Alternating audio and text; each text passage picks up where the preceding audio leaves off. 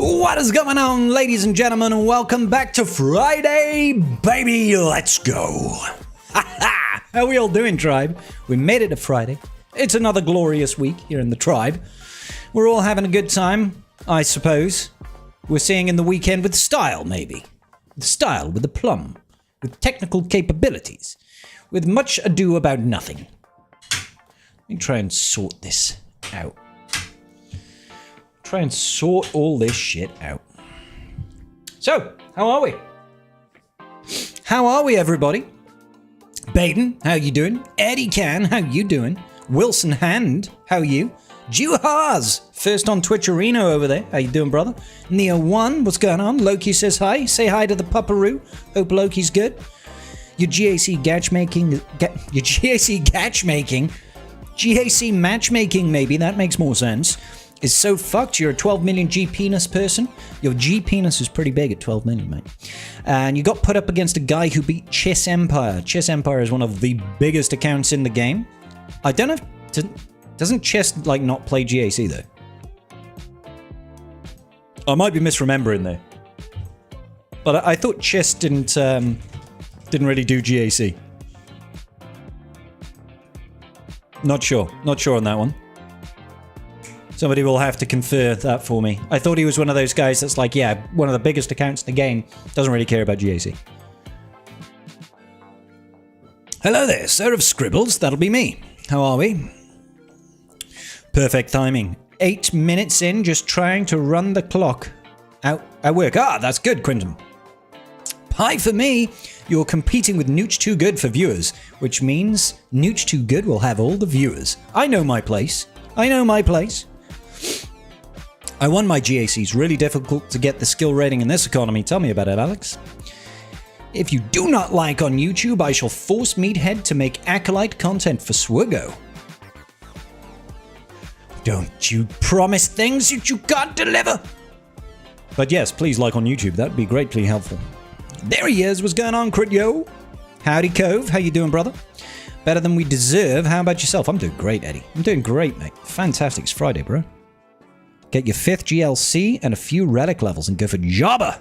Good. Jabba is a well worthwhile GL. Do it. Do it in Huggies. We're in for the long haul tonight, boys. When your GAC today highlights C-Bane versus Ahsoka. You Snowtrooper Kron. When C-Alt hit, he nuked Ezra and Ahsoka. That's kind of sexy. Not gonna lie. Not gonna lie, that's kind of sexy. The whale route to GAC. Just buy a vault. I mean, yeah. You could play GAC. Or you could just buy a vault and get more crystals, right? What do you get? For going 3-0, you get 900 crystals around. What's that? 2,700 crystals, and then you get 750 crystals, I think, for coming in first. So what's that? 3,450 crystals. Times that by 3, you're getting what? 10,200 crystals a month of GAC, right? Or you could just drop $100 and get 16,500 crystals. You get nearly twice as much just buying a vault. That's the economy play right there, boys. That's the economy play. It's actually more economical to just buy a vault than it is to try and compete in GAC.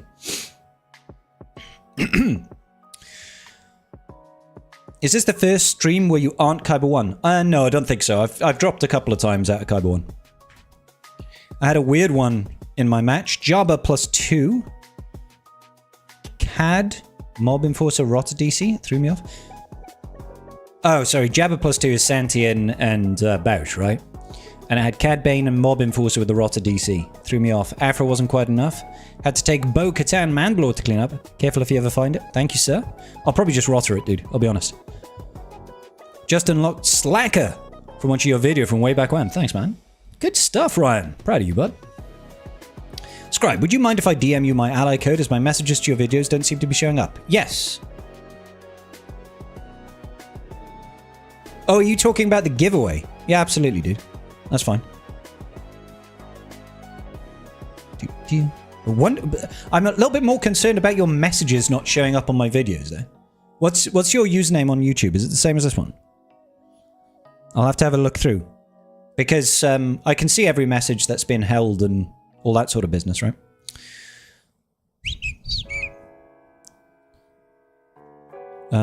Just not slacker. Can you post reminders for raid? I'm really pushing getting the units required for Cowardly Lion. Can you post reminders for raid? Yeah, what sort of reminder do I... As in, you want reminders of when the various tournaments and events are kicking off so that you can be prepared and make sure you don't miss them. I could try. I'll probably set up a unique tag for that, because not everybody will want to get pinged for all the stuff going on in raid. Have you ever thought about doing a third sister video, like how to beat her battle? I tend not to do too many of sort of like direct counter videos. They aren't often like mega popular. I'm not against it. I need more video ideas. I always need video ideas. There's always content that I can put out. What do you play the game for if not GAC though? Exactly, Baden. Exactly. That's why people like GAC is the most popular game mode in the game, right? Obviously, people like the hero collector side of things. If we didn't, we wouldn't be playing this game, I don't think, right? But GAC is the preeminent game mode. Kyber 1, the wallet squish. Fuck yeah. Roddy didn't work solo, but mine is also only... Yeah, mine's R10, crit, yeah. Mine's R10, so he's gonna do good work, I think.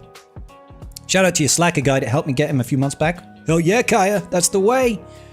CG wants Kyber 1 as exclusive as possible. More money for them. It's a weird environment, right? CG, sorry. What's going on, DT? How you doing, bro?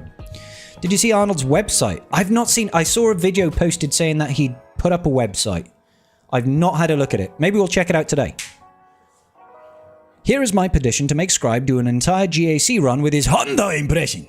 That is just good business. I mean, maybe. I think it would be quite difficult to maintain that voice for an ongoing period of time. It is quite difficult on the throat. Ah. Yeah.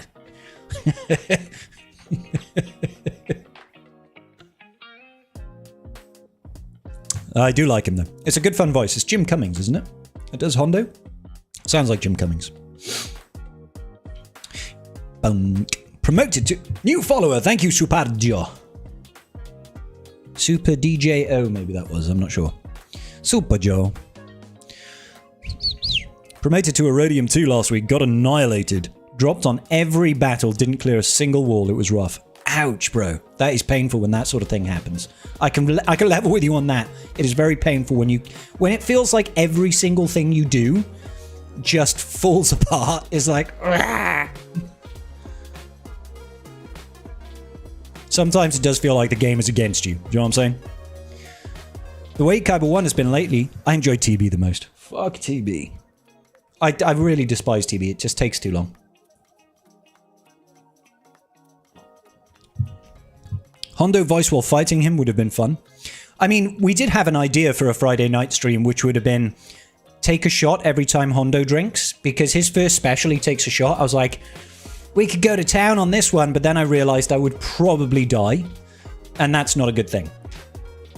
That's not a good thing, so I decided against that in the end. First time I faced a teal with Great Mothers, failed to use Leia. Failed at Glat. JMK somehow got obliterated by a Jabba. Jabba can beat JMK. Like, if Jabba, like, eats cat, it's game over. Like, you might have taken out Bausch, you might have taken out a few units, but if Jabba eats cat with his first ult, it's like, you just won't clear. A lot of the time, anyway. Coming for you, sir. Trying to get into the same bracket as you. Still want to get a matchup against you would be fun. Climbing Kyber 2 at the moment, 3-0 last round. Should win today too. Sick, brother. Good job. Remember they said we would get a training mode? I remember. Pepperidge Farm members. Pepperidge Farm members. Yeah. What's going on, Jelly TJ? It has been a while, dude. How you doing, brother? You okay? Supposedly we're still getting training mode. So... Hashtag coming soon? I have to imagine they bring training mode in when they bring Era Arena in. Because Era Arena is replacing Squad Arena. And when Squad Arena goes, that's the only kind of real testing environment that we have. So they kind of have to introduce training mode when they take out Squad Arena. And I feel like they're only going to take out Squad Arena when they put in training mode. Era Arena. So maybe it's next era. We don't know. CG are being notoriously tight-lipped about it. I'm great, TJ. I'm great, buddy. Thank you for asking, sir. I'm super. Thanks for asking. I just assume training mode is the replacement for Squad Arena. I mean, it's...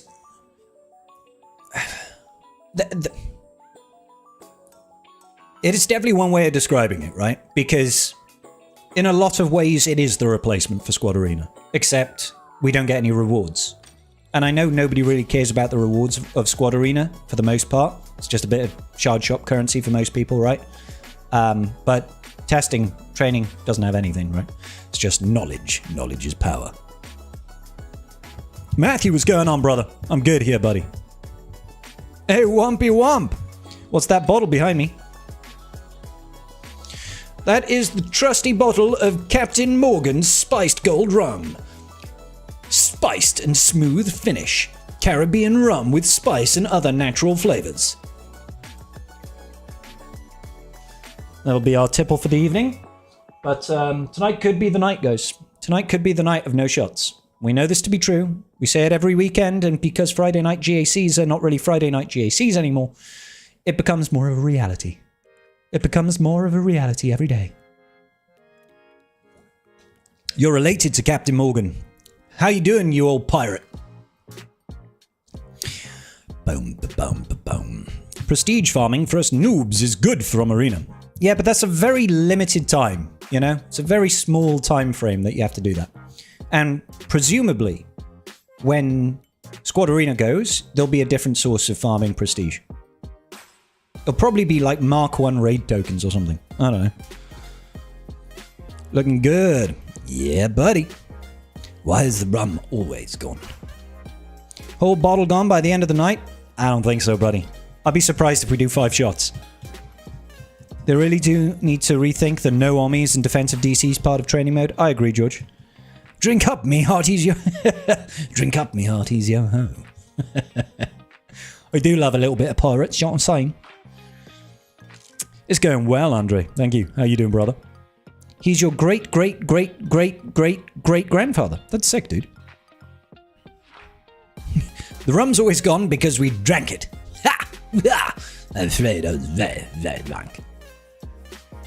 The return of Captain Scribbles. Yar! Captain Scribbles.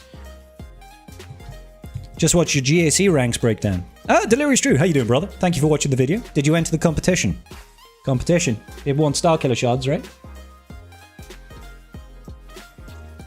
I also hope they add Galactic Challenge modifiers in the training mode so we can have fun if we want to. That's kind of the least of my concern. I want it to be a pure place, but if you can have filters that you can turn things on and off, I'm okay with that. What's going on, Kaicho? How you doing, bro? Have I seen the Ahsoka Season 2 trailer? I have, Matthew. Looking good. It's looking good. I got kind of hyped at seeing Huge Wang turn into General Grievous. Like, can we get Huge Wang Mark II, please? I want a quad lightsaber wielding Huge Wang. Like, come on. That's dope. Do you think it's worth it, more worth it to go for more characters like Bo and GI, or relicking existing ones? Kind of depends, Andre. Kind of depends on your roster and where you're at. Throwing us so back, baby. I mean, that CG gives us the choice to add modifiers. Yeah, I mean, to be honest, based on what it sounds like so far, it's going to be very bare bones. I'm glad we're getting something, right? I'm glad we're getting something. It would have been nicer if we had something a little bit more robust. You just like saying Huge Wang. Guilty. It's the same reason why I like saying this guy's got big G penis. You know what I'm saying? Your GAC went quite well. Full clear at 1818. I made 2 mistakes on New Andor and Uscra. I haven't started yet, Coacher, but yeah, we'll get to it in a minute. I built his Belbulab today with Lego. It was good fun. I don't even know what that is. Running Thrawn Lead is my Geo counter. I'm so glad he's getting a Cron. Sick. I like the look of Jocasta Who's Datacron. That one's looking dope. Bonus turn on Jocasta. She's going to get that. She's going to whip that gun out lightning quick, baby. She's going to be terrifying in GAC. Scribe looks like Crosshair. You can't unsee it. Yeah, if I just get like a Crosshair thing tattooed over my eye, right? I'll be Crosshair. But then I would have to talk like this. Because Crosshair has got a rather nasally voice. I can't really do Crosshair's voice. I can't do Crosshair's voice. I'd have to train it. I have a huge G penis. 14.2 million. We'll send photo now. Hopefully not of your G penis. The blue balls in your sayings. Of course. Of course. There will be blue balls. Actually, my Gungans are on defense, so we won't be able to use blue balls. You have the pictures. I'm hoping it's not the blue balls. It is not the blue balls. It is not the blue balls, baby. Not the blue balls, baby. Oh, I see. Is that his... What do they call it? The endless one? The silent one? I can't remember what it was called.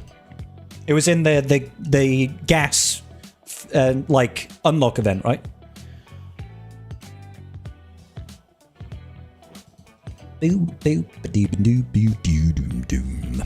Has been helping Jedi build lightsabers for 25,000 years. At the point of Ahsoka, he probably picked up some lightsaber moves. I imagine so.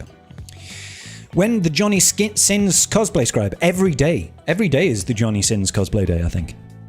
Can I ask a huge favour, please, Mr. Scribbles? Can you say happy birthday to my little lady Riley, who is 4 tomorrow? Hell yeah, we can. Happy birthday, Riley. 4 tomorrow. Your age is the same as my IQ. But seriously, happy birthday. That's amazing. Happy birthday, Riley. Or, as the Welsh would say, Penblwydd hapus. That's awesome. I'm sitting here with 2.6 million GP, equivalent to half an inch. Hey, it's not the size that matters. It's how you use it, but I'm not very good at using it, so I just can't win, mate. Can't win. Gonna be Crosshair and Omega for Halloween. I think that might be a little bit creepy.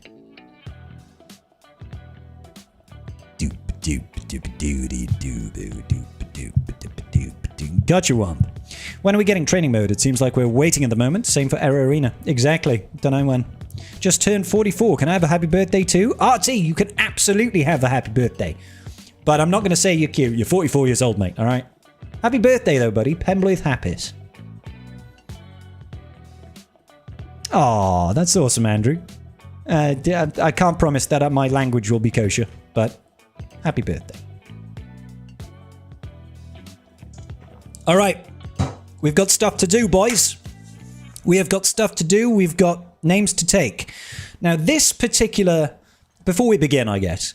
This particular GAC, I decided to do something ill-advised, but I wanted something to, 1, test my mettle, 2, kind of prove a point, and that is I decided GLs are overrated.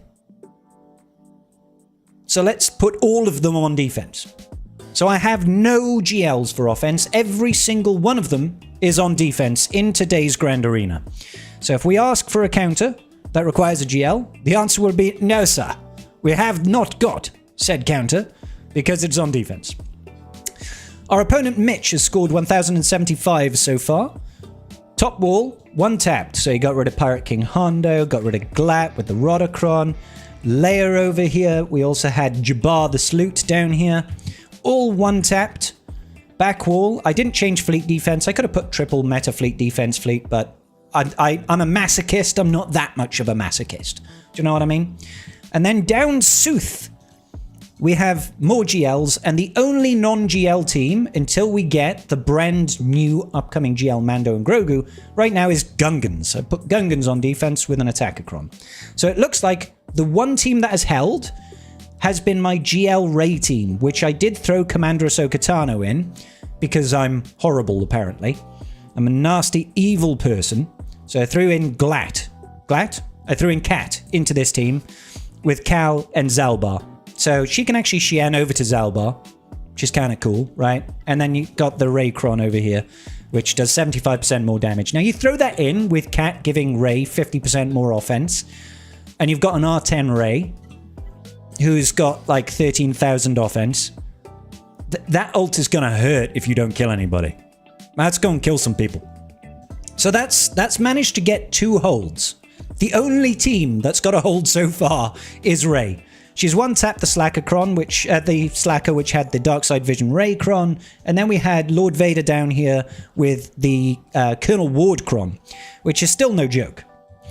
So everything has been one-tapped, and of course, on the back wall, it's just GLs, right? Because GLs are overrated, we don't need GLs, right? GLs are useless. So we've got JML on the back wall. We've got C with Traya, because if you try to put C with anybody else, you're just going to lose, right? And then you got JMK with no cat, but I decided to throw Kiari-Mundi in there instead. Because I think he needs something. So I don't expect any holds on this back wall team, because all of these can be relatively reliably beaten by a lot of things. So there we go. No GLs for offense. No GLs at all. So we're going to have some fun today, boys. Gosh darn it, we're going to have some fun. Now, I did scout this guy ahead of time to see if I could actually plan an attack phase that requires no Galactic Legends. So we've got Gungans over here. We have to hope Night Sisters work. I have to hope Night Sisters work. The Boss Nass is 331 speed. I think my Great Mothers are faster than that. I did remod before this entire lock-in. So my Great Mothers should be fast enough to outpace. 350 speed on the Great Mothers. We got Morgan Helsbeth over here. She's 355 as well. She's actually faster than Great Mothers. Not anymore she's not, because I've changed this to 360 and 355, but we should be okay with Great Mothers versus Gungans. We should be okay with Great Mothers versus Gungans.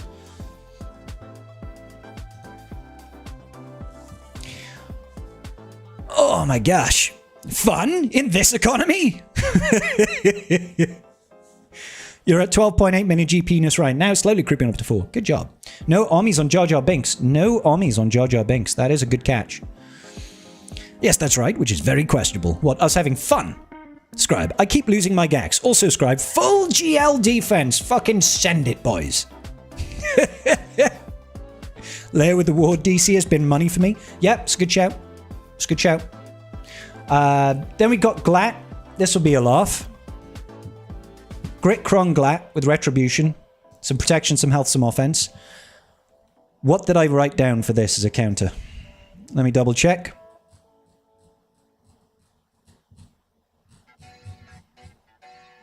Oh, Stranger. Yeah, we've got Stranger. Stranger Danger versus Glat. Have to see how that goes. I need my bottle opener before we go any further, because I need to open my Modelo. So let me go grab that. I'll be back in a second.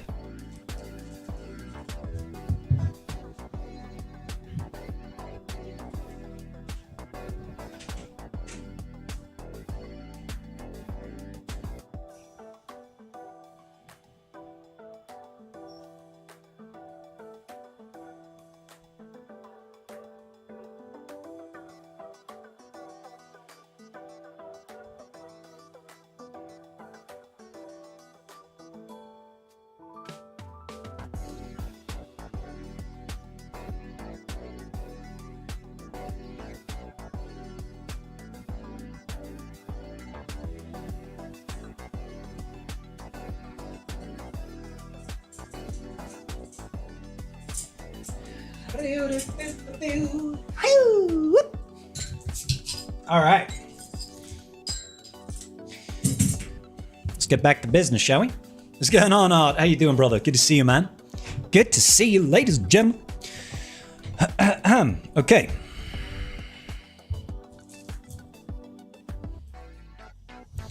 Right.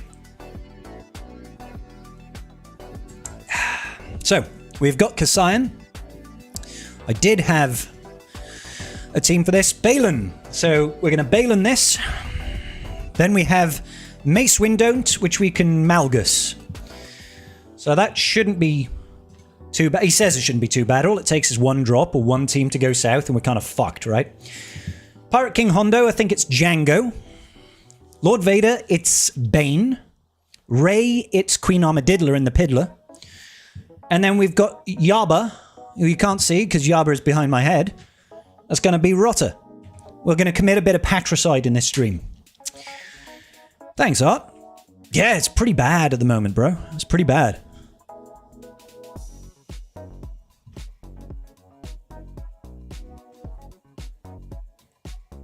All right. Okay. So we're going to get cracking.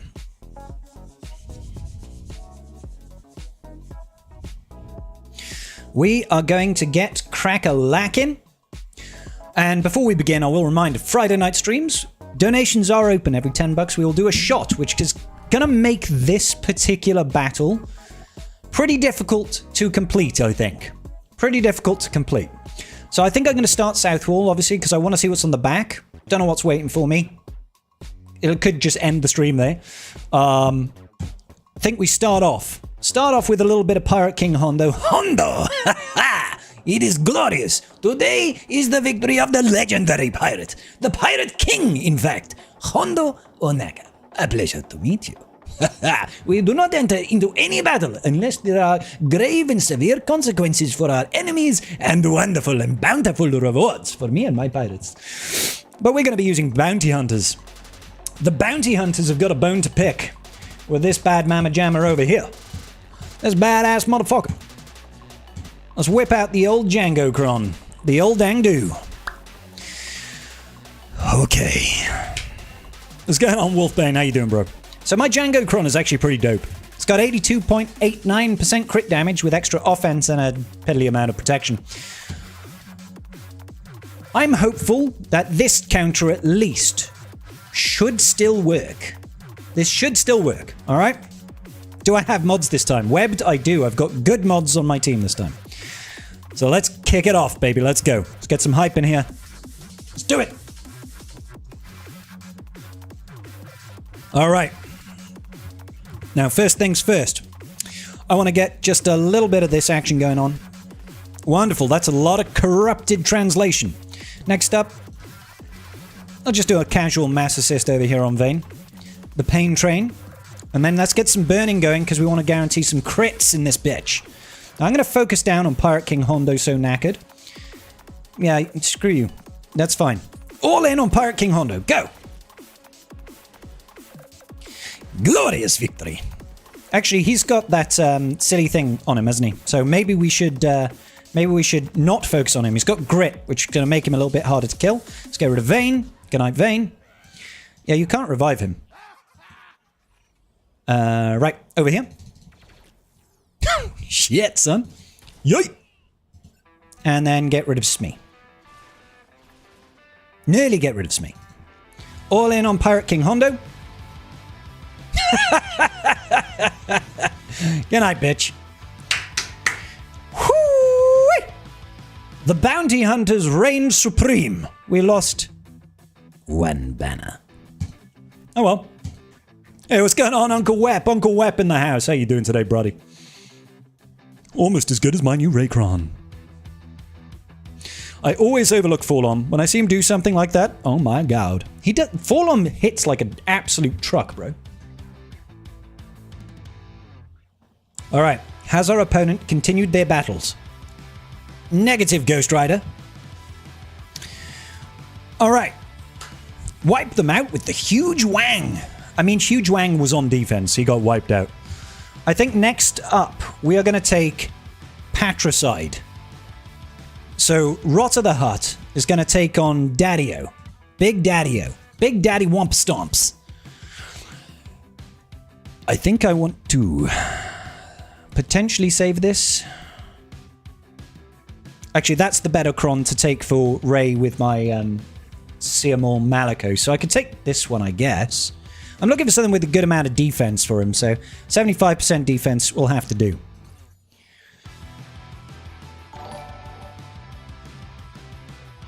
At Andre Popov 7,354 says shot, shot, shot. Shot, shot, shot, shot, shot, shot, shots. Thank you, sir. Thank you, Andre. Appreciate you, good sir. One quick shot. Now, we do have a small amount left in the old bottle. We don't let that go to waste. So thank you, Andre, sorry. What, I have a ton of defense. You got a whole lot of defense? All we care about is surviving with Rada. Because eventually he will win. Eventually. Alright, this one goes out to Andre. Thank you so much for the $10, sir. Yachida, Salud, Prost, Skol, all that good business. See you on the holotables. Ha! Ooh-wee!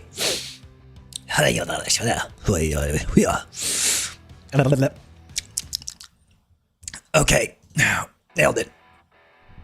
We nailed that shot, bro. Wunderbar! That's the drink of the day. We've done it. We've nailed it. Okay, so Rodder with the defense con. Let's see what we can muster up. Is that all the bluster you can muster? I said good morning. All right, let's go say hi to Daddy-O. Huge Wang, overcharged. Okay, Rodder. Show me what you made of. Come on, Daddy-O. Come on, Daddy-O. What you got? Alley-oop. I am immune to thermal detonators. You cannot detonate any thermals upon me, good sir. Good day. Yeet. Yeet. Beskar. It's a bit of a shame that Rotter doesn't actually say Beskar. All right. Sweep. Sweep the leg and throw these at Leia Organ's Bausch. Yeah, let's focus on Bausch because I would like to defeat her as soon as possible because if we fail this counter, I want to make sure that at least Bausch is dead. She's got 8 thermals. I think she's pretty screwbarbed and custard. What? Oh, now Santa Claus, you don't want to be titillating the Rotter. Sweep the leg! A double bubble! Ground and pound! Oh, look at Embo over there, hanging in by a thread. Catch. Come on. Come on, Rodder. You're better than this. You're bigger than this. I know you are. Come on. Look at him. Brush car. Catch. Catch. The foresight was there, but it didn't matter. Ground and pound. Whoop. All right, come on. Come on. Come on, Lee. Every time we do that basic, we are lowering Santi's defense. Even if he does not have that Om Nom Nomi, we're still lowering the defense. I'd like to be able to kill Santi before Jabba hits that ult. Alright, good. We made it. Now we just have to deal with Jabba. So we can do first special. First special basic. Because the first special is going to give us the bonus damage on the next hit, and it gives us a chance at a bonus turn. So I'm going to be just doing those 2 abilities. Basic and first special. It'd be great if we killed him before. Come on, baby. Come on, baby. Hit him. 69? Nice. Happy days, boys. Happy days. Claps, round of applause, please. For Rodder the Hutt. Fully embodying that Oedipus Rex personality, I guess. 69ing his dad. Oh. Oh, God. No, that's wrong. Oh, why did we go there? Why did we say these things? God damn. If Jabba ults, is Rotter screwed? Negative, nah. If Rotter is solo, he's immune to insta-kills. So, you're okay. You're safe from Jabba's ult. What's going on, hero of the day? Getting back into Kyber 1, thank you, sir. Patricide. 100k basic each time. Fair and balanced. Yeah, Rotter is a silly unit, I'll be honest. Rotter being his own 69. Not his own man, his own 69. He probably could. He's a slug, right? I mean, I don't know where his appendages are, but... What up, Rotter? Also, do you think you would consider adding the Finnish way to say cheers for your shots? Might be cool. Kippis. Is it Kippis? I'm doing good. Thank you, Thrawn. How you doing, bro? No worries, no. Oh, no bueno. No bueno. What's going on, Big J? We don't say it. You said it. Yep. Accidental spillage there. Apologies, tribe.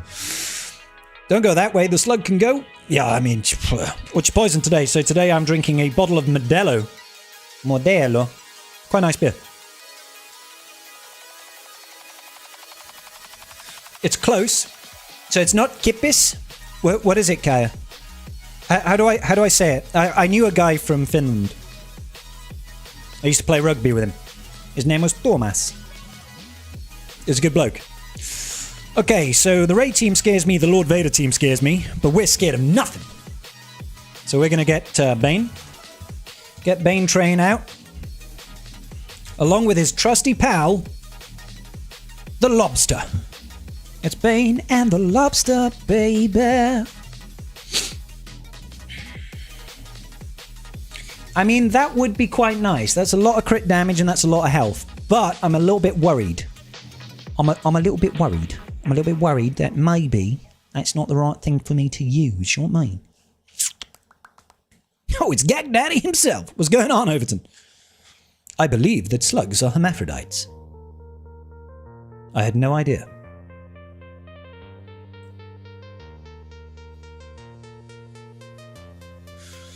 It's hard to explain how to pronounce over text. Finnish is a hard language, as I'm sure you know. Yeah, I'm not very good with Finnish.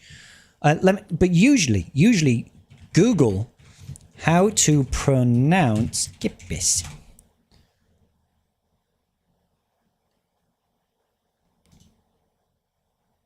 So the English word kip rhymes with sip or lip, with a short I sound. The piss is pronounced with a soft S. Kiphis.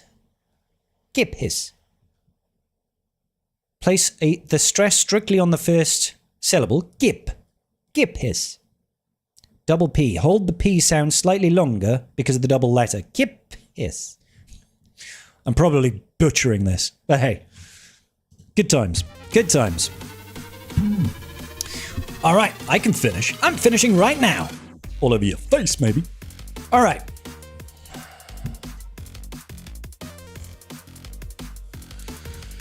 I do want the health. Like, health and offense is a really nice combo with the defense to offense scenario. Yeah, let's just do it. Because this is still scary. If we can't hit CX2, we are kind of up shit's creek without a paddle. So let's go for this, baby. Let's do it. We're ready. Are we ready for this? Are we hanging on the edge of our seats? Out of the doorway, the bullets rip. Bane, do your shit. Let's go. Come on, Bane. I'm proud of you. Daddy-o Bane. Oh, well, I don't know. We'll just do a little bit of this. Good. It's a good start. It's a good start. Good start. Probably should have focused over here, really. Oh no, he has perished. Upon his wayward path. Oh my lord, was that beautiful! Oh my god! They're gone! They're just all gone! Oh no! Oh no! Oh no, it's brutal! It's so painful! It's so pretty! Oh, don't give Bane a 400% offense from defense, Kron, baby. You just fucking destroyed Lord Vader. Fuck me. Don't fuck with Bane! Don't fuck with Bane! So, can I draw our attention, please, class, to my earlier assertions that Galactic Legends perhaps need a little bit more love for what they are? Because that was ridiculous. That was ridiculous. We've beaten the latest Galactic Legend with a team led by a bounty hunter unit that came out 4 years ago. We've beat a Galactic Legend from 3 years ago with a solo unit. We've beat Lord Vader more or less with a solo unit from Conquest. Alright, cool. This is fine. There's nothing wrong with GAC. There's nothing wrong with power balancing in this game. Begone, thought! Begone. He's still not attacking. That's okay. Mitch, it's okay. Mitch is probably seeing how we do. Today's GLs are likely the second best teams.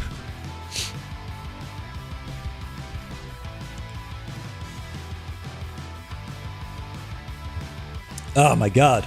Bane being Bane is one of the greatest joys in the game. I mean, yeah, I don't have a problem, thematically speaking, with the character of Bane being very, very powerful. Got no issue with that. What I have an issue with is barriers to entry and the supposed power levels of units being off kilter, right? Because if we say Galactic Legends are the strongest, call me crazy, they should be the strongest. And I don't think that's being demonstrated today. All right. This one is going to get scary, but we are going to give it our best shot. Queenie Armadillo. Probably Shack Echo. And I don't want to use this one. Gritcron. They're not really going to be doing percentile health effects, so I don't think that's of paramount importance. Maybe we get something with either probably a load of defense. It's either going to be offense or defense, right? It's only 56%, so we definitely don't have a defense thing that can help us right now. What about offense? I mean, we could just go for the Snowtrooper Cron. 110% offense, 140% crit damage. I could just try to completely overpower the team as quickly as possible. Squeaky bum time, definitely. I do like that older units are still viable and cut out those GLs, but you kind of cream them. Yeah, I mean, it is definitely amplified by DCs. I'm not even going to pretend like that's not the case. Django is DC dependent? 100%, Phil. 100%. Bane versus Lord Vader can swing the other day if the DCs are a certain way. Only one that's going to always work like today is Rodder. I mean, Bane is like 90% success rate. We need another great nerf to happen. All right, let's get squeaky bum time. Let's get squeaky bum in this bitch. This is the one that scares me. It is the Raycron. There's a lot of survivability on this team.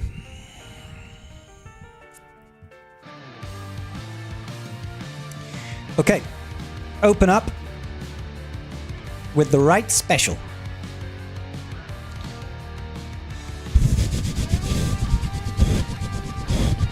I actually want to get the buff immunity on GK. I gotta be honest.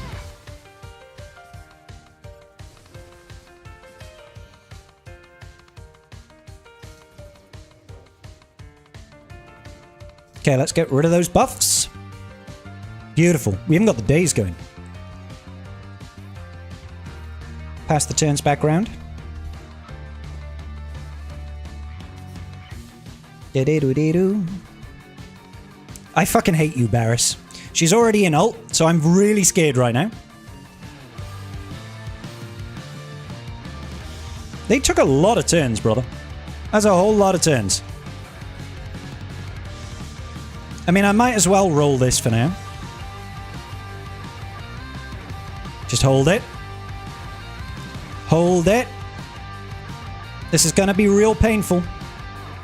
It is an R10 Ray. Gotta hope we can tank the damage here. We cannot. We cannot. That could be game over, boys. We might just not be able to beat this Ray team now. I mean, we might be able to use something like Stranger, but if we can't clear North, then we're in trouble. Game over. Yeah, they just seem to... Like, why is she taking so many attacks there? I'm confused by that. Don't know. Don't know. Qui-Gon Jinn over there tanking damage, though. That's kind of nutty.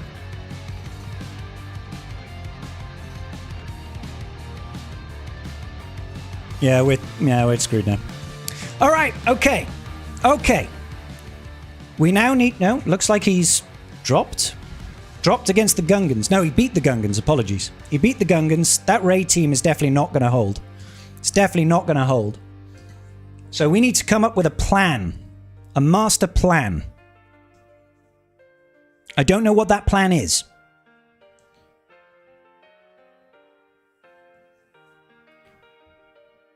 If we can dismantle the team a little bit, it becomes a little bit more manageable.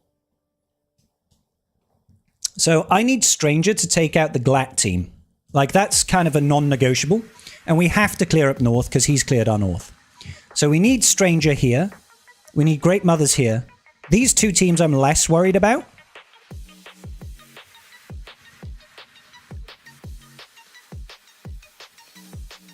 Yeah, I did test that myself. The problem is, George, is that it's really hard to keep Arc Trooper alive. He's not particularly tanky.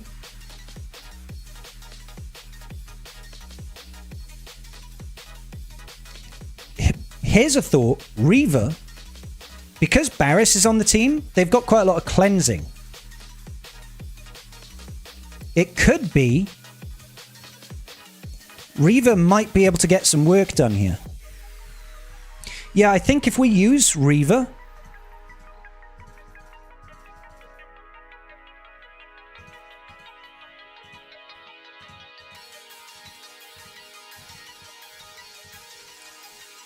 with this double damage, Kron, because we're going to go at the start. We might, and it's got 76.8% crit damage. We might be able to take a unit out at the start. We might be able to take a unit out at the start.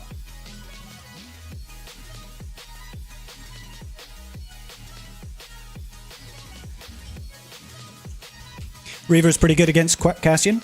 Yeah. I'm going to give this a try. See if we can take out a unit or two. Yeah, I need to save Stranger, Sev. I gotta save Stranger. Okay, so we can do this. We put ability block so we don't have to worry about Whirlwind. We got Deathmark, and she dodged.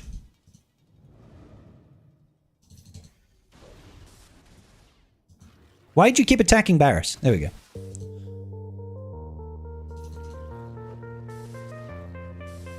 Come on, bro! Oh, I should have done that on Rey. Damn. Well, at least we managed to take out a couple of units. Hold up! I mean, that kind of sucks, but it's just down to Rey and Ben now. That's still huge. Stun Ben.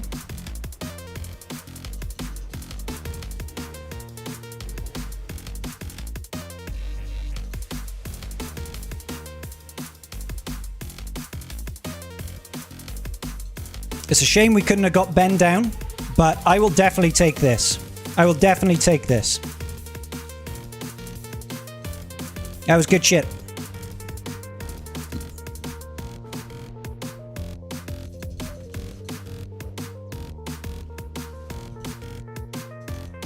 Come on. Now, we probably lose all of our units here, but that's just the way it is. I'll take this. I will take this. Oh!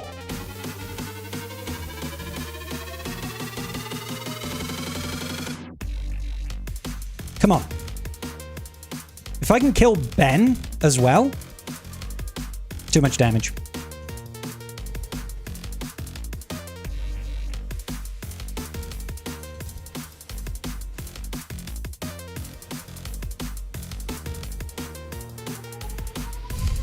The whirlwinds are killing me, bro. Stun him. If she can lifeblood... If she can lifeblood... Get below 50% is what I was really hoping for.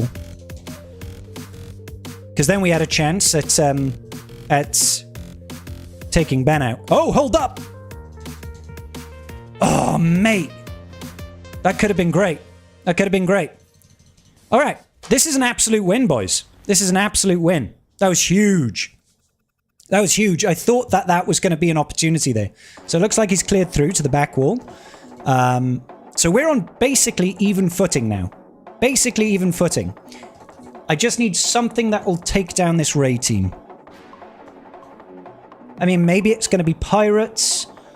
Like, I could use Mars.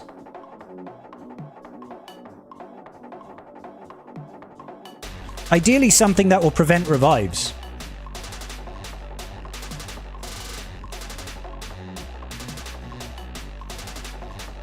How about this?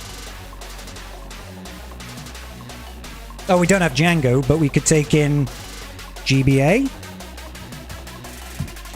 No, I want to save gas. I want to save gas.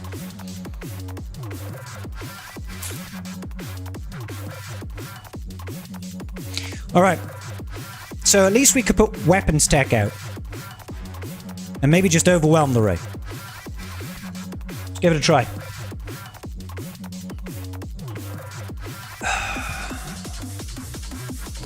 All right. Let's put this over here.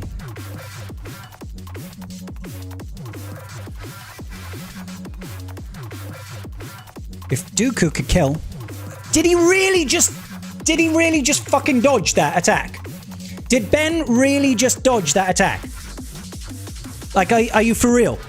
Are you for real? Did Ben just dodge that fucking attack? Seriously? For fuck's sake, dude, are you serious? What is this bullshit? I cannot believe that, bro.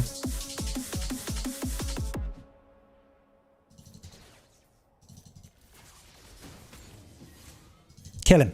Okay, good. He's not coming back. He ain't coming back. Fucking Ben, bro. Fuck's sake. Alright, okay.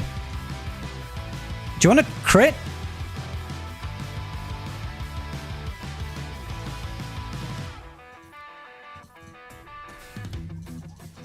None of these guys are critting. Has she got like a crit avoidance arrow or some shit? I don't understand why they're not critting. Where's all the crits?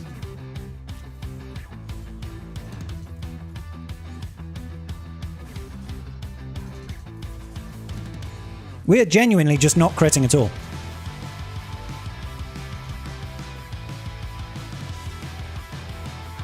Let's put it on auto. And I guess we just auto and hope for the best.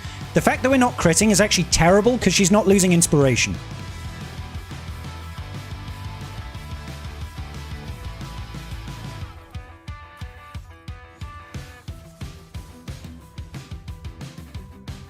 Oh, is it the crit avoidance DC? I didn't even think about that. That's a very good point. Yeah. That'll be why. That will be why. That makes more sense now.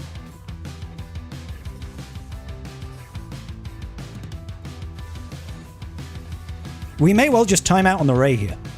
Because this is taking way too long. Without Django, there's no damage. How's it going? It's been fun, Sid. It's been fun, buddy. Got stuck at 12th in Fleet in the Outstain because the enemy dodged 7 times in a row. Brutal.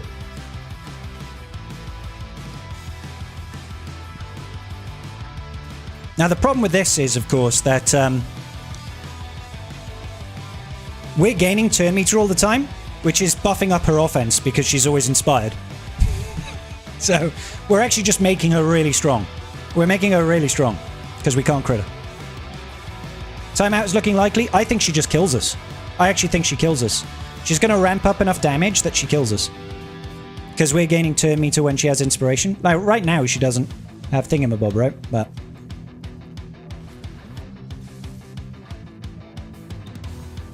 But because it's so hard, every time we pass a buff, we're gaining turn meter, which is in turn giving her mastery, which is making her attack harder and harder.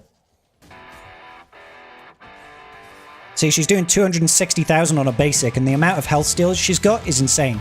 But we can't back out. We can't back out because we've killed Ben.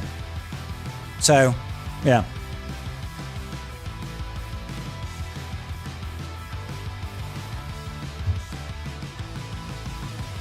A little bit frustrating, but there we go. This battle doesn't cost us anything, I guess, is the only thing. That's really frustrating at how close we get.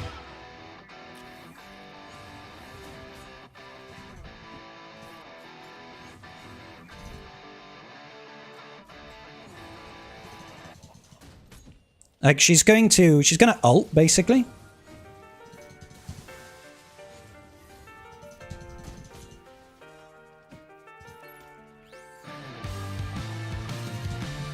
Oh god, that's so annoying! Look at her health, bro!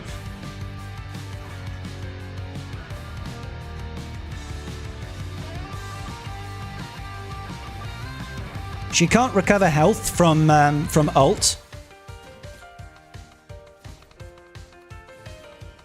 I'm using basics so we don't call Watt to assist. I'm trying to get her to get out of ult. Rey, take a turn. Rey, come on, take a turn.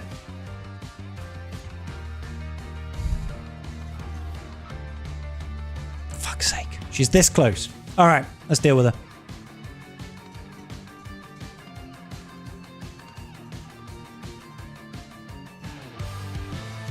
Actually, let's use Aiden.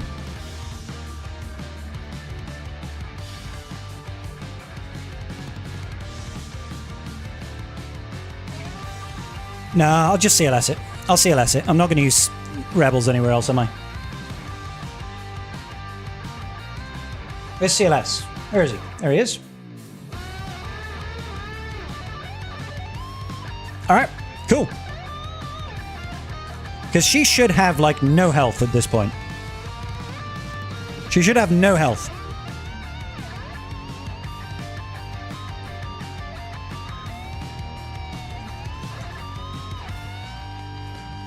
Really?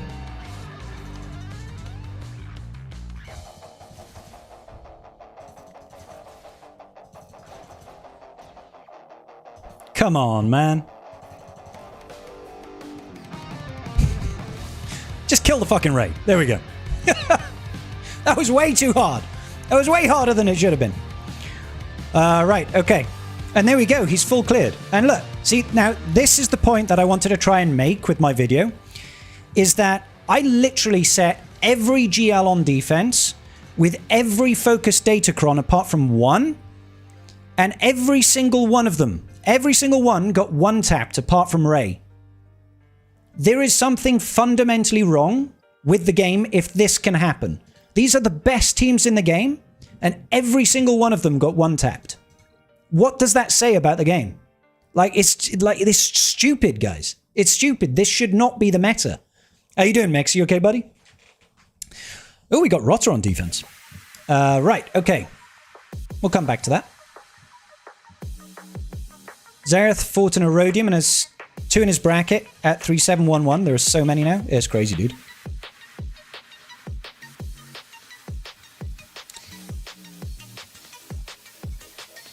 Do you think SKL will be the new Colosseum meta? Maybe. Have you tried just getting good? Hey, Karth. No, I tried. It failed, bro. I'm sorry. I tried my best and it didn't work out. Okay, Night Sisters.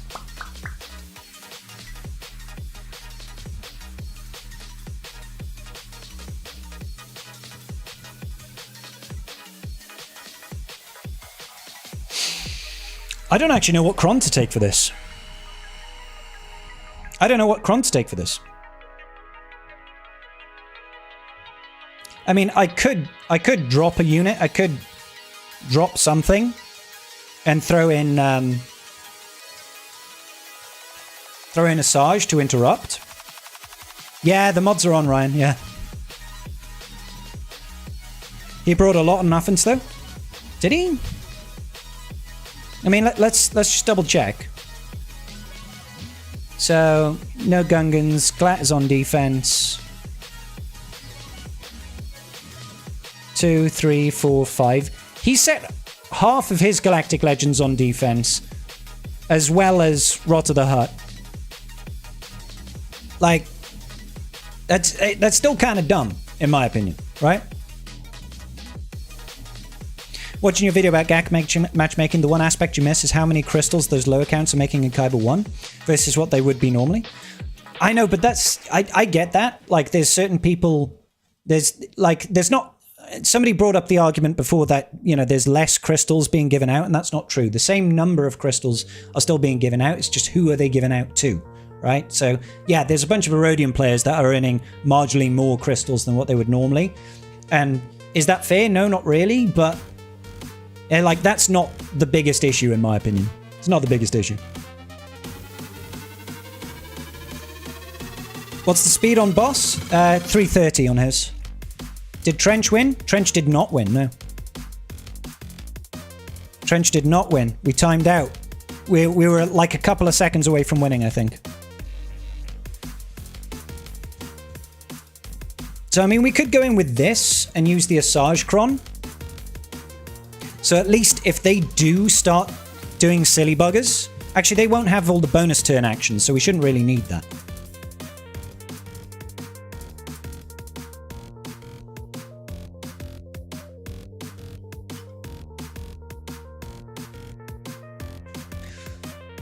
Bench his butt. He deserves it, to be fair. It would still be fine if there wasn't so many lobies up there in Kaiba 1. They couldn't beat each other. Yeah, I mean, it's a whole thing, isn't it? It's a whole thing. Okay. I'll take in Asajj. We'll take in this comp over here. There's no armies on the Jar Jar, so it should be a heck of a lot easier. But we're still going to focus down characters like Tarpals.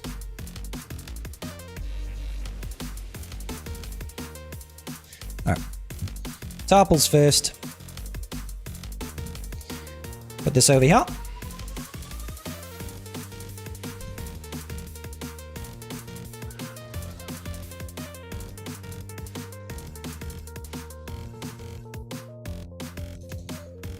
I don't know why I did that, but whatever.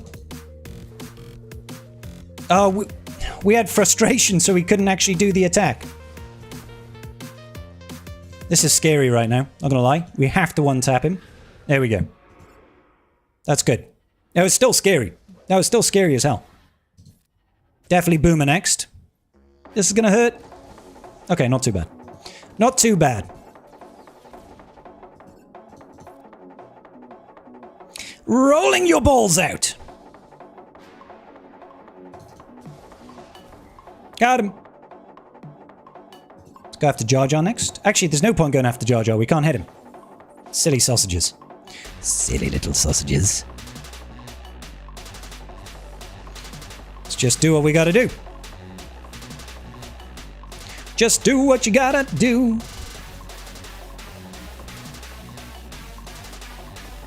Boo, boo, boo, boo, boo, boo, boo, boo, boo, boo, boo, boo, boo, boo. Yep, there it goes. Jar Jar died of sadness, boys. Jar Jar died of sadness. Got him.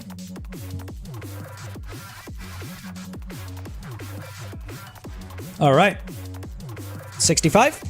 You missed playing with my balls. Well, thank you, Bjorn. Okay, good. Right. So next up, it's gotta be Glatt, right? Gotta be Glatt. Gotta be brown, gotta be blue, gotta be violet sky. Gotta be purple, gotta be purple, gotta be anything you like. Alright, who are we going in with? We need our light side online force user. Maybe we'll take him Visas. And then we need a Jedi. I think he's some sort of Jedi. I mean, Gas would be the nicest person to have here for the extra damage output.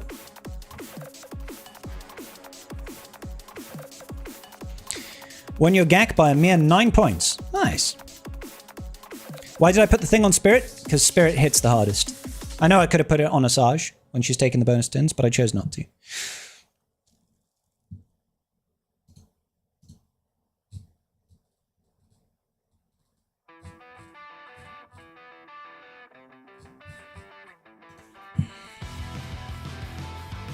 Okay, I need a really good Attackacron here.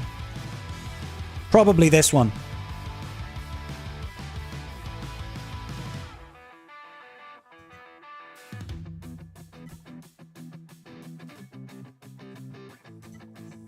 Probably this one. Seer Maliko's team with Crewcron was insane. Nice. Alright, okay, ladies and gentlemen. Should we see what's what? Should we see if we can take out this Glatt team using Stranger? I mean, that's a rhetorical question.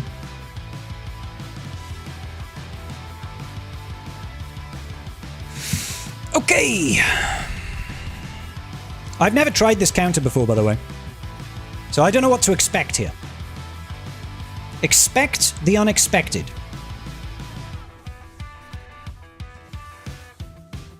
I mean, that was good damage, to be fair.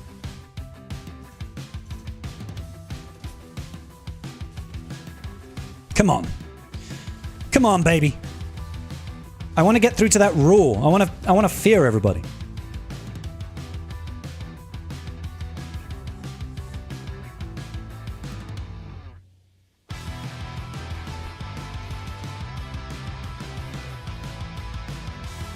I wanted to take out Huge Wang just because he's the guy that provides massive amounts of ult gains over here. Sure, we'll still do this. That's kind of huge. Oh, we're about to call it down, boys. We are about to call it down. Call it down, baby. Order. Go, Bert. Go, Bert. That's a sexy counter, dude. That was huge. Oh, baby. Oh, baby. Oh, baby. I will take that. I will take those with both hands. All right. Before we go any further, let's think about counters over here. I don't see why Wampa doesn't solo this. Immune to days when I'm potency whenever an android ally special ability on their own, they gain riposte. Is there a reason why Wampa doesn't solo this? We'll probably Satil this. And I have no idea what to use against Cobb. You're probably right, Kilroy Troy, but if you consider I have no Galactic Legends, I need to take in Overkill. I need to take in Overkill. I have to play it safe.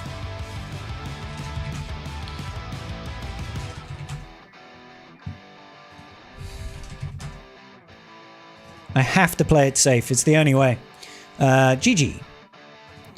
Like, I simply don't know. There's no Army on the Stap either. There's DDK. There's Newt.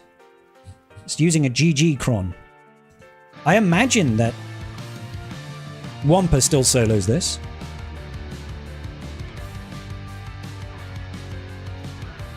Yeah, Wampa still solos. No, I'm going to Satil it, George. So I'll Wampa this, Satil this, and then we'll finish off something over here. Cobb Vanth. Did I write down a team for this one? Let me just double check. Oh, Siamul Malicos. Siamul Malicos down here. Yeah, we've got it. We've got this figured out. We got this figured out. So we've got Balin here. We've got Balin versus that, and then Malgus over here. Let's get it done. Let's get it done. I was supposed to save Han Solo for this team. Let me just double check. I was supposed to save Han Solo, but Rey took her. So let's see. We've got Cassian, but he does have 0 Ommis. 0 Ommis on this team. Well, there's one on Luthen.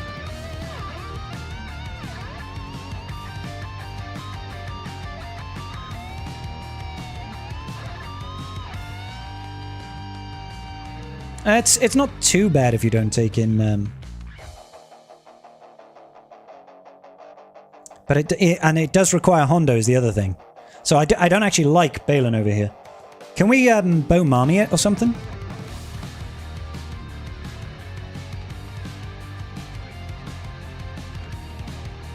No, Bo-Katan Mandalore does awful. But if I turn off the Ommis, let me just see what it's like when we exclude all of the Cassian Ommis.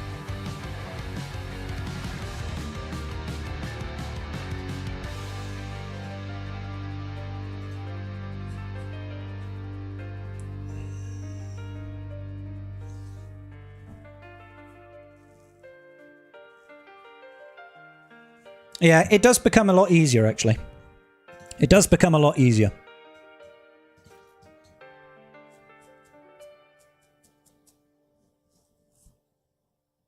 All right, I'm going to grab another beer, boys, and then we'll get back to it. What do we say? Stranger counter with the FTC besides Satil? Lord Vader. I heard someone say that you could beat Glat with a General Grievous team. In Territory Wars, that's absolutely possible.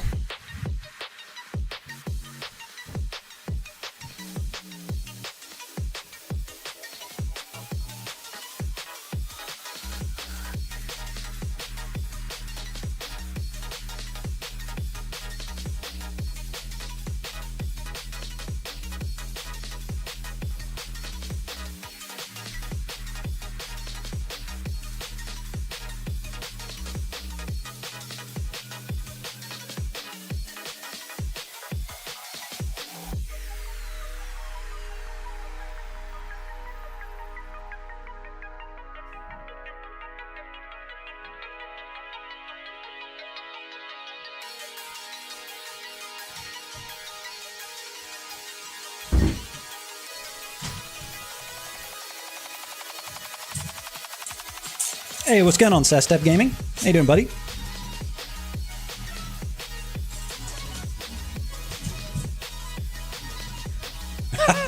I don't think we'll win from here. I don't think we'll win from here. Right. Well, the question is, what do we take in support? Because I could take in Bam, and that will basically wipe off any Bo-Katan Mandalore team. We don't need Bo Mando, so we could just take this in.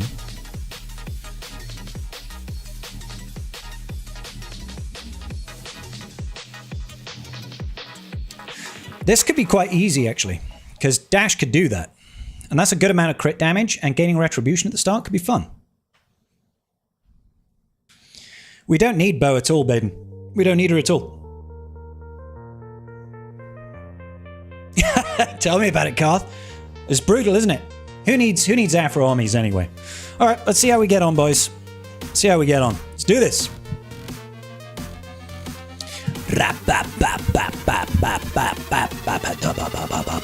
Balin do Bert. I mean, that was not as Berty as I was expecting. Let's focus on Kasayan. Let's Kasai his ass away. Whistly birds. Oh. How do we go? We've already got 20 on the birds.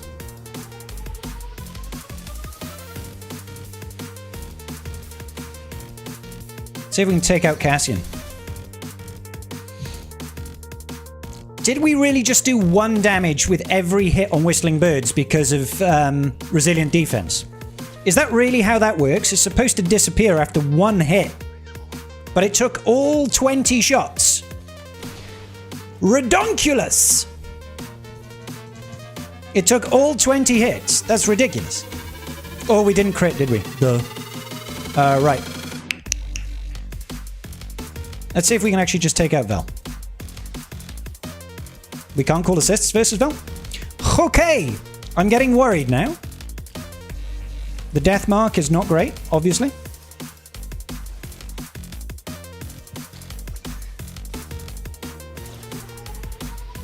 This is turning into a loss by the looks of things, boys. Oh. I thought that the true damage wouldn't count as 1 damage, I guess. That's my bad. That's my bad. We could have totally taken out a separate unit, but this is definitely a loss at this point. We're just doing nothing. Just doing absolutely 0 damage. Like... nada, niente.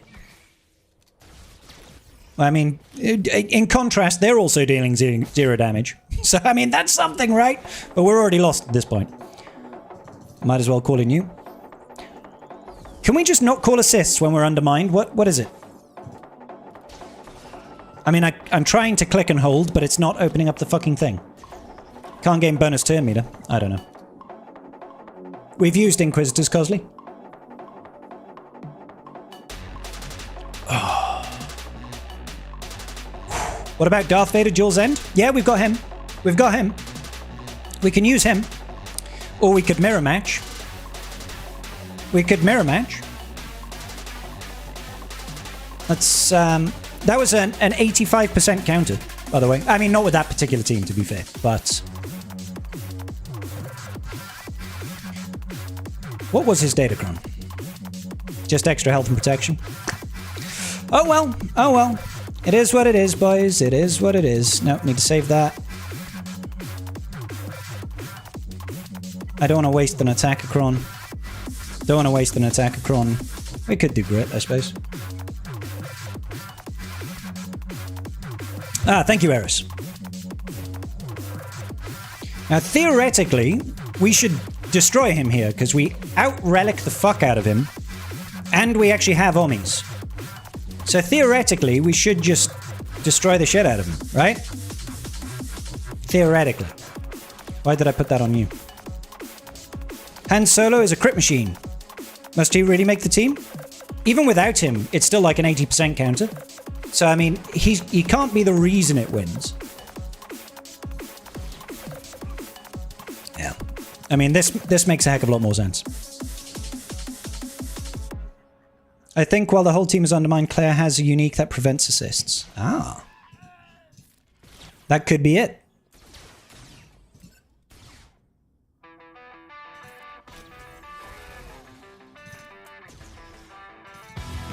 Relic Delta go Bert.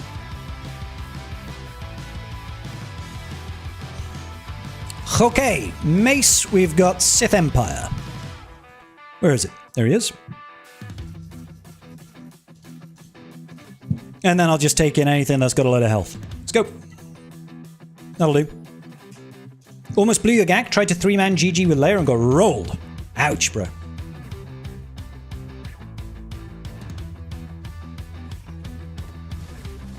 Yeah, GG can used to be a counter to Leia, just because of turn meter trains. So it is definitely something to be wary of.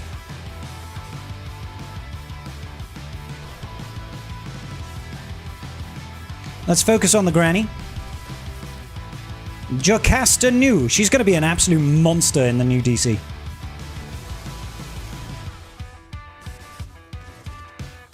Alright, suck her off. Yeet. Frustration.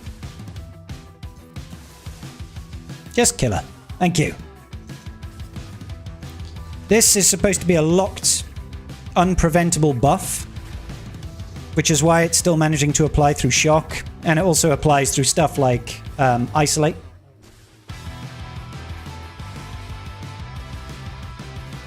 Up. Many of the old comps are coming back around. I mean, yeah, it does kind of happen in this game, right? Is we do have like a cyclical nature of power. Datacrons basically bring old teams back into relevance. And then occasionally a team will get a lifter and stuff like that. That's quite common. Yeah. Shock the Windu. Alright. Go.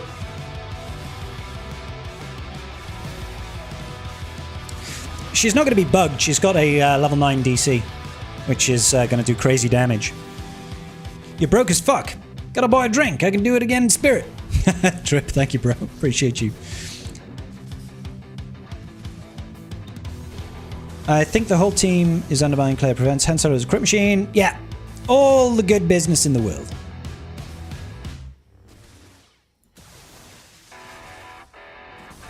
You think you're done as a Briker? Fair, dude. Yeah, I'm really sad to find. I'm very, very much sad to find that, you know, I feel like the point was kind of made here, right? The point was kind of made here. In two ways. One, I set all GLs on defense and everyone apart from one got one tapped with Metacrons, good relic levels, and the best DCs in the game. Also, he had 5 GLs on defense and I beat all of them without a single GL. Right? That's such a sad state for the game to be in my opinion. Like, I do not understand why that is a thing. In my opinion, it's just busted beyond compare. Like, the game shouldn't be this way. Galactic Legends should matter. They should get holds.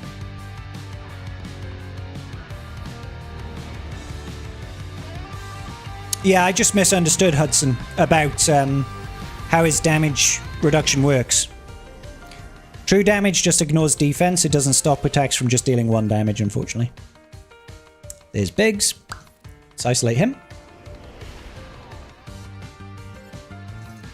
With talk like that, CG will soon sell us the solution. Well, they keep on wanting to sell us the fucking solution through non-GL teams. That seems to be the way that they look at things. It's like, you know, we've got these amazing high-tier units, but we don't actually want them to be unkillable by anything that's not a GL. Like, I feel like Galactic Legends should have some sort of clause where it's like, if there is no GL on the enemy team, this team does 50% more damage. It should be something stupid like that to make it practically impossible to beat them. Like, you might be able to whittle them down or something, but the chances of actually killing units and defeating the GL is really slim, you know?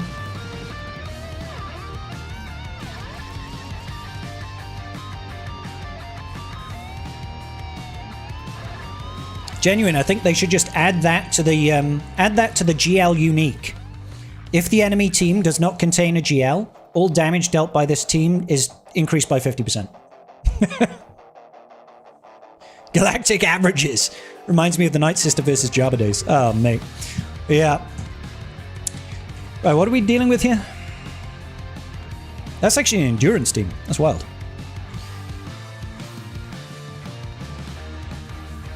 Let's get Rebels.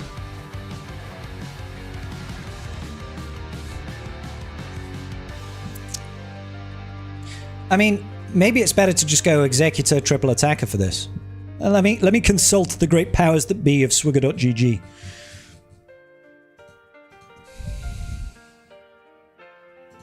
This is a Chimera. Standard lineup Chimera.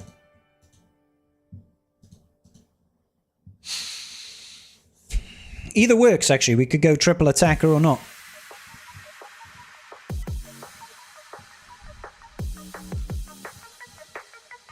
Let's just do it. Just rack up 50k in credit card debt. Declare bankruptcy. Are you going to play GTA? Yeah, I will, Bricker, yeah. Or Briker, sorry, I don't know how to pronounce your name. Sorry, brother.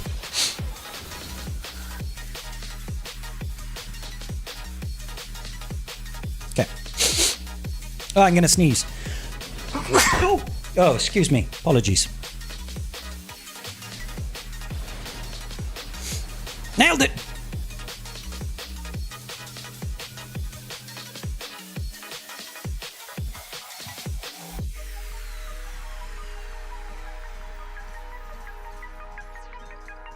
Go! It feels hard to justify farming GLs instead of working on conquest units because the cost-benefit difference is insane. For most of the times, yeah. Get those assists, please.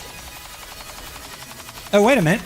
This is endurance, not what's his face. This is endurance and not the negotiator. He just dodged, cheeky son of a bitch.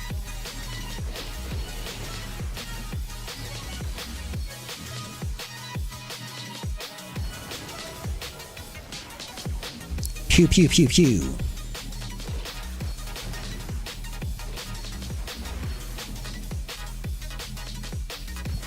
If I can take out this Marauder before he takes his turn, that'll be kind of sexy. Any assist will do. Alright. That's kind of neat. Can you stop with the dodges, please? That'd be really nice. Or it'd be really great if they couldn't just dodge all the time.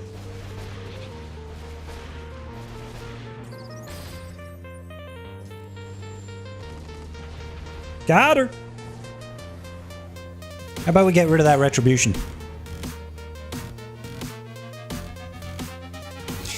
Okay. Come on. Come on. Please kill this unit. Thank you. Yeah.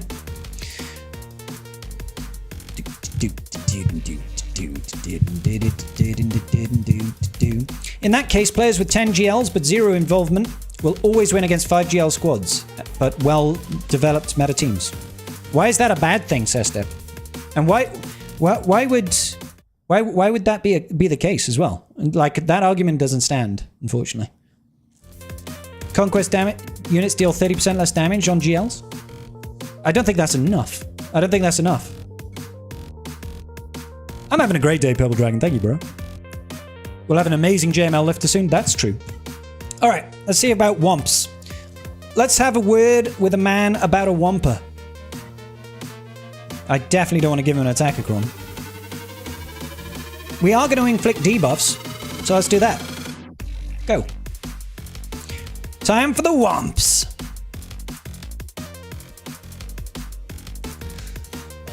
It's a combination of Omicrons and Datacrons that have kind of brought about the end of the relevance of GLs in a large way. Not entirely, of course.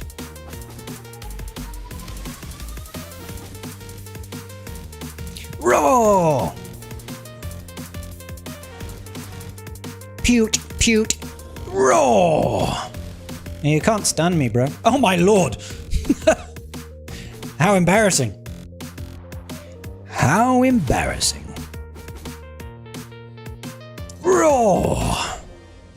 Stomp. Raw! Look at this Droideka with 24 dots. Slap him! For 349,000 damage. Nice. 69. Nice.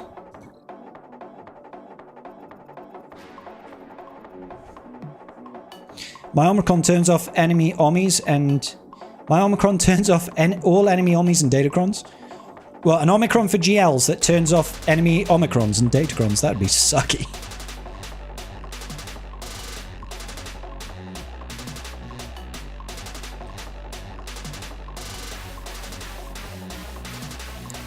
No player will ever get out of Carbonite if the bottom feeders just leave their GLs on defense. That's not true, because most people that are that big don't actually play their GACs, so you can get 10 banners and you'll still go through. Right, Satil! Shit eel! Let's go. Here's Old Republic. Boop, boop, boop, boop.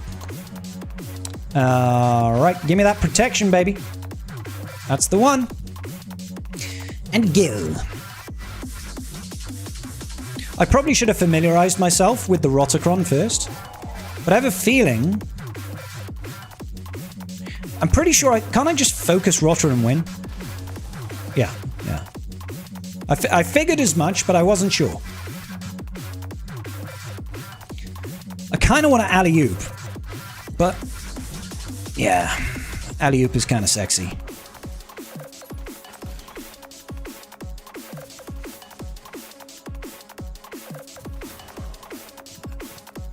Bloop. Hadouken! Nice. Pass it back round to Shatil. That Mob Enforcer was chunky. Okay. Now we've got unaligned force users for this one.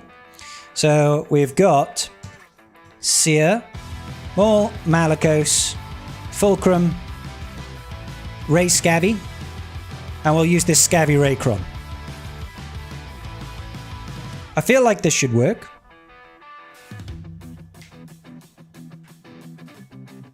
The Rodder battle took me a little longer when using my Satil because Rodder was R10. Yeah, I mean, that would be sense, right?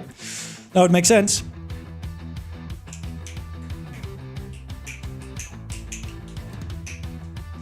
I won your GAC, but my opponent, however, is a loser and put new Bad Batch with Tiva. With Tiva and New... Oh, the New Republic Cron on the back wall. Was that a pain, Hayden? Was that a pain? Let's see how much damage this girl deals. Because we've got a decent level of... we've got a decent level of... 629,000 damage from Stick Ray. That's not too shabby, really, is it?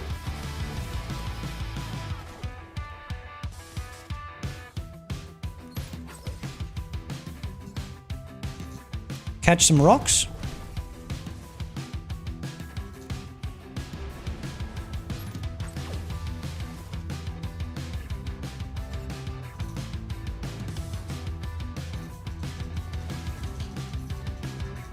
This is going to be painful, isn't it? Trying to chew through these Jawas. Please protect Maul. 1 million damage! My fucking god. You see the 1 million damage from Stick Ray? Fuck, you know. Stick Ray doing a casual 1 million damage. So we lost our GAC, guys, but the test was important to conduct. How did we win?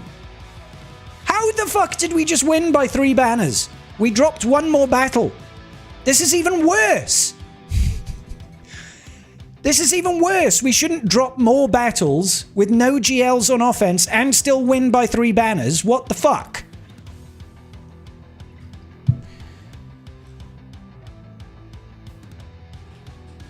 I tried to prove a point here. For fuck's sake.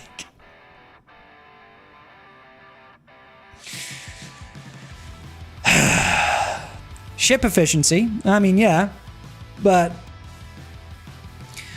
I mean, they must have been pretty. They must have had a lot of pretty bad efficiency battles. I'll have to check the battle counter in a week, because essentially we dropped one more battle than them on a different team, which is a 20 banner deficit. So we made up 20 banners plus 3. We made up 23 banners somehow on this field that they dropped. Now, obviously, having Galactic Legends with some good datacrons, it probably meant that the teams they used weren't as efficient overall. So we must have clawed back 23 banners somewhere, right? But still, like, this is dumb. We had 0 Galactic Legends. 0 Galactic Legends on offense. Out of all of the Galactic Legends we placed on defense, the only one that got a hold was Rey. And let's be honest, it's because it was Rey with Cat and Rey's Datacron. That's the only reason we got a hold on defense with any Galactic Legend. When they only had 5 Galactic Legends for offense and the rest of it was meta teams, right? And Datacrons. There is no world in which we should have won this. There is no world in which we should have won one. This is silly. This is silly. Don't you think? Task failed successfully. Yeah, Wampa came in clutch. I mean, yeah, to be fair, if we look at some of the things that we did, for example, there was Jabba down on the bottom. So this GL down here, we did use Wampa, we used Rotter solo, right? So we got a 69 versus a GL. Right? Also, back here, we did use Wampa solo here, right? So him placing Rotter on defense, sure, his is only Relic 4. Only Relic 4 5 stars, so maybe he can't use Rotter to solo a Jabba. I don't know, right? But it's not really the point. He's still using a maxed out FDC. Hey, what's going on, Kabarakan? We've still got Baby Gak to do, boys. We've still got Baby Gak. We've got another GAC to do. You know, it took me 2 battles to take out this Cassian. I don't know. I'm surprised he still managed to one-tap the Gungans, to be honest. Because he had Great Mothers, but his Great Mothers weren't fast enough. And I have got triple Omni, and it is a good attack cron, and the Tarpals is scary. So I want to see what team he used here, and see how much banners the Jar Jar team cost him. Because I thought I modded that really well. How did I even beat Cassian? What did we use against Cassian? Oh, we mirror matched it. We mirror matched it. So if you take a look, his Cassian has got no Omnis. And I've got an R10 Cassian with R9 support and all the Omnis. So it's like I had a massive advantage there. We dropped it first because we tried to use... What did we try to use, boys? I think it was Balin. Balin. What star is his capital ship? He had a 5-star, 4-star levy. He's Kyber 1. No, he's not Kyber 1. He's on the brink of Kyber 1. I imagine everything is 7 stars. I mean, he's 15 mil GP. It's all going to be 7 stars. Relic 10 on the levy. You know, like... This guy is not... It's not like he's got a joke roster.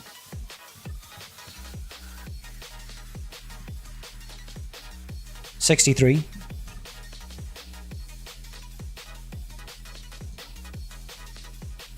He understands... He understood the project. Let's not invest in fucking Ewoks. Look at his IPD. Love it. You lost again against Cassian with Balin. Couldn't win after that. Last round of the week. At the end, had to bane it. Yeah. So, I mean, lesson learned for me. Like, because of the Rey team, like, the Rey team nearly fully stopped us. That Rey team nearly completely stopped us. Because I was like, our one out was Queen Amidala, right? I was like, Queenie is our hope. We need to use Queen Amidala, and we didn't kill a single unit. Turns out that Reva, with the 100% damage cron on the level 6, killed everything, apart from Ben and Rey. I think we could have probably taken out Ben. If we'd have worked it a little bit smarter, I think we probably could have killed everything. Like, it destroyed the team. And then we were able to clean it up. Django Cron could beat Raycron. Is that right, Eris? I'll have to check that out. We used Django up here versus Pirate King Hondo. But theoretically, we could have used something else versus Pirate King Hondo, you know? Could have tried to see him all Malicos it. Well, like, there is no way that I'm rolling over this defense again. Like, this is, like, this team I'll keep. This team I'll keep. It clearly wins battles, right?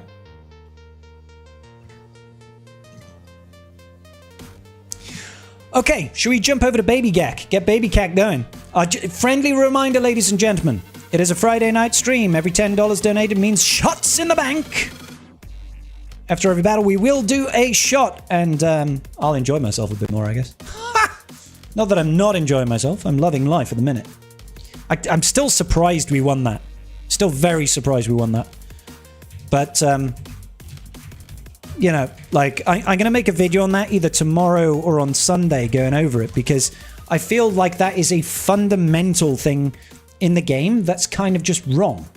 I feel like Galactic Legends really need to matter more based on the investment that people put into getting Galactic Legends. They're supposed to be the most powerful units, so why the fuck are they not? They're clearly not. Clearly not. Baby Gak do do do do do, baby Gak do do do do do, baby Gak do do do do do, baby Gak. Love a bit of Baby Gaction. Your slacker gets me a hold on the back, never in the front though. I mean, I clearly don't need slacker, obviously. To be fair, like a lot... Ooh, our opponent has scored 1,020 points.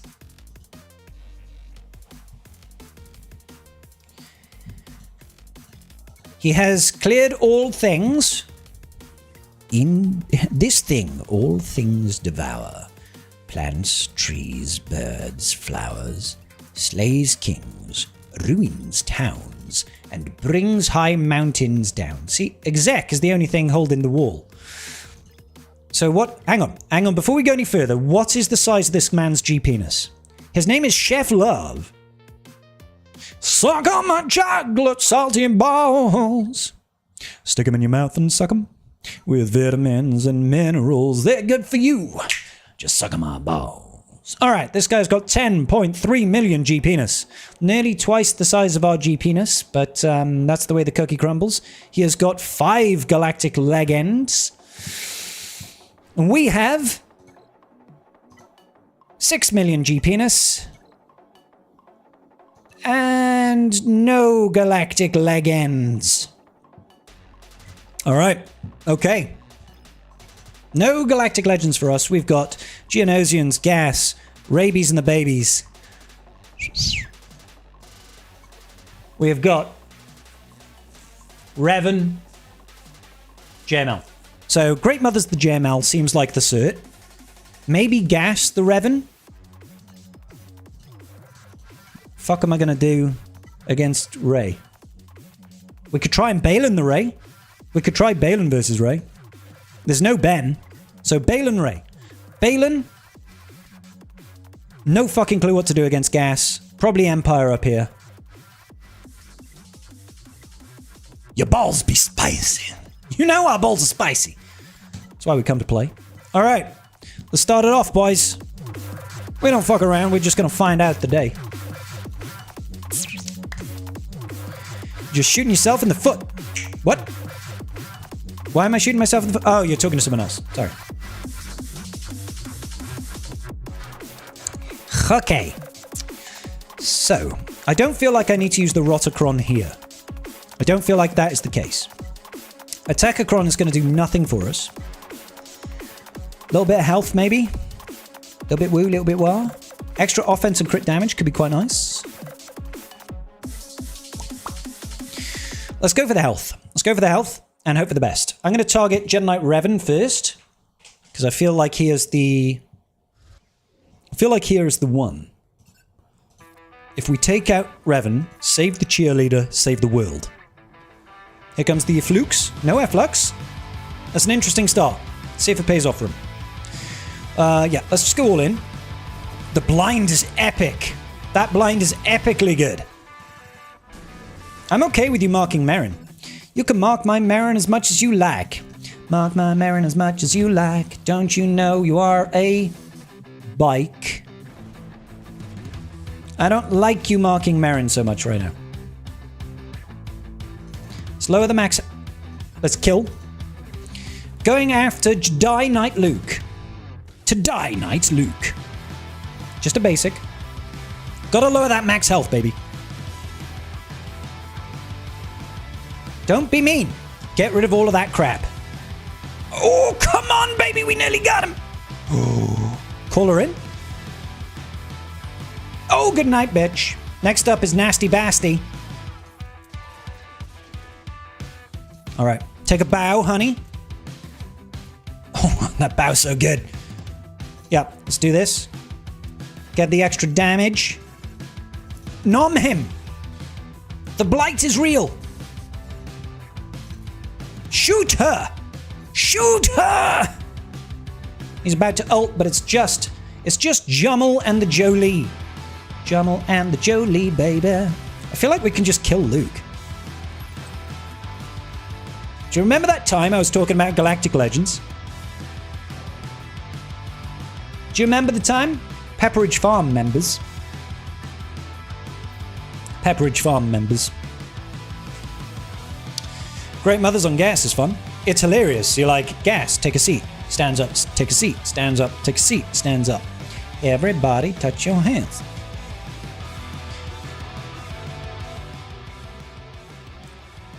But Boto, that's the point I'm trying to make. Great Mothers are S tier level. Great Mothers are a marquee fucking unit. Why are Great Mothers S tier level? I don't mind the idea of Great Mothers being S tier level. But they're not a legendary, they're not a conquest unit, they're not a galactic legend. Why the fuck are they so good? They kill everything. Everything. They're so good. They're better than things like JML and C and to this point fucking JMK. What is going on with that? It's ridiculous. It is ridiculous.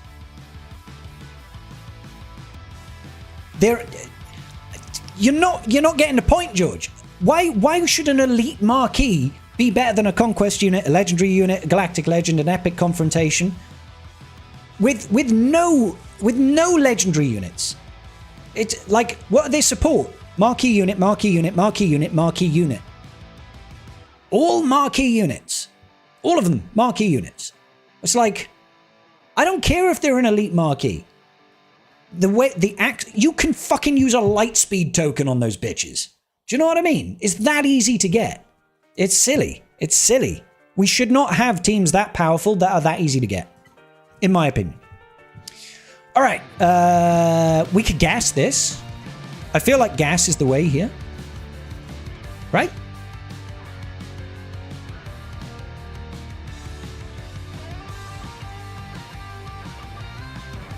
This can still get hairy, but I'm hoping that the Delta might help. What about the damage that you Delta? Yes, sir. I don't really think any of these really matter.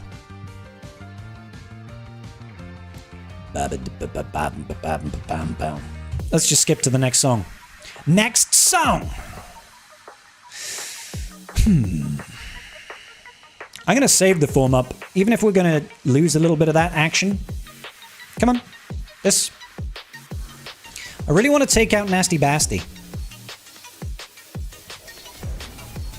Oh, you bitch. The passive... You don't often see double tank. I mean, this is true. You don't often see the double tankage. I like what we're doing to Malak right now.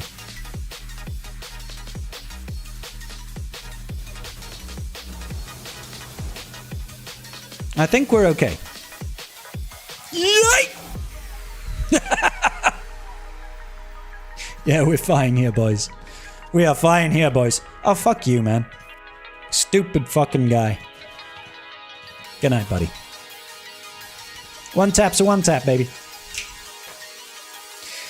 Marquees are indeed completely free. What do we got on the back wall?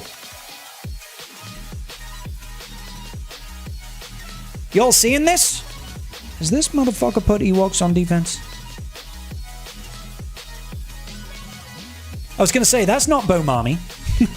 That ain't Bomami. This guy must be working towards Bomami, but doesn't have Bomami. Frickin' Ewoks? Are you serial? A retribution is coming. Frickin' Ewoks. Ewoks aren't a Wampa snack if Nisa is on the board. I'm pretty sure she has got tenacity down in days. I'm pretty sure that's the case.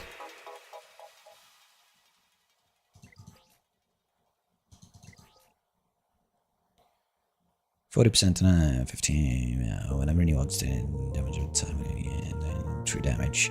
Special ability, she assists. Stun, they gain foresight, protection up, all equal colors, extra defense. Oh, maybe she doesn't. Why did I think it was a thing?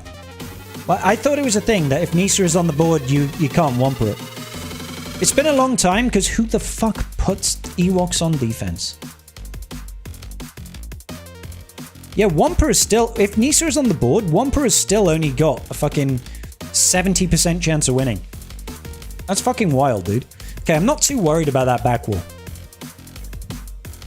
Not too worried about that. Alright, let's bring on the Balins. We hopefully won't be failing with Balin. Yeah. I feel like this is the scary team, right? So maybe we do take in the fucking the big boy Kron here. This is the scariest team on its defense. So we should take on the big boy Kron here. Don't you have Ewoks on defense? Yeah, I do, but I have Ewoks on defense ironically. It's different. Let's go. Okay. Now the good thing is we should be able to just focus rabies and forget about the babies. Just forget about the babies for a minute. Wait a whoop.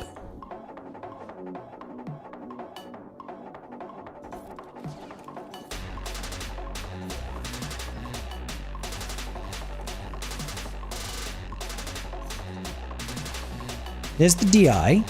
Now get the ability block. We didn't land the ability block, but we apparently tanked the damage. That's it. That's good night, bitch, I think. That's good night, bitch.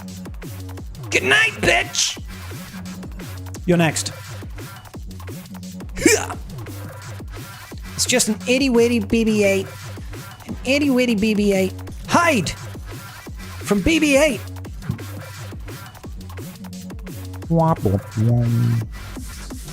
There we go. Roy, don't you be talking about my Ewoks. Do I actually have Ewoks on defense? I'm not even sure. I don't think I have Ewoks on defense.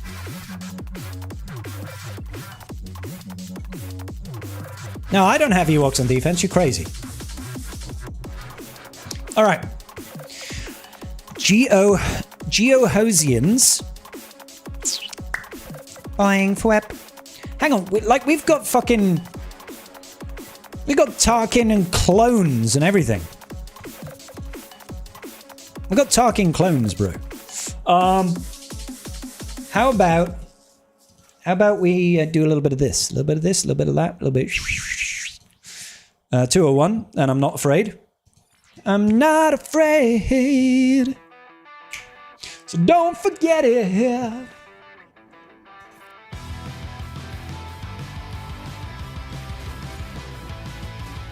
How did you go first? The fuck have I modded the speed on my Vader to be? Dazed them at the very least. Okay. Right. Side note, remod Vader. Because that shit's redonkulous. And get rid of you. And get rid of you. And get rid of you.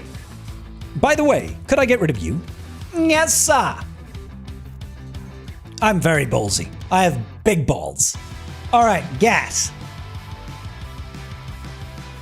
Do we Bomami the gas? Bow, bow, bow, bow, bow, bow, bow, bow, bow, bow, bow, bow, bow, bow, bow, bow, bow. Throw your hands up. Seems like he has no mods if you couldn't beat 201. Tell me about it. Three members on that team still can't beat 201. He must be modless beta.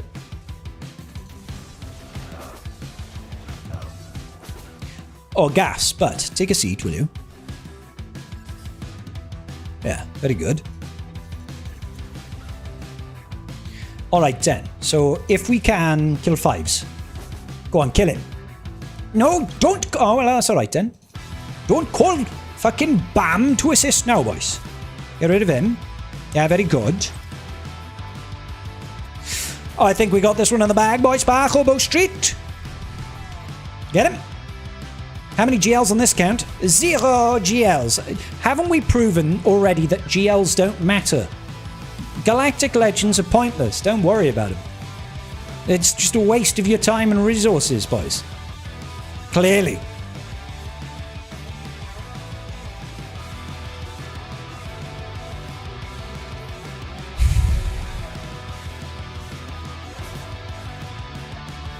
I am a Sag Panda.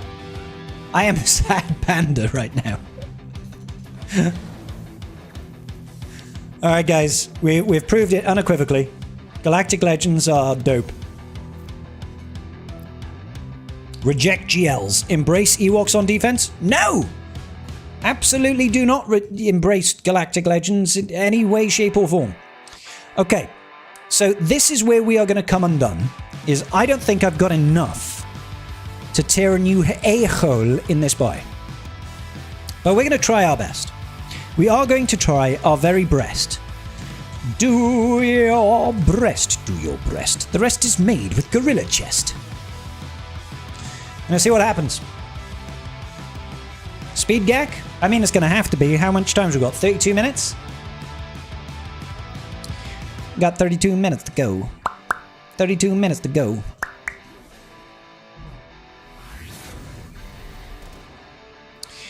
Okay, let's hit that ult.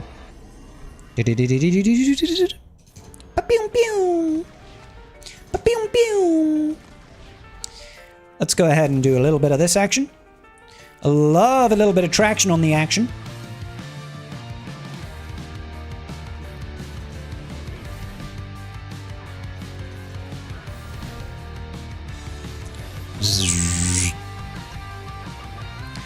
Pew pew.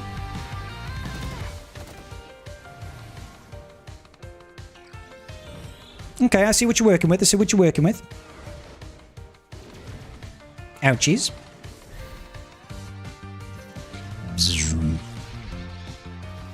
Oh, you had to, didn't you? You just had to.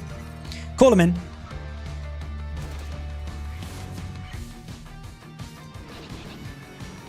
At least we equal the playing field.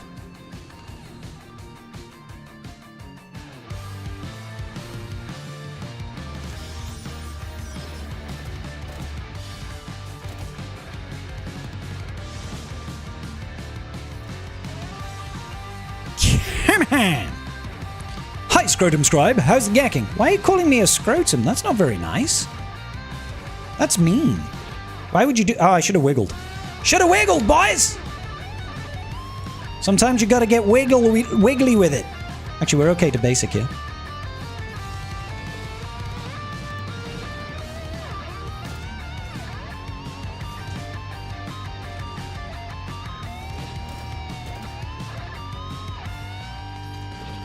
I was really hoping we'd get rid of this dude.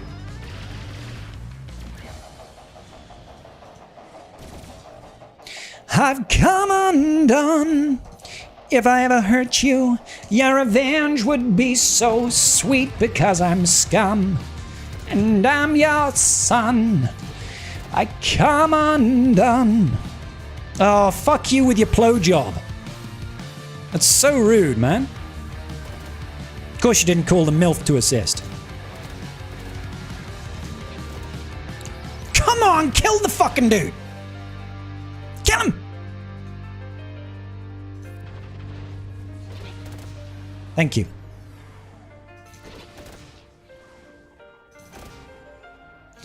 Oh, for fuck's sake.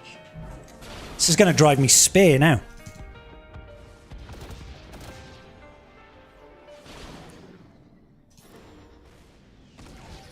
Good.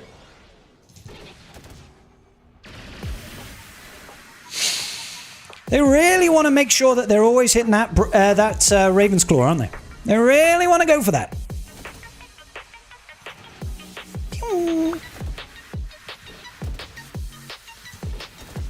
Oh my god, for fuck's sake, how many ships have you got?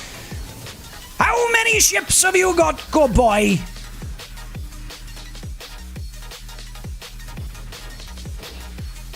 Let me get on an equal playing field at the very least. Oh, for fuck's sake, here we go.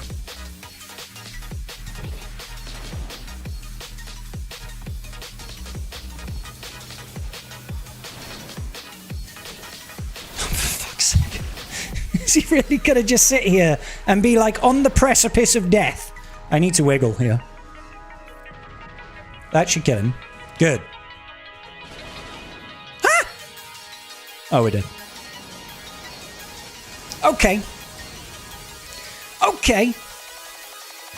So the ship game is going to be our undoing. The ship game will be our undoing. I think what we need to do first is see whether or not we can somehow pull out a miraculous Executrix on this.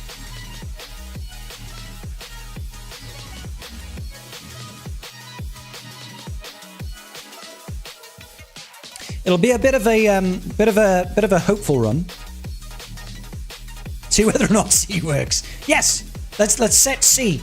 Let's take C out to ships. Is that the Millennium Falcon? Why is Ray's Millennium Falcon here? Don't start now. It's a solo Ahsoka at the very least. I think you're probably right. You are probably right. Had to get the stun, didn't you? You little dingus! Alright, let's kill him. Good night, bitch!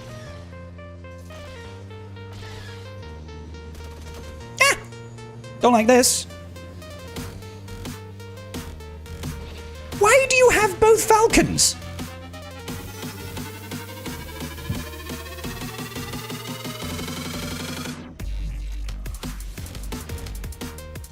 Yeah, let's just burn him to the ground.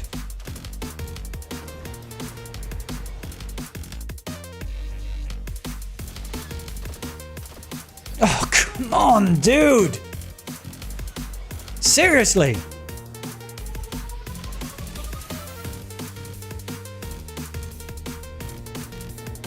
We should get rid of this. Now it's just this boy. Until, of course, he calls a reinforcement and fucks me over. Stun him. Yes!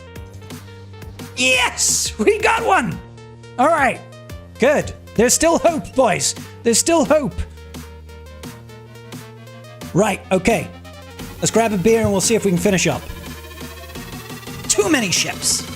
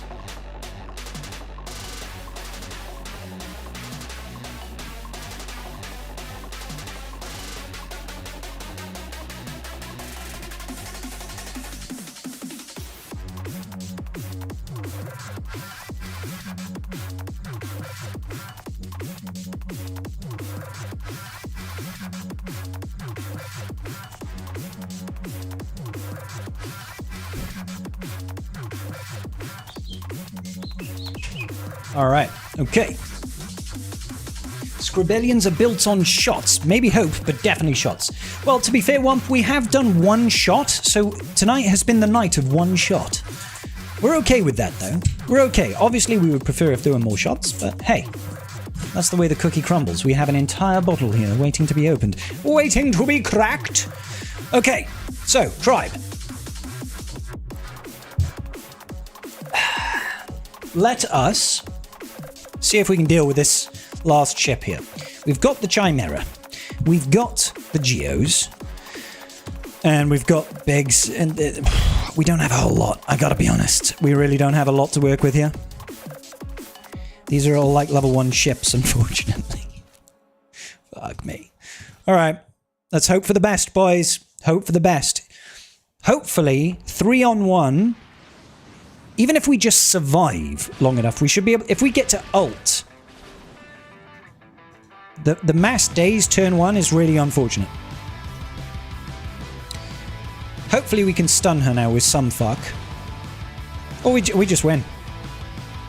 Nailed it! So if we full clear, we win. If I kill one more team, we win.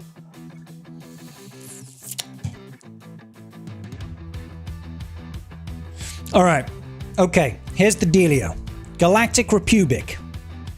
The Galactic Republic. We're going big balls. We've got offense, we've got crit damage. We're taking the pain to them. Scribellions are built on shots. Alright. All in on Paz Vizsla. We've got the Relic Delta. Oh, here comes the pain, baby. Yeah, hit me with it. What have you got? No? Okay, don't hit me with it. Yeah, that was pathetic. He's got 2 Mandos. 2 Mandos in the Mando team? 2 Mandos in the Mando team. Yeet, yeet, skeet. That yeet, yeet, skeet was actually pretty sick.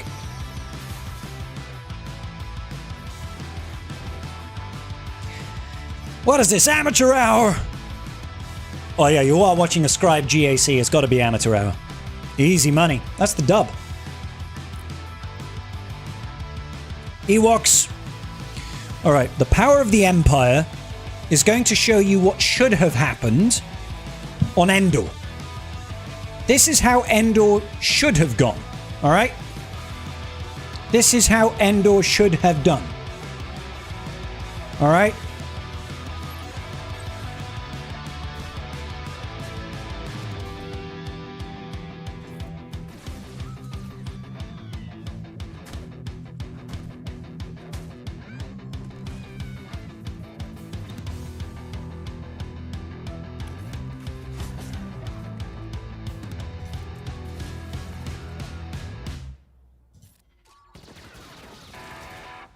And that's how the Battle of Endor should have gone. Fuck Ewoks.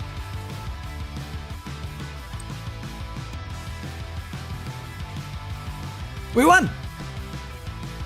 Tarkin is better than Lord Failure. I mean, I'm assuming we've won because I'm assuming he can't beat this and he's preloaded it. Ugh, you don't want to preload exec. So there you go, boys. I think today's stream has firmly concluded that Galactic Legends suck. They must suck. They must, because this account has none. And we killed one. To be fair, JML is garbage on defense. And we killed 2, right? We killed 2 Galactic Legends without any. We somehow won GAC when he's got twice our G penis. Alright? And the main account, we had no GLs for offense. Our opponent set 5.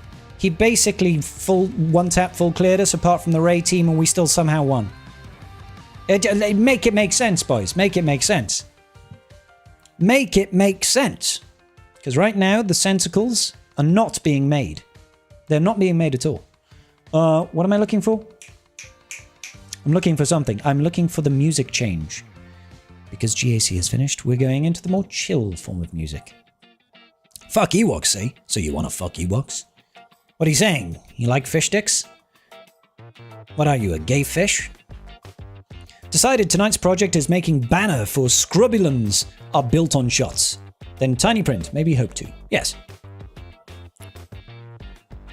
I will love Ewoks with hellfire. Rain down from above upon their tiny little furry faces. Bury them in blaster fire, lightsabers, and explosives. That is the best way. If you could cook them alive on a spit roast and then eat them, preferably whilst they are still conscious, this would be the preferable way to love Ewoks. Oh yes. Delicious. Little furry bastards. Great mothers have the mama tag, therefore they win. They do have dat mama. They are 100% dat bitch. You know what I'm saying? Huge tentacles.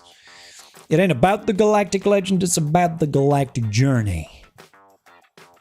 What is it now? Absolutely. Bring back pre-nerf Ezra. Could you imagine pre-nerf Ezra on Rey with Cat and the Raycron? Could you imagine that? Just picture it. Picture this hellscape. Imagine, if you will, for one moment. A Relic 10 Galactic Legend Rey with 13,000 offense, sat pretty with Ben Solo at Relic 10 with 17,500 special offense, built for crit damage. He also has Ezra at Relic 10, dodgy fuck, impossible to kill.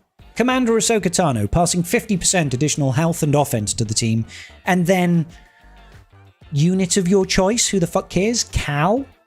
OG Cal? To just keep the team alive? Slap on a Rey Datacron for 75% more damage for each living ally. And fall against it like water. Like, that would just be ridiculous. All you can picture is spit roasting Ewoks. Not in that way, Wep. Not that kind of spit roast. I mean a literal spit roast. Over a fire. Could you imagine if that was the case? Pre-nerf Ezra doing that sort of shit on a Rey team with the Raycron.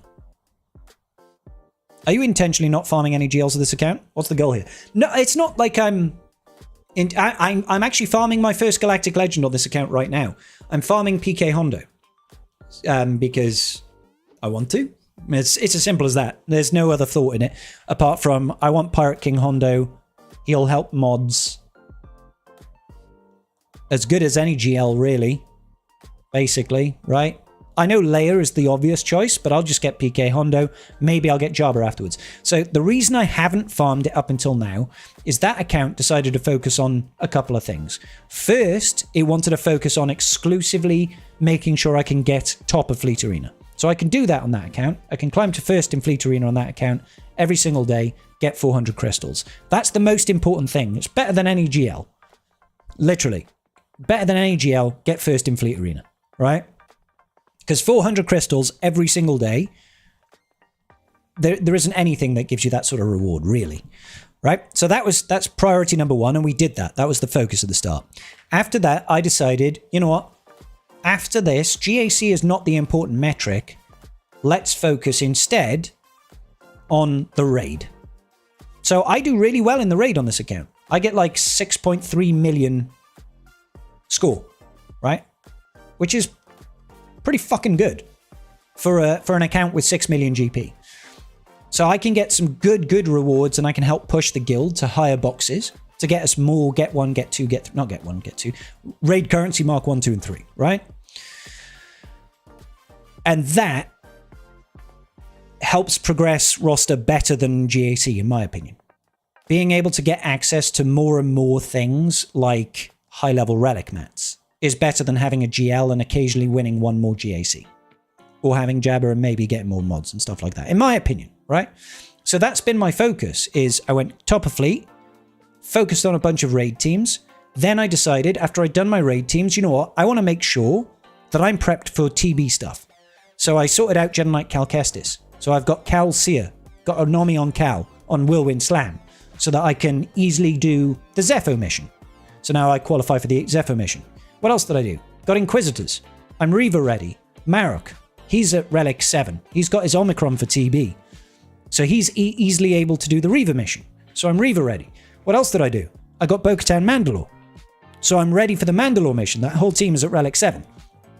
So I'm like, I've still got some good GAC teams. I've got Gas, I've got Balin, I've got Great Mothers, I've got, what else have I got?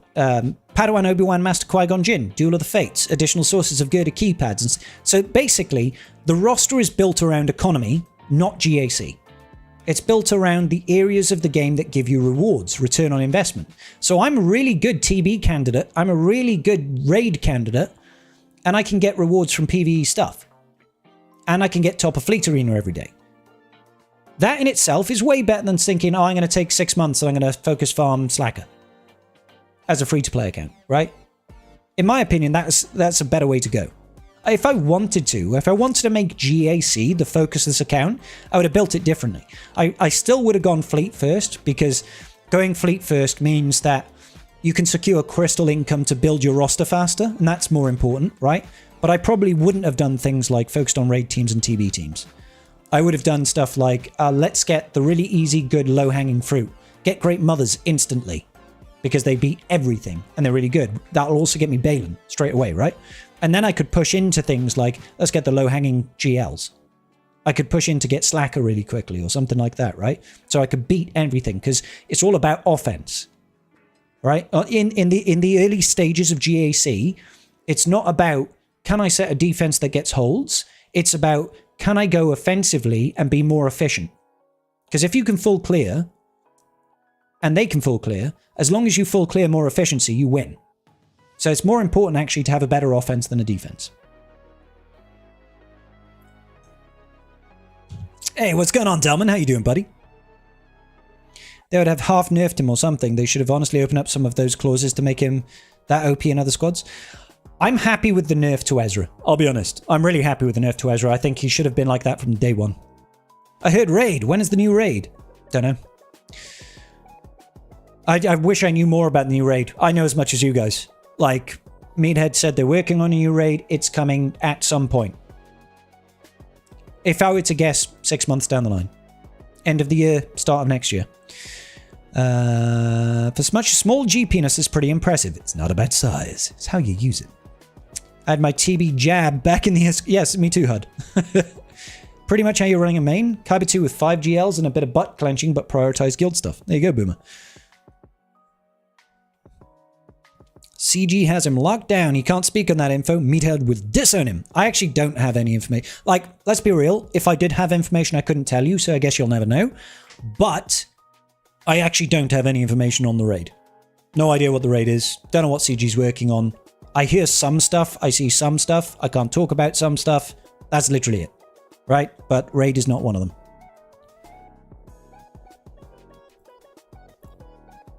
Had your first tie in GAC, and you still won on G-Penis. So the size of the G-Penis does matter. That's what we're trying to say. The bigger the G-Penis, the better. The best defense is to run! Scored 1856 in GAC. That's a good score, bro. Well done, Del. Opponent crapped out on the Ray DC. That's a recurring fact. Like, Ray DC right now is the best defensive team in the game. Had Ray R8, Rotta, New Republic, Lord Vader, all Relic 9 on defense with a good FDC and a Datacron. Kyber 4, he wasn't able to push it. Rotta, New Republic, Lord Vader, all R9 on defense and a good FDC and Datacron and Kyber 4, and he wasn't able to push it. I don't know what your prior comment is there, Nighty. I can't see a prior comment for you. I don't know what the context is for that. Thank you very much for the detailed answer. It gives a completely different perspective on the game. No worries, Bokan. I'm always happy to talk shit. Talk shop, you know what I'm saying? Ezra should have been nerfed in another way, only to work with Glat or other non-Galactic Legend teams. Yeah, I'd be okay with that. I would be okay with that. You know, because the main concern is you do not want him being stolen by stuff like JML or Ray. Or JMK. which has happened. All of those teams have stolen Ezra at one point. Do you remember the Hodocron? There was a time with the Hodocron where JML Ezra was a nightmare team. We won our Gax rule of 2. Thank you for asking, buddy. Do-do-do. Ba-da-ba-ba-boo. Though Gungans are pretty rough too. Hell yeah, Gungans are always rough. Gungans are a great team. And they're all Lightspeed tokenable now. So you could get, if you were to focus these days on error content, right? And just get the 5-star unlock, get those 5 Lightspeed tokens, use them to unlock 4 Gungans, get Jar Jar, use the +1 wherever you want and something useful, put it towards Great Mothers. Gungans, solid team. Solid team. If you use the Lightspeed tokens from the Journey Guide, you'll get all the Zetas. So you'll only have to throw the Zetas and the Omis on Jar Jar and you've got a really solid team there. Did I R9 my Peridias? Not on the alt account. Main account has them R9. Alt account doesn't. They're at low relics. Low relics. I farmed them early, but I didn't take them up to high relics. So I farmed them early. This was before Lightspeed tokens became really, really easy to get. Because I wanted to benefit from the early stages of the Assault Battle where you can earn additional shards of the characters just by completing the low tiers of the event. So I did that. Later on, I've been using them with Great Mothers. So I think I used Erodium Lightspeed tokens on them eventually, right? But they weren't a thing when I first started playing on that account.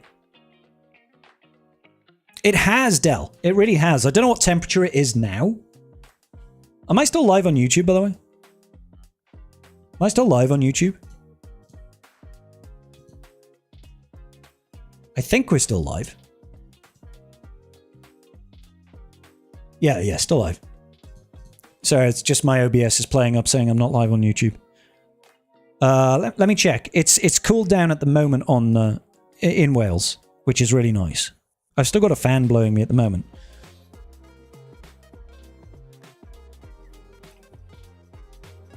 All right, so we are currently 30 degrees in this room, which, to be honest, is much nicer than it has been when we've been at like 35 in here, right?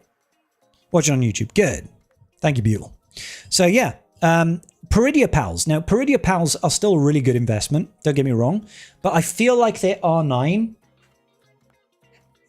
I feel like it's a lot more expensive than going for the likes of Padawan Obi-Wan and Master Qui-Gon Jinn, because you have to do one more Relic 9, right?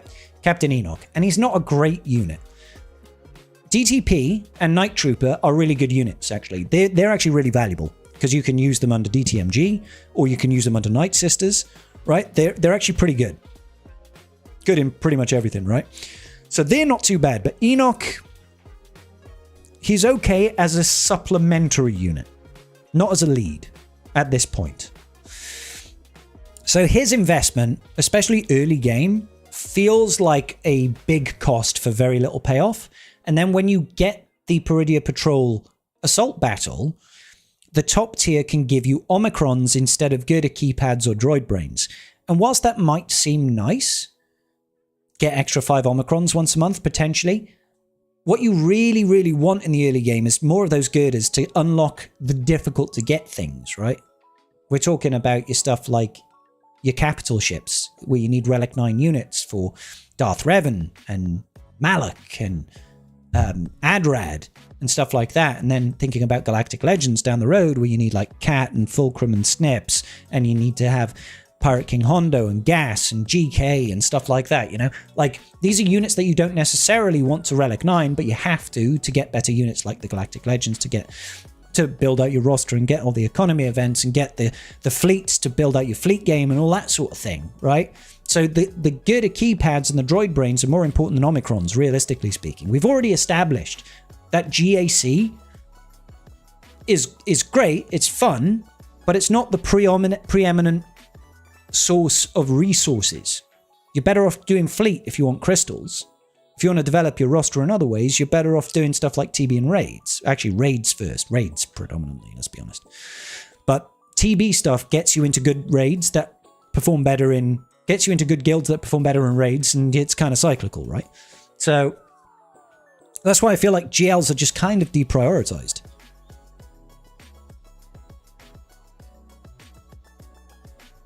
Enoch's great in TB at least, but you do need to upgrade the other two remnants. He is, especially, but he is if you apply his Omicron, right? But even then, I don't use Enoch lead. I'll throw Enoch in a DTMG team with the Peridia Patrol pals and maybe Moff Gideon, right? And that's an okay team. It's not a team I use very often. I basically use it in one combat mission every TB, which is the combat mission on Mandalore. That requires Moff Gideon. That's the only time I use that team. I never used them in the entirety of the rest of TB. But I have, you know, a 16 mil GP account, basically. So I have pretty much everything.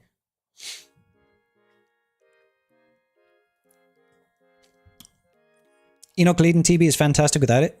I mean, I've never needed him. I'll be honest, I'll go into almost every TB mission and just hit auto and win. But again, I am a late game account.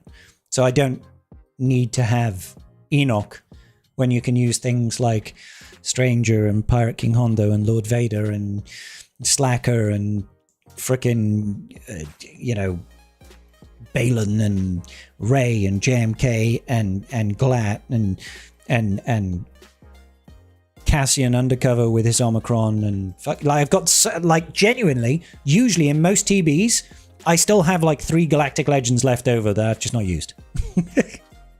Will he be needed for GL Thrawn? Yes. Yes, I would almost certainly say yes, that Enoch, Death Trooper Peridia, Night Trooper would all be required for GL Thrawn. The only problem with that is they've waited too long and they've kind of shot themselves in the foot because they made Peridia Patrol, which requires them at R9. So if they are required, Relic 10. There'll be Relic 10 requirements. Because they'll look at it and think, well, people have already done a lot of these characters to Relic 9 because of Peridia Patrol. Let's just make them go further. Do you know what I mean? So I wouldn't be surprised if GL Thrawn is next year's GL, which could be a thing, with Ahsoka Season 2 coming out at the start of next year. If we look to July, August next year, September, probably GL Thrawn makes sense. They already, you know, it already slipped in the newsletter when Captain Enoch came out that it was for GL Thrawn, and they obviously pushed that back and put Pirates in instead. So he was obviously on their docket. So presumably he got pushed back, and it makes sense to have a GL Thrawn release with Season 2 of Ahsoka instead of randomly after Season 1 of Ahsoka, right? DTMG with Enoch and Peridia Pals can beat the sortie mission on the Haven Medical Station. Yeah, but I just use Pirates for that. Like, Pirate King Hondo fucking stomps that mission. What I do on that mission, right, is the mission starts, Pirate King Hondo targets BT1, you mass assist, kill BT1, you target sortie, and you hit auto, and you win. Like, it's done. That's all you have to do. And the Pirates are not platoon requirements anyway. So it's like, why would we do anything else, right? Do they need to do a review of the GL events? Then you know the specific ones for GLs every once in a while to give much better rewards, so they're hard focused more. Oh, do you mean the economy events associated with Galactic Legends? Well, I think Pirate King Hondo's one is already amazing. I think Jabba's one is fine. It's just like about half as good as Pirate King Hondo's. Leia's one is garbage. Glat's one is fine, in my opinion. The rest don't have one. So I think they should introduce economy events for every Galactic Legend. I think that should be a thing, always, forever, right? It should be a thing. And even if it is all just like Smuggler's Run, where it's just really good for mods, I'd be happy. I'd prefer it if it was stuff for signal data and stuff like that, but I have a feeling CG don't want to give us too much signal data. But I feel like every GL should have recurring source of economy events, yes. Enokomi is good for the DTM GCM Mandalore. That's the one time that I used that team. Yeah.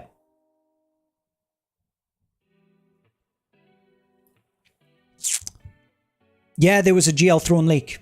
Yeah, it was in the newsletter that came with Enoch's release. It was like, eventually goes to support Galactic Legend Thrawn, and then within a couple of hours, they realized that they'd said that and they removed it. They removed it really quick.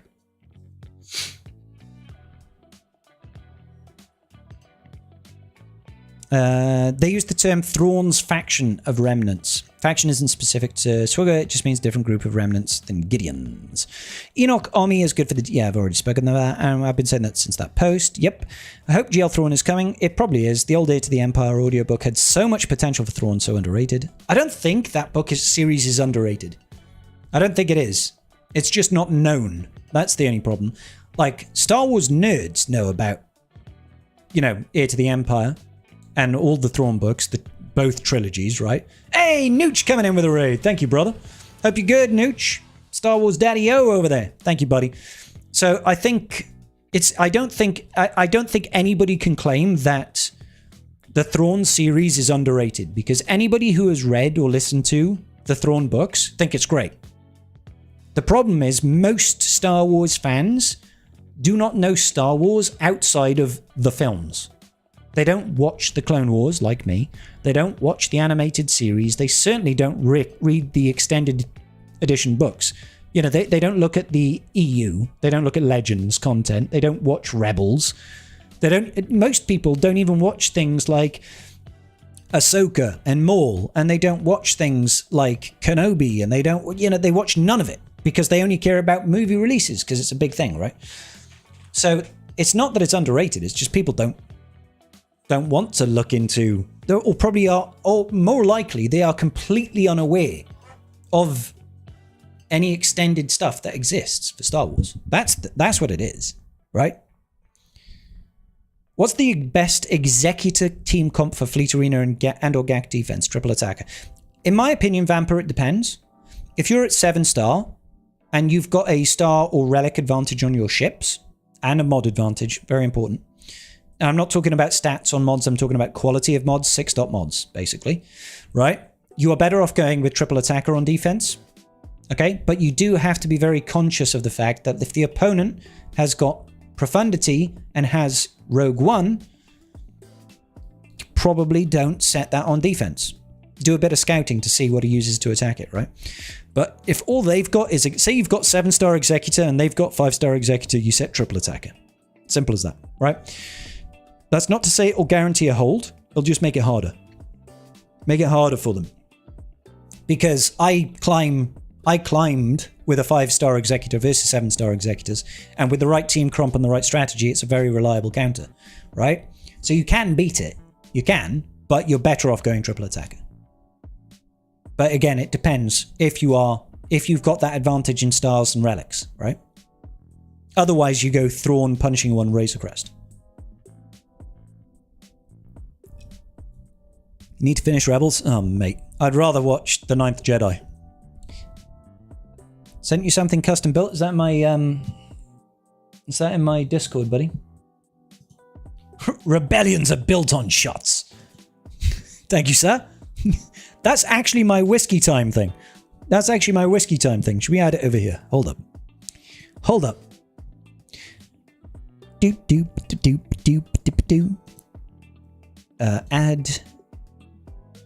Add new image.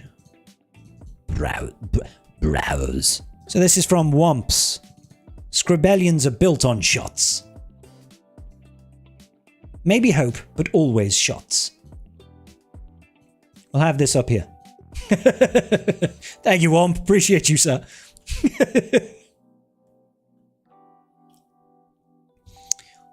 It's like saying, I love Citizen Kane, such an underrated film. Well, exactly. It's one of the highest rated films of all time. I've never seen it. I haven't watched any because I don't have Disney Plus and haven't bothered. I think I've only seen the OG trilogy and episode 3, actually. Fair, George. I want them to introduce Eli Vanto into live action and let Timothy Zahn write about Thrawn's Peridia years. Eli Vanto is actually a cool character. I liked him. I'm listening to the old trilogy for the 3rd time now. Thrawn comes across much better in the Ahsoka than in the Ahsoka series. I was going to say, Thrawn in the Ahsoka series comes off much better. No, he doesn't. I'll be honest. The enduring vibes that I get from Timothy Zahn about Thrawn is His entire philosophy going into it was, let's make anti-hero Sherlock Holmes and make him be on the Empire side. That's what he is.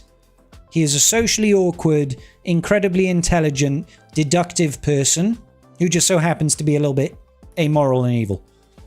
That's my opinion that Timothy Zahn had of Thrawn. Is like, what if Sherlock Holmes worked for the Empire?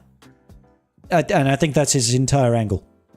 And I'm not saying that's a bad thing. I love Sherlock Holmes. As a literary character, he's great. So, I'm okay with it. What's going on, Chuck? How you doing, buddy?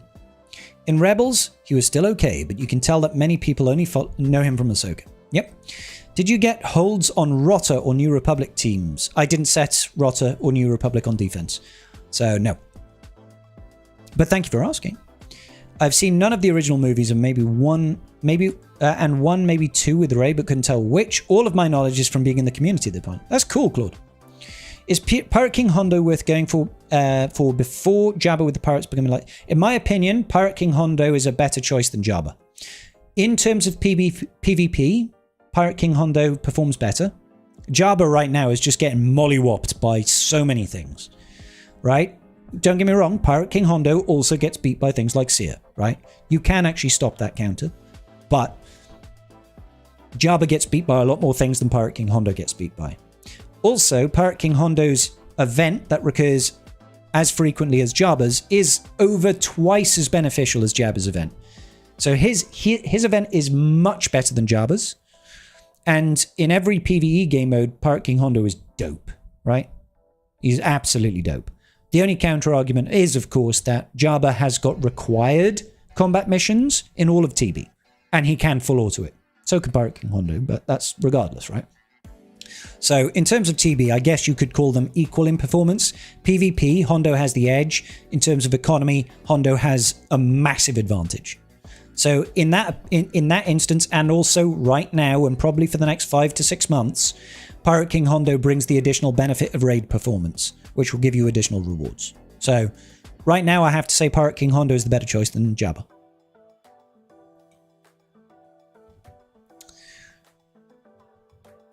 Captain Pelion would also be nice. That would be a good shout, yep. We know Ezra is coming in the Lightspeed bundle, but do you really think they'll give Jedi Knight Cal as a Lightspeed token? So Andy, it occurred to me that we have had legendary events in Lightspeed bundles before, but they only let you get them if you already had the event unlocked. So you could do stuff like get Razor Crest and BAM if you had BAM unlocked, okay? So it might just be a Lightspeed token, a Lightspeed bundle, sorry, that you can only buy if you already have Cal unlocked. Now, keep in mind, Cal's unlock requirements are Gear 12. So it could be that. It could be that.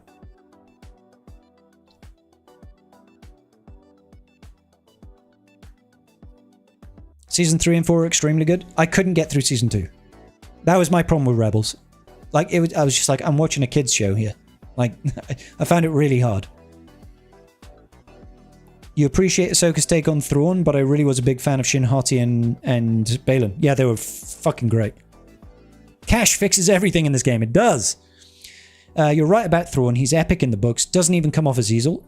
He's not evil. Thrawn isn't evil. He is an honorable man. He's a man who's got honor, but he's a little bit amoral. He's a little bit Machiavellian in his approach. He's like, the ends justify the means to a certain point. To a certain point. He still has honor. He's not going to attack defenseless people, but he's still ruthless and willing to do what needs to be done, right? He's just cold and calculating. He was cool in Rebels, but he was what he needed to be, a decent villain in a kids show. Yeah, that's fair. You just won GAC and was promoted to Bronzium 3. Yes, Chuck! Let's go, baby! Chuck getting the promotion. Have you seen the new Datacron set? Are we getting a video about it? Would you like a video, Duke? I have seen bits of the new Datacron set. We could totally do a video on it. We need some new Jedi Order on the holotables. I'll take it. 7-star Malak for the Levy bundle. Yeah, exactly. Stuff like that. How can you stop Seer counter to Pirate King Hondo? if you like that counter there really requires you to have crew. If you don't have crew, you can just lose. If you've got higher relic levels and better modding and better datacrons on the defensive team, Pirate King Hondo will succeed in that counter. It's not a 100% counter, boys.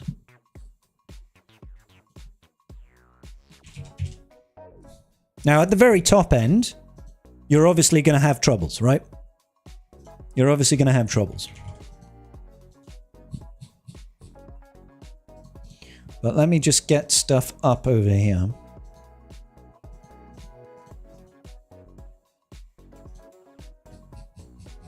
But let's get Seer Maul, let's get Seer Maul Malicos.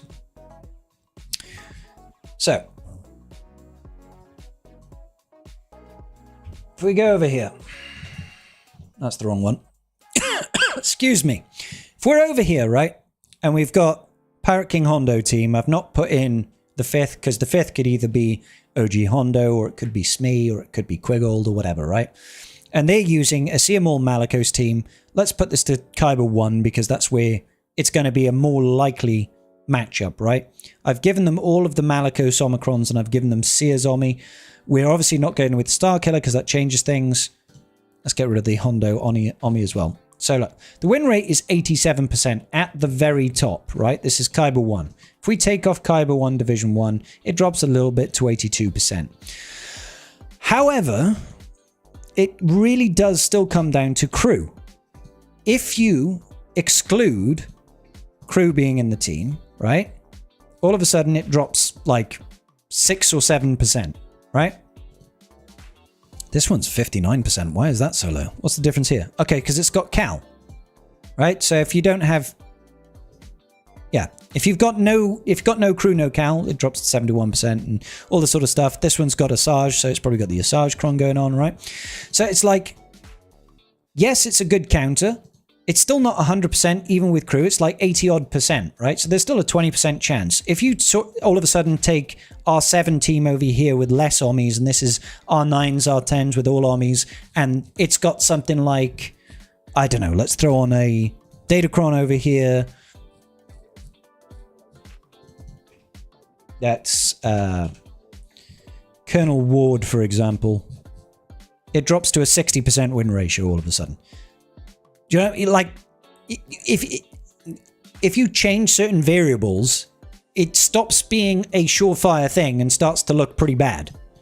You know? I wouldn't take a 60% counter, personally. You know?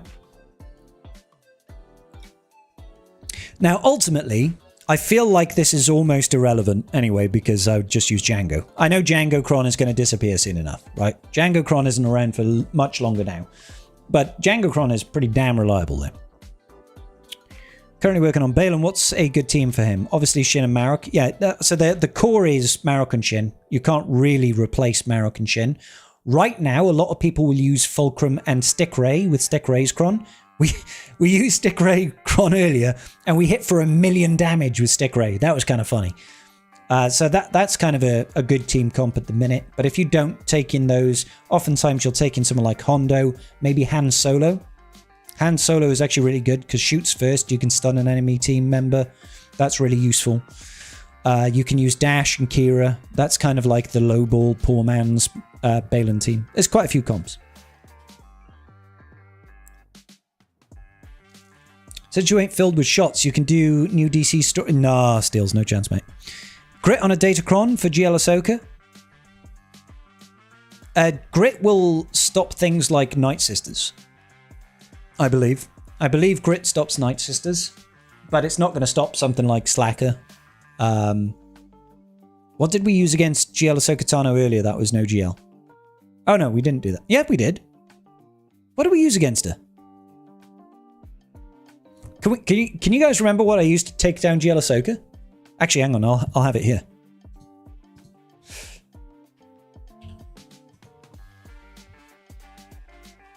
Oh, Stranger. Yeah, we use Stranger versus Ahsoka. Stranger is dope. Like, that Stranger team fucking destroyed it. It was hilarious. Fulcrum and Stick Ray, why? So Fulcrum is a Relic 9 requirement for GL Ahsoka Tano. If you don't know this, Fulcrum hits like a fucking freight train. If you've modded Fulcrum and you've got her at Relic 9, she hits hard as fuck. Like, it's scary. You do not want to take a whirlwind from Fulcrum. Stick Ray right now has got a Datacron, right? Let's log out of the main account. Out of the alt account into the main account, and we can show you why. Bat da ba boom boom boom boom boom.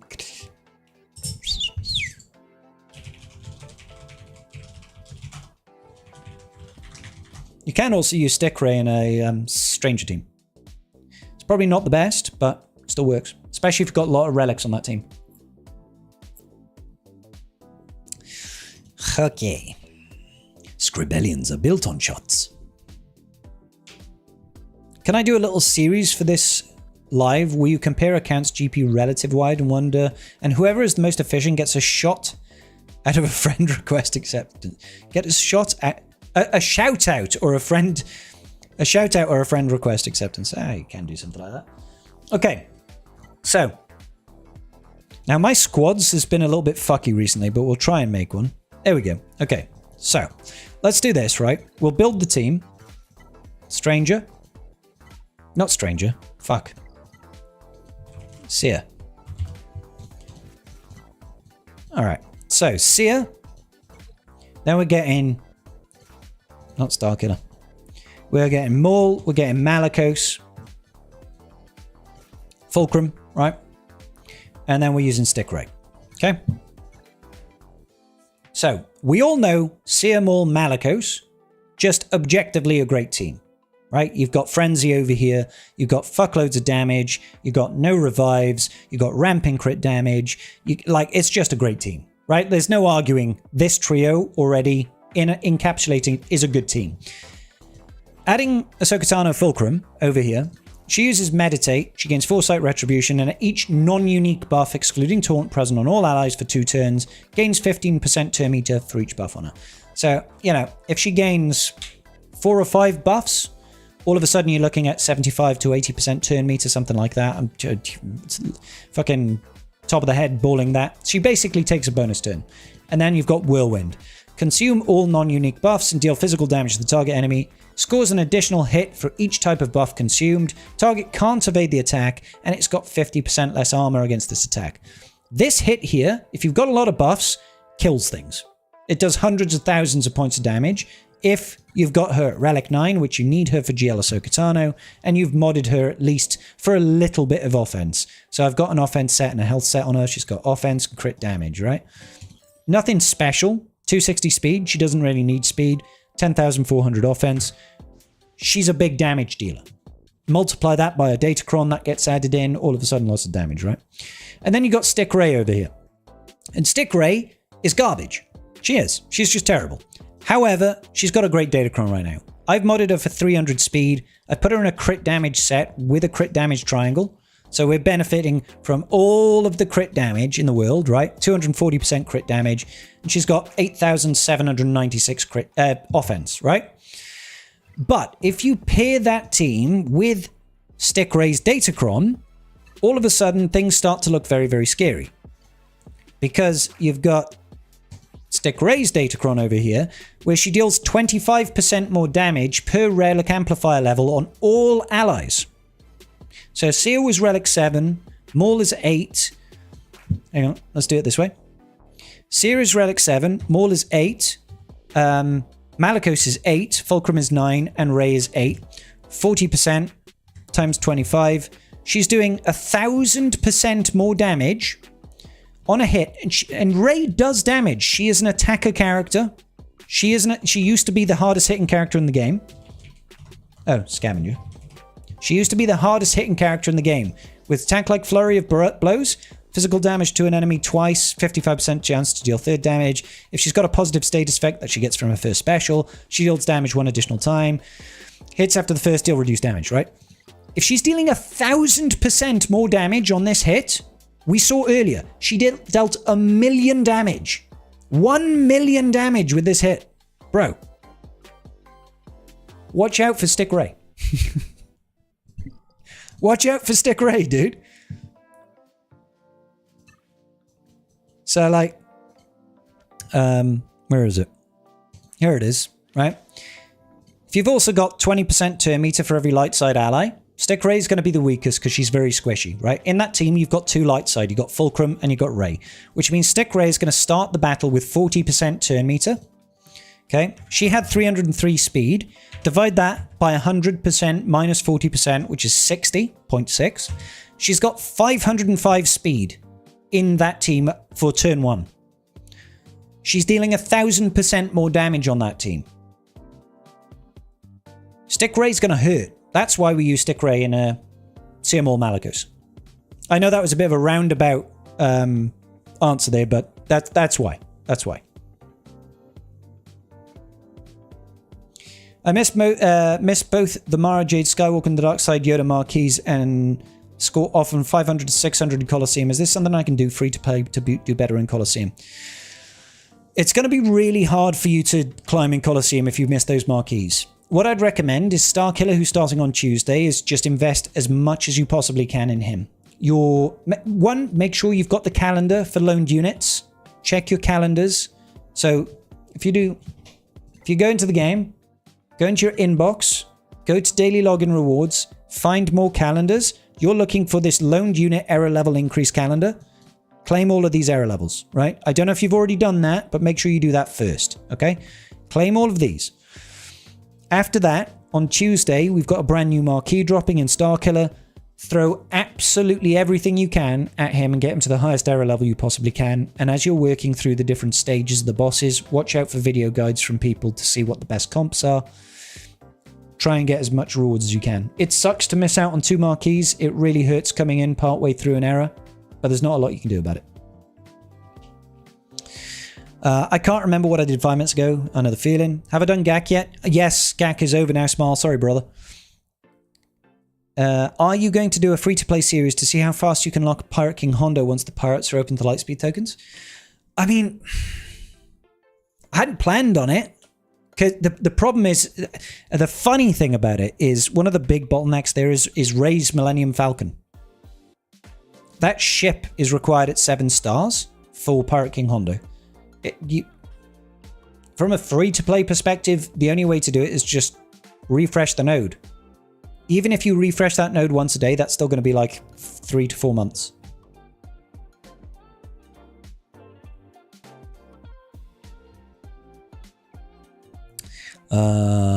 Bless subscribe, appreciate it. No worries, brother. Oh my, I was watching NutraStream, went for a nap, woke up to Scribe stream. Hey, Ice, listen, dude, that sounds like a win. That sounds like a win. Vexatron just did a video using Arc Trooper on a raid team. The turret is another character. Yep. Yeah, I did some of that testing myself, but unfortunately in my testing, the problem was keeping Arc alive. So we'll watch that Vexatron video and see what's going on, and I'll put my comments on it. She used to be good in a raid, right? Stick Ray? Maybe she was. That might be before my time, dude. 1,000% damage is a lot. Yep. And you can go higher. Imagine if there was... Imagine if the whole team was Relic 10, right? So 10 times 5 is obviously 50. Times that by 25. 1,250% damage. It's quite a lot of damage. I thought you said you were using Scav with Balin. No, not with Balin. But you can. No, you can't. No, not with Balin. So do you or do you not upgrade Mara Jade higher than the 75? So we've had a look. We've had a look. There, Swiller Events Discord server has got the data mine now of the marquee for Starkiller, and he's giving 240 Zerix. Okay, so Starkiller is giving 200. Look at all these, fucking hell, Jesus. Starkiller is giving 240 Zerek mats, right? So if we go to error units, right now I've still got 75 Mara, 55 on Darkside Yoda. If I were to take Yoda even to 56, right? It would cost me 30 Zerek materials to take him here, right? You can see it there, right? 30 Zerek mats. However, if we were to look at Mara Jade and see what it takes to take her to 90, 95, let's say, it would cost me 70 Zarek mats. Right now I have 30. That's technically earmarked for Darkside Yoda, right? So, I currently can't do this, but we're getting 240 from Starkiller. So where does that mean I can take Mara Jade to, technically speaking? If we had all the other mats, we could take it to 105. Technically, you could take her to 115. Technically, you could take it to 125. Because it requires 250, we're getting 240, and we've got 30 in the bank, which is 270 in total. I'm not recommending people just take Mara Jade to 125, max her out, and see. Because that's going to cost you a lot of money. Costs 513,000 error level in currency, which is a lot. And you need to get all the other mats, which you'll need to beat a bunch of conquest bosses or purchase with crystals. And you would have to buy the Mark 7s, the Mark 8 cores and stuff like that, right? However, what you can do is take it to 105. If you take her to 105, that costs 120 less 30, so that's 90, right? Or let's double it up. 240 Zarek mats less 30, which is 210 Zarek mats. Now, we're getting 240. So when Starkiller drops, technically speaking, you can take Mara Jade and new Starkiller to level 105.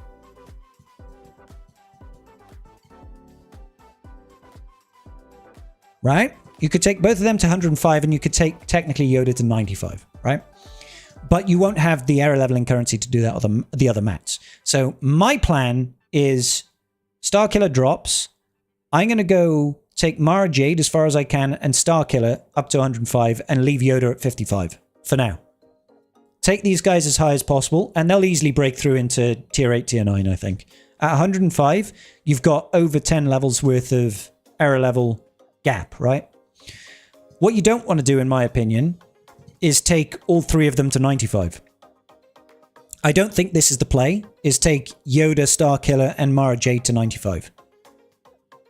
Because then you can't take them further, right? Because it's 40 here and then 140, which is 180, right? So you'll have 80 left over. 60 left over. You'll have 60 Zareks left over.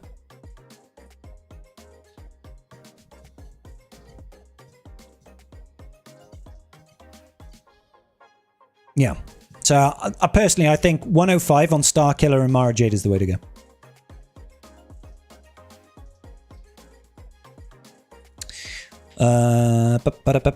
You've left Grebin and Yoda at 55. Me too. I went to 2 camps and then had to speedrun the marquee shit. Fair. Placing the New Republic FTC with Stranger on defense is honestly better value than putting it with the New Republic. Yeah, fair enough. It is a ridiculously powerful combination. I agree. It's a very, very, very, very, very powerful Datacron. That is, in terms of stats, it's probably the best one. That's that Colonel Ward one. I don't recommend it with the team. I think you can do without it. But that Cron works well on a lot of things. It works well on a lot of things. And I'm not sure if that Cron just stops Satele or not. Let's have a look. Does that Cron stop Satele? Let's go check out worst case scenario of Stranger, right? Let's get like the objectively better team for Stranger. We'll throw in the Satele team. So for defensive Ommis, let's just make sure that they've got all of the Ommis. Like I said, we're trying to put this in fair terms for each of them, right? We're looking for Ward. Colonel Ward Cron. And then attacking Datacron. I mean, the primary doesn't matter here. It's got a 50% win ratio. This is kind of like the direct counter. It's only got a 50% win ratio, right? So if I was to put attacking Datacron primary to be Basti, How does that change things? Goes up to 66%. So it's still fucking sketch, right? And this is supposedly the best counter to this team. So yeah, it's definitely a nasty team to have on defense. How does, I wonder? I mean, I probably should have. Did I add all the Ommis? I'm pretty sure I added all the Ommis. Let me just double check.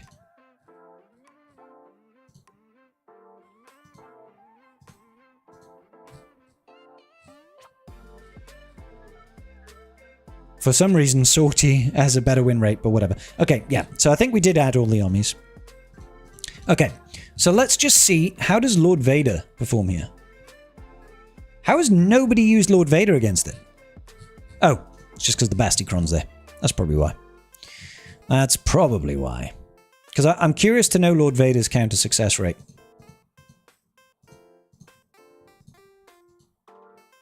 Oh, it's even worse. Yeah, this is definitely a goated team right now.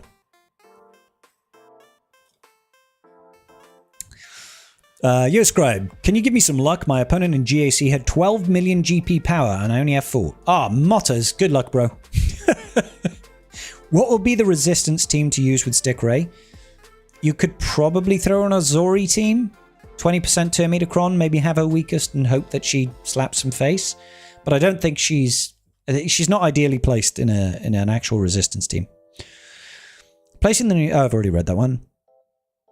The original question was the best team for Balin. You went on a massive tangent about Stick Ray for no reason. It's because somebody asked about Stick Ray. Can't remember who now.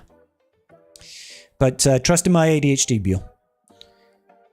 I'm ever so close to getting to tier 8 on the Crate Dragon. Can't get the last 10%. Ouch, Ruler 2. I might also go full bore on Starkiller Luke, since, like Mara Jade, he's a single drop in a character to immediately make the team better. Yeah, I think so. Got Soda to 55 and haven't touched him since. Same. Deleted that Darth Jar Jar team. Word of advice, if you're on PC and you add an error unit team, they will show you it'll brick your game for a good while. Huh? I don't understand, Drex. Sorry, bro. Your opponent was 4 million higher than me, and the new Raycron with 156% defense got me some nice holds for the win. Nice, Rich. Good job, bro. Yeah, our Ray team got holds today. It's the only thing that won us the match, really. You do not like the error system as much as I thought I would. It's a crystal black hole. Like I tried the R5 D4 shard pulls, drained my crystals for Executor, and now I'm crawling back slowly. So yeah, the marquee system is actually very, very good, but only if you can afford to throw the crystals at it. If you are not already claiming first in Fleet Arena, you shouldn't be trying to get new marquees. The priority should always be secure your crystal income first. Smoochy smooch, snoochy snooch. A lot of people will have left the FTC at 14 just for stats. Try searching for the level below ward. Oh, that's a good point. Yeah, that is a good point. I didn't consider that, to be fair.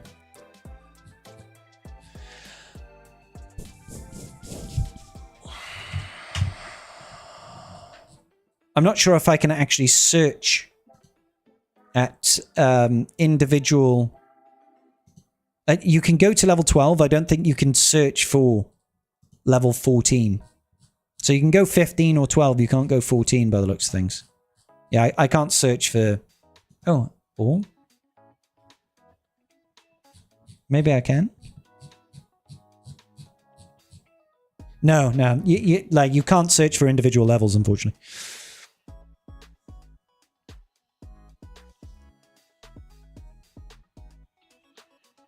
Thanks, Drex. Are you doing another one of those quizzes anytime soon? It was a lot of fun last time. We can do, Ice. Yeah. Do any of those temps from Lord Vader have the 10% health cron? I've not done data crons for that, but that's probably a good... Yeah, that changes the win rate to 60%. That changes the win rate to 60%. So it does do a meaningful jump. It is a meaningful jump.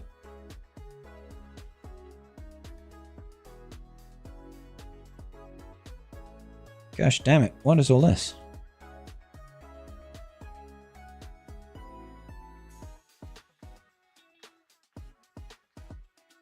I've got so many Why do I have so many fucking pings right now? Jesus Christ, what did I do?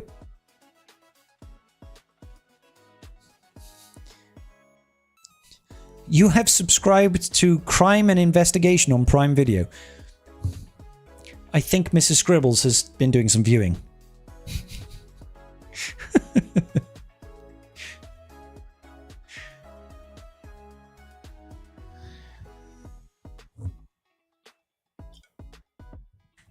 Leia with the New Republic FTC and Jabba with the Rotter FTC are getting me holds.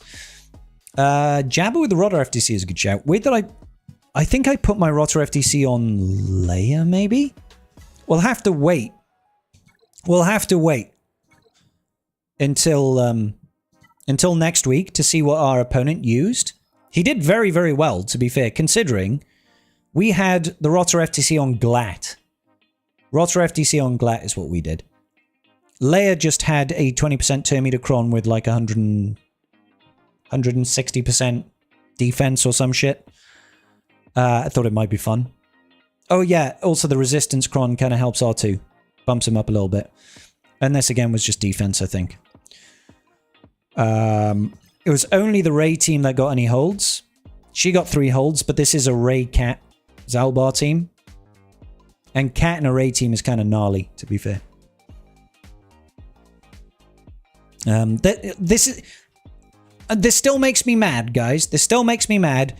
10 Galactic Legends on defense. Every single one of them on defense. 1 got a hold. 1. And it's not because this team didn't get a hold because it's a Galactic Legend. It got a hold because of the Raycron and the fact that I put fucking Cat with Rey. That's the only reason this got a hold. It's not because it's a Galactic Legend. I'm still mad about this. I'm still mad.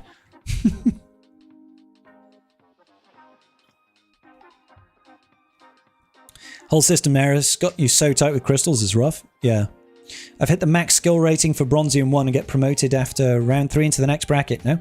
Yeah, so Andy, you'll only go into the... So let's get this visual up so people can see and follow along. So in GAC,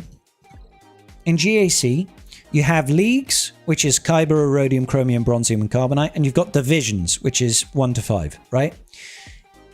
In the middle of a championship, so weeks 1, 2, and 3, which is when we have 3 rounds in each week. We're in week 1 right now, right? You have 3 weeks, basically, to build your skill rating. During those 3 weeks, you can only go up in divisions. You cannot jump out or fall out of a league. So if you are Erodium 3, every time you win a battle, you could, if you break the skill rating, go to Erodium 2, Erodium 1. Or, if you fall out of the skill rating from losing, you could go down to 4 and 5, right? However, if you are Erodium 1 and you are ready to break into Kyber, during a championship, you will not get promoted. Only at the end of the championship will you get promoted. Okay, it can't happen mid-championship. So you can go divisions, but you cannot go leagues. You can go 4 to 5, 5 to 1, but you cannot go Erodium to Kyber or Erodium to Chromium, Chromium to Erodium, none of this, right? You can only go 5 to 1 or 1 to 5. And to be fair, you often don't go Chromium 1 to Erodium 5. You'd think that makes sense, but what usually happens is you go Chromium 1 to Erodium 2. You'll just go like, whip! And then usually you'll probably start losing and drop down. But that's how it is. Mrs. Scribbles has good taste. Good. Have I tried Leia with the Ward FTC using R5 and Tiva? I have not, George, no. Rotter is insane. With a level 6 FTC and no armies, my Relic 2 4-star Rotter solo to Relic AGL Leia team. Dude, Ice, he doesn't even need his FTC, bro. I took granted, my Rotter is R10, okay? My Rotter R10 soloed Jabba. And we didn't use his FTC. We solo rotted that Jabba team at the bottom. Relic 9 Jabba, R8, Boba, R9 Senti, R7 Embo, and Bausch R9. And it was, I think it was max banners without his FDC. Rotter is dope. Too powerful, in my opinion, but very, very, very, very, very strong. You forgot to do GAC. No, Brian! Which level 6 would you say is the best overall for Ray? Ah, see, Danny, that's quite interesting, actually, bro. Because I was using, or I am using, rather. Where is it? Over here. So I'm using the wordy one, right? When they fall below 50% health for the first time, they gain protection over time. That's not important, right? Whenever they score a critical hit, they gain 10% health steal up to 100%. That's really annoying, keeping a Ray team alive. When they assist, they gain 15% turn meter. There's not a whole lot of assisting in a Ray team, granted. So that's something. When they defeat an enemy, they gain 10% crit damage, stacking up to 150%. I like this one, but our opponent used that crit avoidance level 6, and that was actually really fucking annoying. So whenever their resistance gets critically hit, they gain 100% crit avoidance and 100% crit chance for 2 turns. That was actually really fucking annoying, because it meant that Ray kept inspiration for a long time. I don't think that no revives is phenomenal. I'm trying to think of the counters that you would use versus Ray. Queen Amidala does it. That's not dependent on revives at all, right? Slacker does it. That's not dependent on revives, really. You can revive, but it's not really like the be-all, end-all, right? The stun is okay, but most of the times in a Ray team, Ray is the only resistance ally. So I'd probably still stick with this one, to be honest. This actually doesn't benefit Ben. Ben really should have the resistance tag, in my opinion.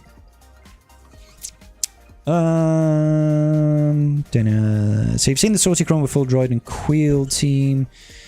With her level 9, can one-shot the entire Stranger team except for Maul Hate Fuels getting full banners. The DC for Stranger there, I'm not so sure about. I've not seen a Sortie Cron with full droid plus Queel. So Queel, I'm guessing, is there for the extra speed. He's fast and he can pass... I can't remember the... Mechanic Savvy, was it? Is that Queel's ability? Mechanic Savvy? Is that the buff he gives? It's been fucking ages since I looked at Queel.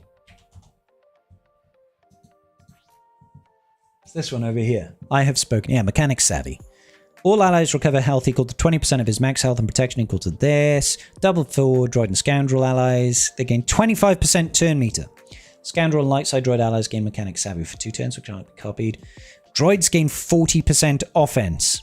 And when defeated, revive with 80% health and protection. Scoundrels gain crit chance and crit damage, and a lot of them are that. So I guess that does kind of make sense.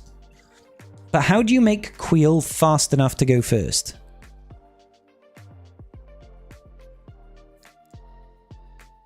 That's Kamix. I really like this. This is a really cool theory craft. My problem is my Sortie is garbage. She's like relic 6 or something.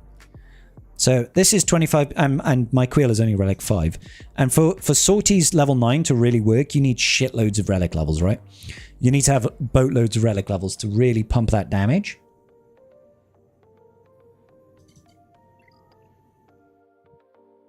Because if you were using a Sortie team with droids... Let's go into squads. Go into squads, right?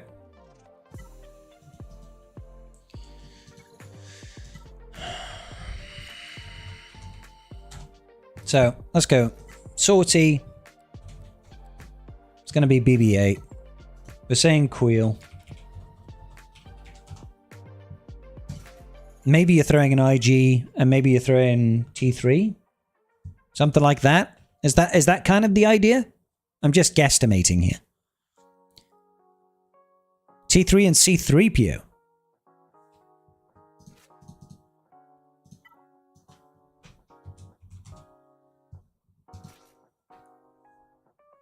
L3 over IG? T3 or L3? It's C3 or L3. Make your mind up, guys. We're having different opinions here. L3 is a tank, obviously.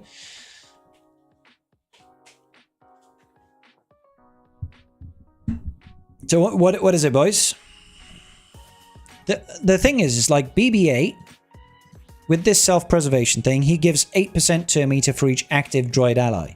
So if there's 4 of them, 5 of them is going to be 40%, so that's 32% turn meter, right? Even at 265, which is slow as balls. What is it? 32%, right? Which is 68. That's still 389. That's still 389 speed.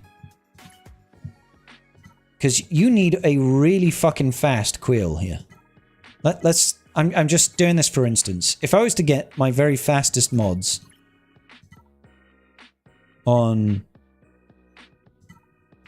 Quail, how fast would he actually be?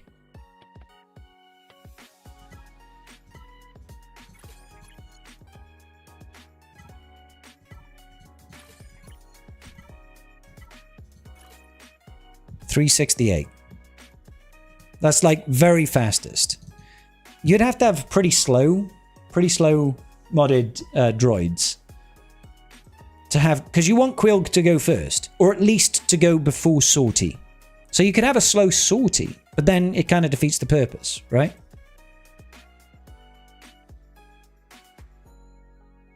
T3 and C3PO, both of them, that's the right team.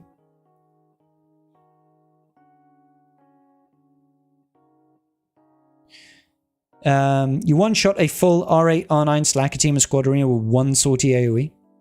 Kamix, what's your relic levels, dude? Quill does not go first. He's there for the MHF cleanup part. So are we saying we don't even care about we don't care about Mechanic Savvy for the 40% offense? What do you mean by MHF cleanup? What is this? Oh, Maul Hate Fuel. Sorry. Gain 40% of his max health offense, so build him for offense, potentially. Potency, 40% max protection until he's defeated.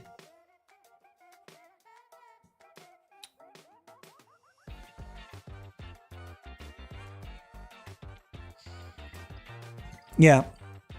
Because, I mean, we can test this sort of shit, right?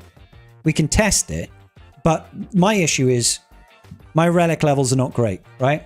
So 6 plus 7 plus 5 plus 7 plus 5, that's 30. Times that by, is it 25? 750% more damage. Granted, that's a lot of damage. Don't get me wrong. I'm not going to pretend like that's not a lot of damage.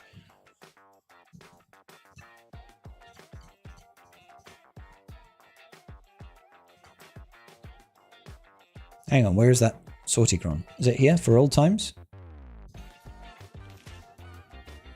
Yeah. Any sign of sandbox? No, Dalman. Sorry, buddy. So I mean, look, we can do stupid shit, right? We can do stupid shit. We can jump into Hot Utils. I need another beer, boys.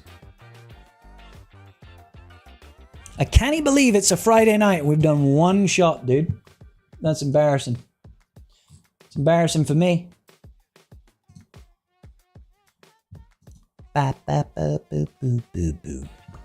Okay, so let's go. Where are we going? We're going to Playground. So we can test this.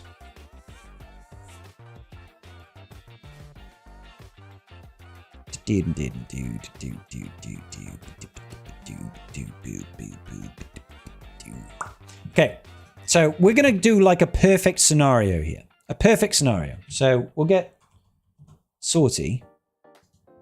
We'll get Quail. We'll get BB/8. Not that I think BB-8's mods really matter here. And what are we saying? We're saying C3PO, right? Where is he?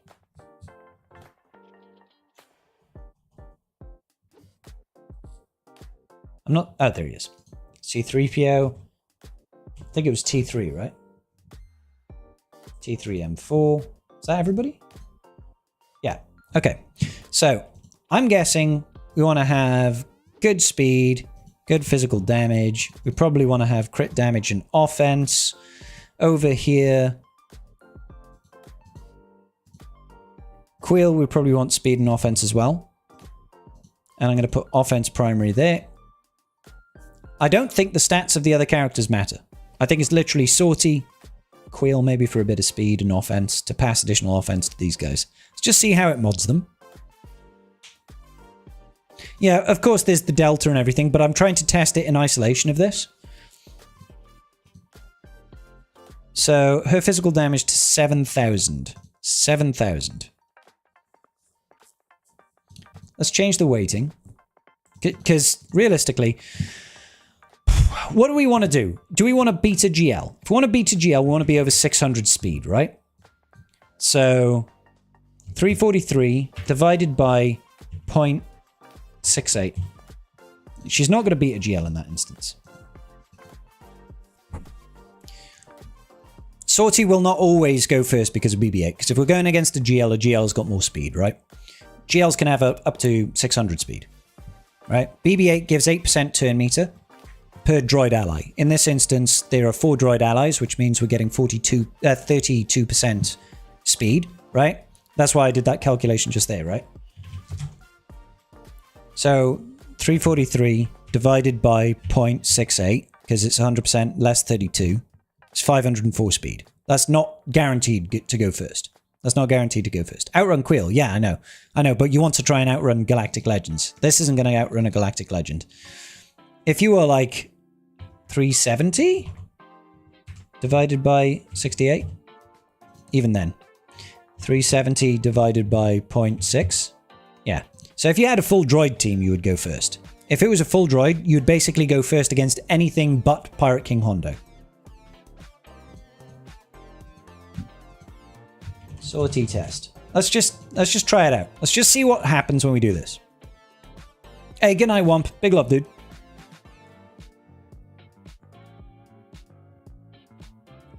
Speed lead. Yeah. What is Quill doing there? Quill is passing additional stats based on his unique. He passes 40% of his offense to droid allies. But he also has I Have Spoken, which is increasing damage as well. But that's only if he was to go first. And he's not going to go first. You should have all offense mods. Yeah. Okay, I mean, we can do that. We can do that. But the thing is, he's Relic 5. He's not going to get shitloads of offense, is he? He's got an offense set and offense primaries. He's got 6,400. So I could just... Excuse me. Cancel. I could just go offense and offense, right?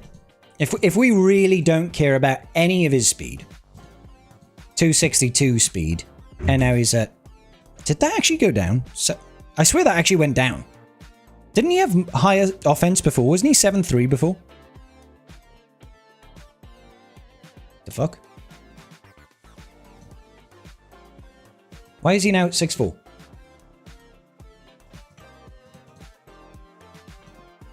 Just all physical damage, primary, offense, offense. Why did that reset? Automate. Okay. Okay. 7,000.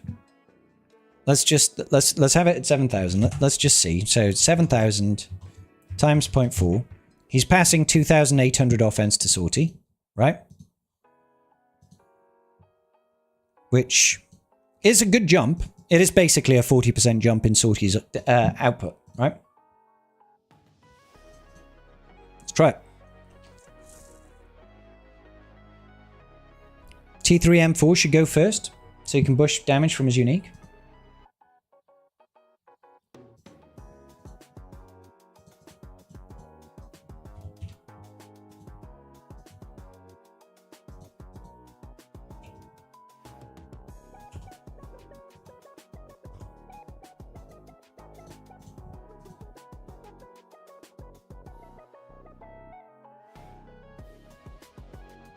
Let's just see. See if this can sort out where T3 is faster than Sortie. Get speed from the lead too. Fair. For fuck's sake, dude. Just fucking mod for it. Okay, it can't mod to have this guy be faster than Sortie by the looks of things. But I mean, I could just do this instead.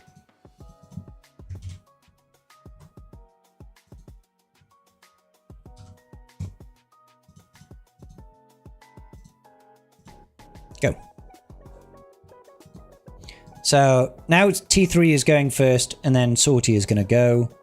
Her damage is at 7.3. Let's try this now. Go. Maybe weakest ally gains turn meter at the start of battle, Datacron. Oh, I don't think that's not on this Datacron set. I don't think that's part of this level 3 on the light side. Yeah, that's not part of this Datacron set. Because this is dependent on the sortie level 9. We need the sortie level 9 to make any of this work. I don't think that my relic levels make this team work, because sortie at relic 6 isn't going to cut it, I don't think. And the rest of the team is relatively low relic levels as well.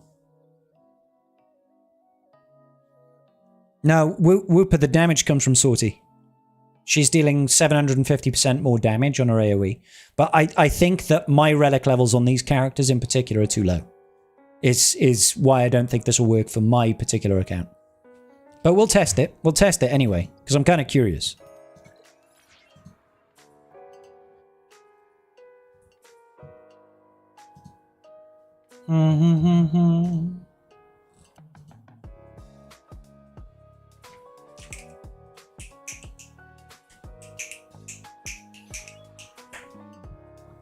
All right. Apparently I logged in and an error has occurred and you must log in. Yeah, that's what we're testing, Kimborican. Like, I won't be able to test it against Dcia Maul Malicos, but I'm kind of curious to see how it operates, just so we can have a little bit of fun, you know what I'm saying? I'm always down for that sort of thing. Obviously. The hell, dude? Game doesn't like me at the minute. Diddle-a-doo-doo-ba-doo. Oh, you're 10 minutes behind. Maybe you paused the stream at some point, went to the toilet. Okay. Okay. So, I can't guarantee what we've got. Oh, we actually have a Stranger team here. To be fair, this Stranger team is full of Relic 10s. Holy shit. Is using the Rotocron, right? But let's just try it. Let's just try it. We'll see what happens, first and foremost. Sortie, T3, BB-8, C-3PO, and then we'll get Queel, right?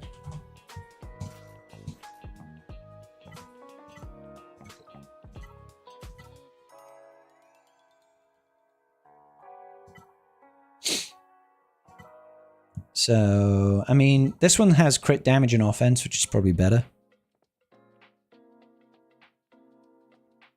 31%. This is the Betocron. All right. Let's just see. Let's just see what happens. So we're going to do this to put debuffs out. Did he really have to stun fucking Sortie? Of all the units to stun, you had to stun Sortie? Like, really? I don't think we're going to get a turn with her. No. Baby-dabby-dabby-dabby-doo.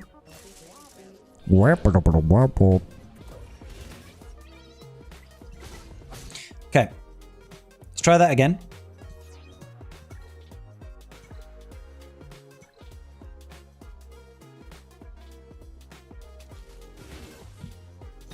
Wiggle. Okay. So let's just see what the damage is like.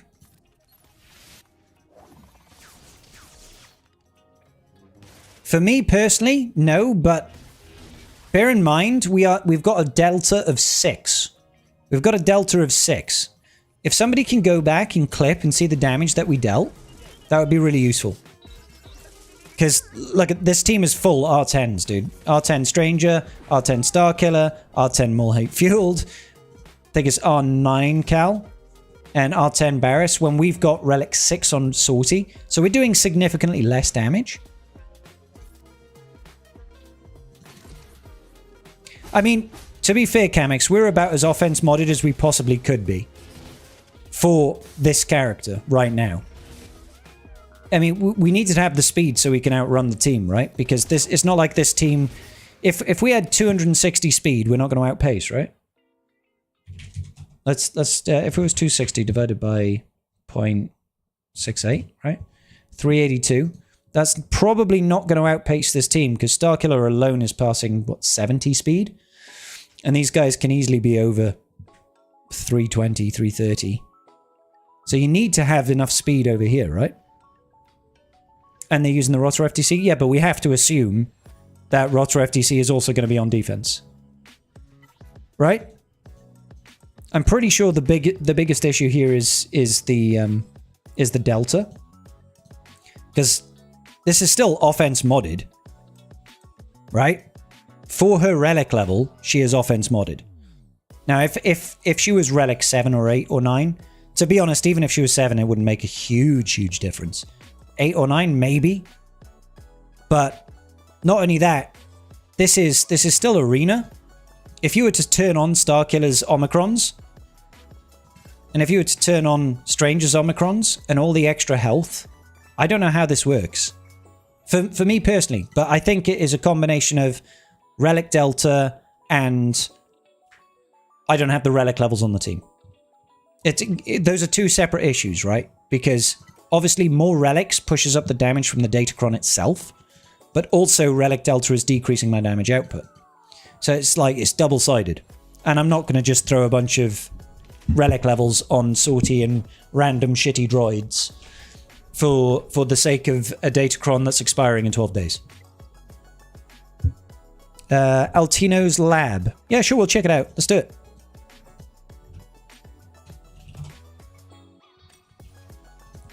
Altino's Lab Sortie Swugger? I don't know.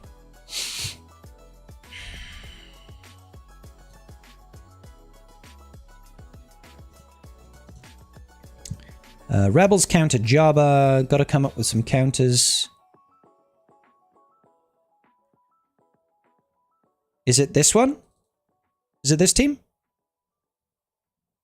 Events Discord server? What's Meathead calling for raid?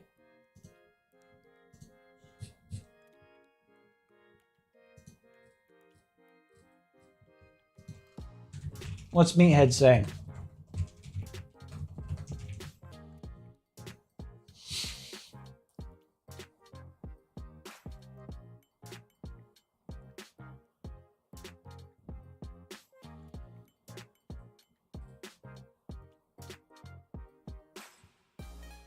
Somebody's been banned from Swugger, okay.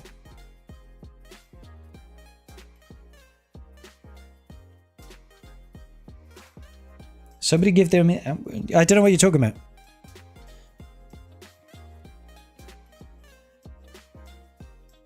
Best order to unlock GLs?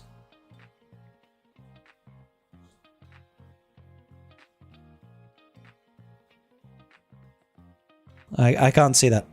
I can't see that. So which video am I looking for here, Kamix? Sorry, dude. That one. Okay, cool. So this video here. Hello, Altino. I don't know this guy. GMs versus Gungans. Seer versus Django. LV versus Rotor. Backwall. Sortie versus Stranger. Okay, so full relic 10s, even 10 on gas. He's got 9 on sortie, 7, 7, 7, 6. So yeah, significantly more relic levels. And he's only got a delta of 1 in the worst case scenario, right? So 9 plus 7 plus 7 plus 7 plus 6, 36 times 25. 900% compared to the 750. So 150% more damage than what we are doing, but also doesn't have -4 relic delta. Okay.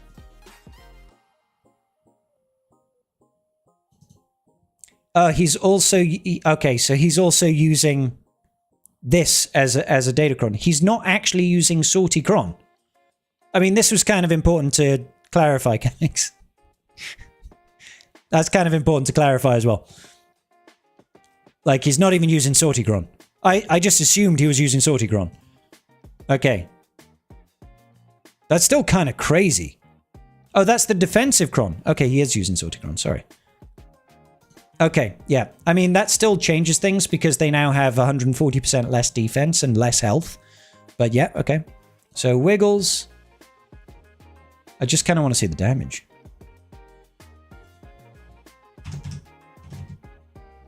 $374,000. I mean, that is kind of crazy damage, right? That's kind of crazy damage.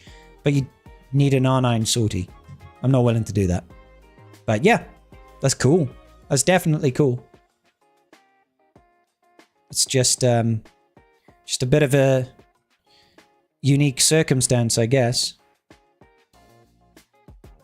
Does he show his Datacron? I'm kind of curious to see what's on his actual Sorticron as well, in terms of stats.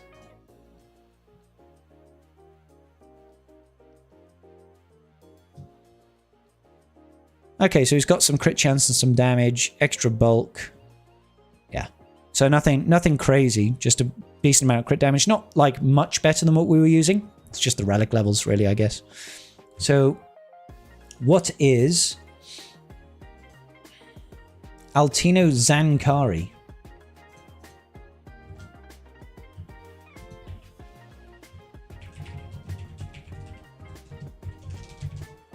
Kind of curious to see how his sortie is actually modded. So offense set, crit damage, offense, all of this is normal. So you can see the actual physical damage. If you look at his physical damage, 7,226 is his physical damage. If you have a look at ours, 7,354. So my sortie's damage is actually higher than his. And we're both running a crit damage set. He's probably going to have higher crit damage due to relic levels, because he's relic 9, right? So, yeah. He's going to have higher crit damage, an extra 10.5% crit damage on his, right? But our actual physical damage is higher.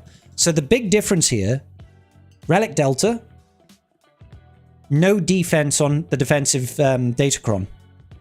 And total levels of relic, because we did about 750% more damage, he was doing 900. It's literally just relic levels. It's relic levels is the only thing. Thank you, Thisk. Appreciate the raid. I'm going to grab a beer and we'll keep talking. It's literally just relic levels. And the fact that the Datacron he was facing off against, the defensive team that they had, was not using the Rotter FTC to what we were facing, right? Because the team that we faced off against over here was using the Rottercron, which has got 155% defense and 100% health. So this is much, much more survivable. And the fact that we had just big relic delta, right? Yeah. Yeah, the speed was 283, not super fast, yeah.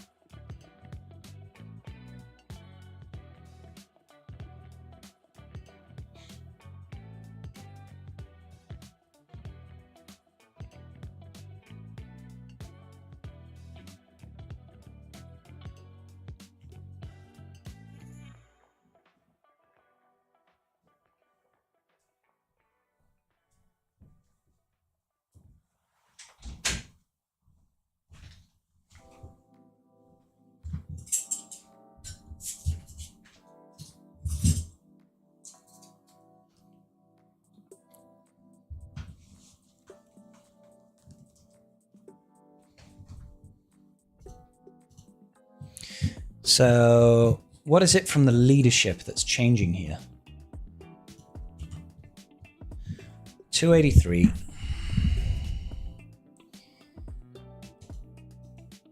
Hang on. Let me, kind of curious.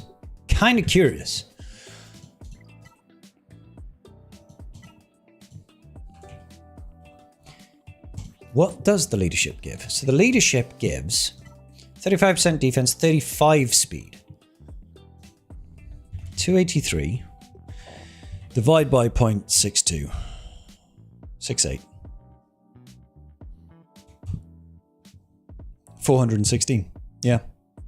Oh no, hang on, it'd be 283 plus 35 divide by 0.68. So yeah, he's 467, which is what it is, more than enough, right? More than enough to outpace a stranger team. Yeah. Check out CG's new post. There's a new post. What new post we got? Hello, Holotable Heroes. I was having a discussion with someone about the order of unlocking Galactic Legends. Had someone started playing Galaxy of Heroes, so I want to present the question to you. What is your optimal unlock order? I literally have a video on this coming out on Sunday. Give me your top 3. So you're first through all of them. I'm curious to see... Jabba, Rey, Slacker. No. Ideally, Lightspeed tokens, Lightspeed bundles for Rey and Slacker. Lightspeed bundles, sure, if you're spending. Rey can work on defense for really good crystals, not without Ben. Slacker is great for offense, yes. Jabba, Leia, possibly Hondo. This is a pretty good shout.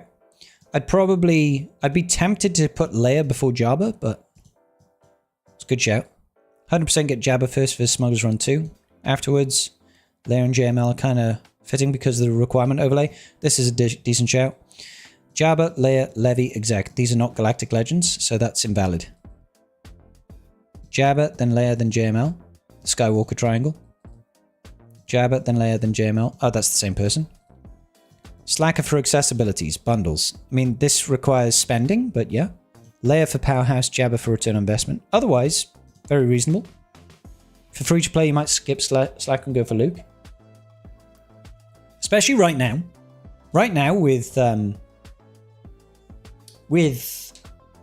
Jedi Training Leia coming to the game, I feel like Luke is going to have a lot more viability. But I'm hoping that they bring an economy event for Luke as well. As long as Stranger doesn't have an absurdly tanky Kron. Yeah, it's a good question, actually. It's a good question, right? Because what was the damage that he dealt? It was like 350,000, but that was like per hit, wasn't it? Was that like per hit?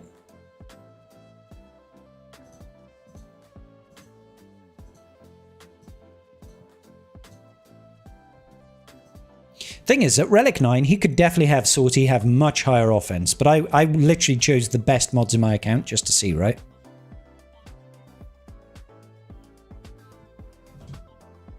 Yeah, so he did 350,000 damage, but no defense there. If you had the extra health, but that's multiple hits as well, right? It's multiple hits. So let me just double check the actual Sortie ability. For fuck's sake. Yeah, 3 times. Yeah, so it's a hit of 3 times. So I mean that right now is doing 1 million damage, basically. 1 million damage, which is a lot. But it was, you know, see, maybe that's the other side of things. Maybe it has to crit as well. Full eyes, non-separatist, there's a 60% chance to increase the damage additionally. And hang on, he didn't actually have his T3 go before either, did he? His just went BB-8. If he had T3 go before his Sortie, it'd be even better. Because if T3 put out more debuffs, it would definitely make the attack more powerful. Yeah, because if T3 was to go out,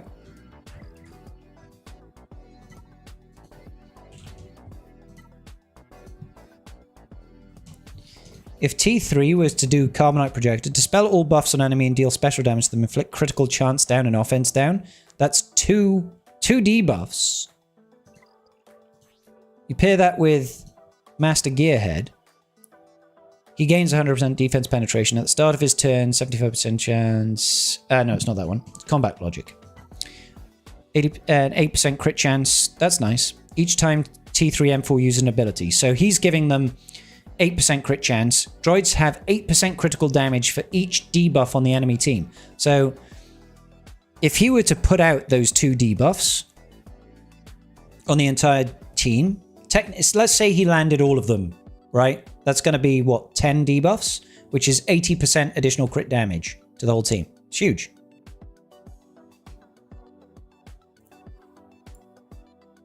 No, I understand what you're saying, Chemix. I'm just saying, like, the ceiling is higher. The ceiling is higher. A Master Gearhead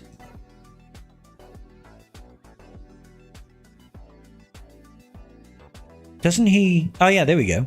With the Zeta, droid allies gain 100% of T3M4's defense pen, which would help counteract that defense, I guess. So if they have a high level of defense, he's giving them all of his defense penetration, right? He might not have a lot. Mine right now has 0, so I mean... Does he gain more from this? He doesn't actually gain any defense penetration. Has he got 0 defense penetration?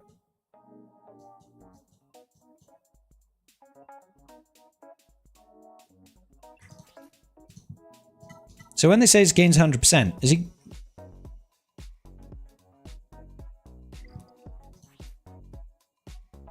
But 100% of 0 is 0. Does defense penetration work as a percentile normally? I can't even remember.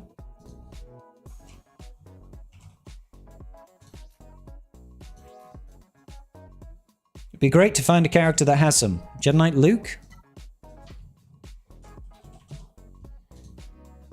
What I'm wondering is it like crit damage, where it's normally a percentage?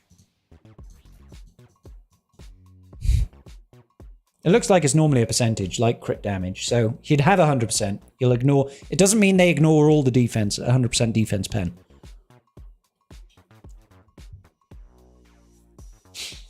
It's interesting. It makes it really hard to calculate how much damage this would deal versus that particular scenario.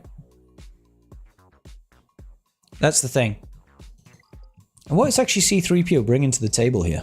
I know he brings some stuff through his uniques. All allies have 10% crit damage. That's nice. Inflict offense down. Resistance allies have 10% crit damage. Don't think that's going to help too much. Extra potency is always nice. So extra crit damage so far. Extra defense penetration. That's nice. Yeah. So basically, he's just passing defense pen, more or less. Which is okay. But what would something like IG give? Oh, for fuck's sake. IG-11, for example. Just because he pairs with Queel. You'd get a pre-taunt. See, the pre-taunt would actually help.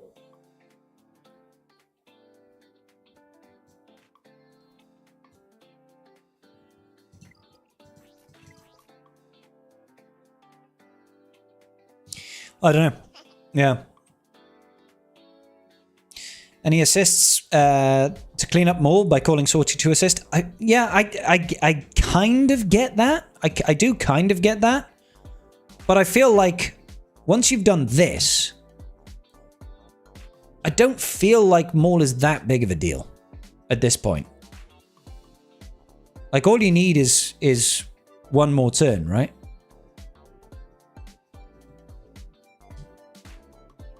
And if you had IG, he would be forced to attack IG as well. So he would just fracture IG, or use that first special on IG. And then you got Mechanic Savvy. But you don't get another turn. I don't know. Genuinely, I think you could probably forget C-3PO and use what's his face, but I'm not sure. IG, but I don't know how big of a difference that really makes. The extra expose is quite nice. What's IG bringing? A little bit of heal, recovery, and a pre-taunt. And a taunt, and some foresight. Don't get me wrong, this is a really cool counter. It's a really cool counter.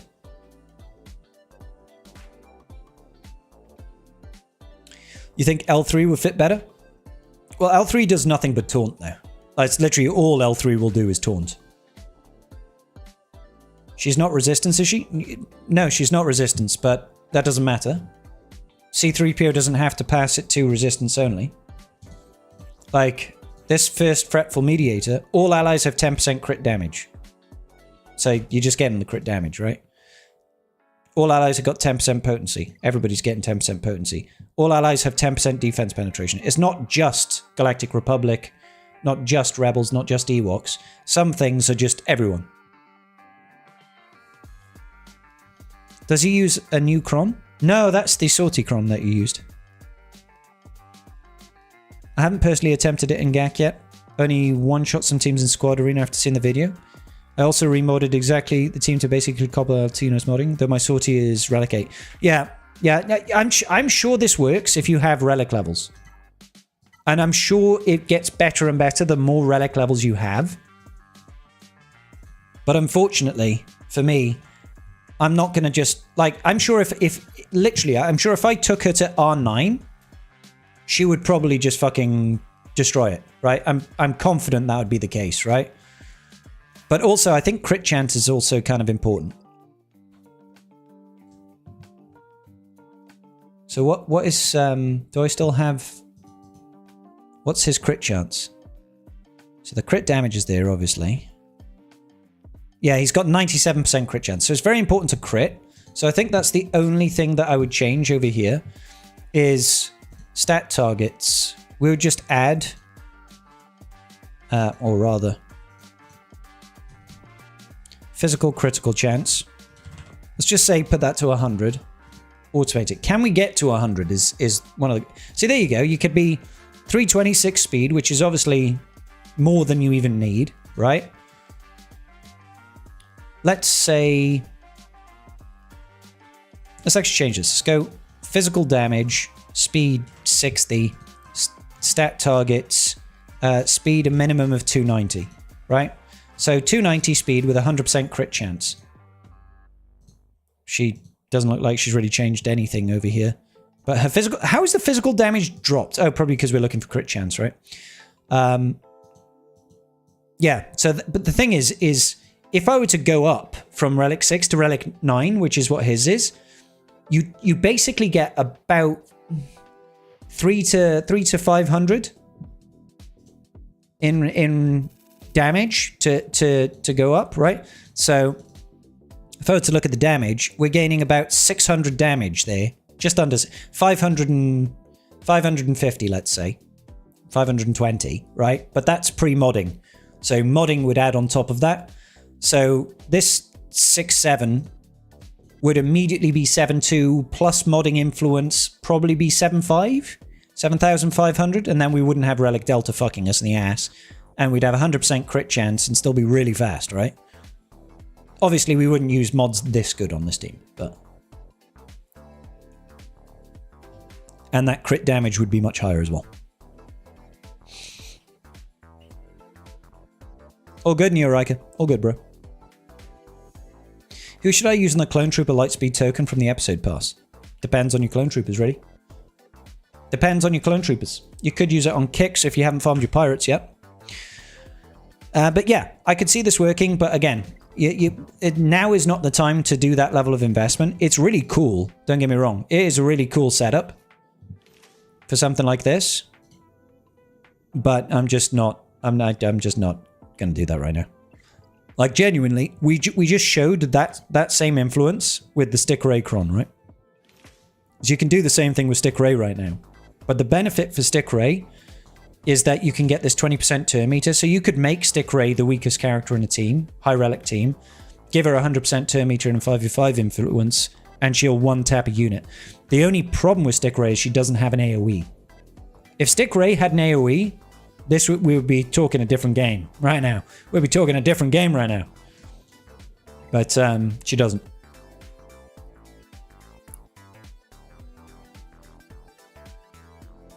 For the attempt you did, it was an accumulative reduction in damage from higher defense, higher health, relic delta, and a +4 difference. Oh, 100% Chemix. 100%. Layer with the ward FDC hits incredibly hard, and mine is only R7. I wonder, with R5D4 in the team, who'd stack the leader's offense?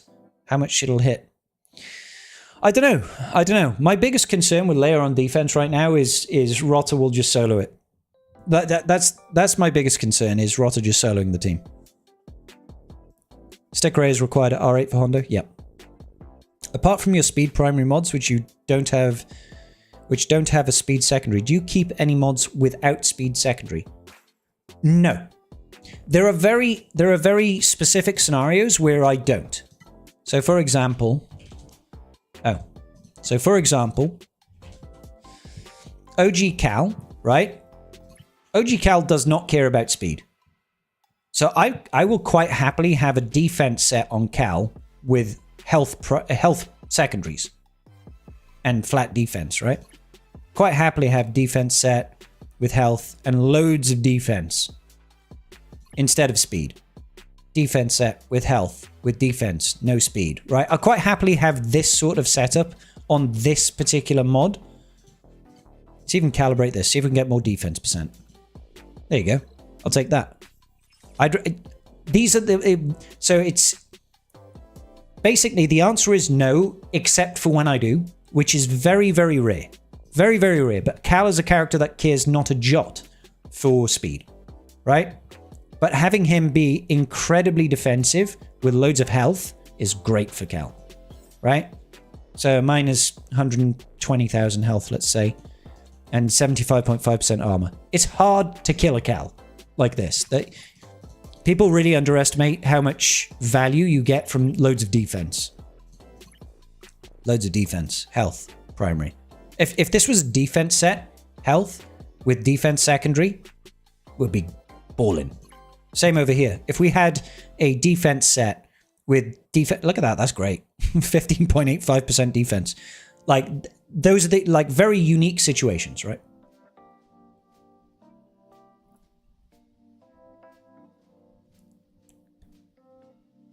My R8 Stick Ray one-shot my opponent's Pirate King Honda with full HP and full health for a 530k crit on a basic.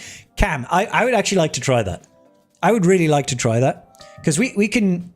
Hang on, let's just have a look. Have we got some sort of GL? Probably, right? We could try it versus Leia. We could try it versus Leia, right? So, if we went into... Let's create a new loadout over here. Let's get rid of everything, right? Let's do this in a stranger team, right? The reason I want to choose a stranger team is my stranger has a lot of relic levels. So, stranger, Maul, Star Killer, General Skywalker,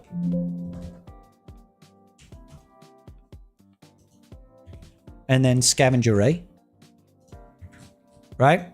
So this team has got R10 Maul, R9 Skywalker, R10 Star Killer, R9 Stranger, R8 Scavvy Ray, right?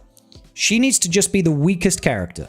So deprioritize health, protection, speed.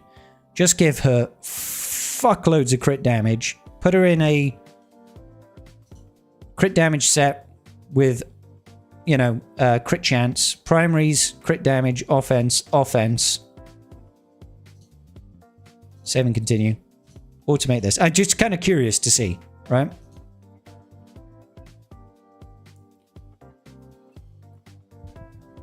Yeah, I'm just using this as a for example. Actually, the problem with this is we're only going to get 40% turn meter.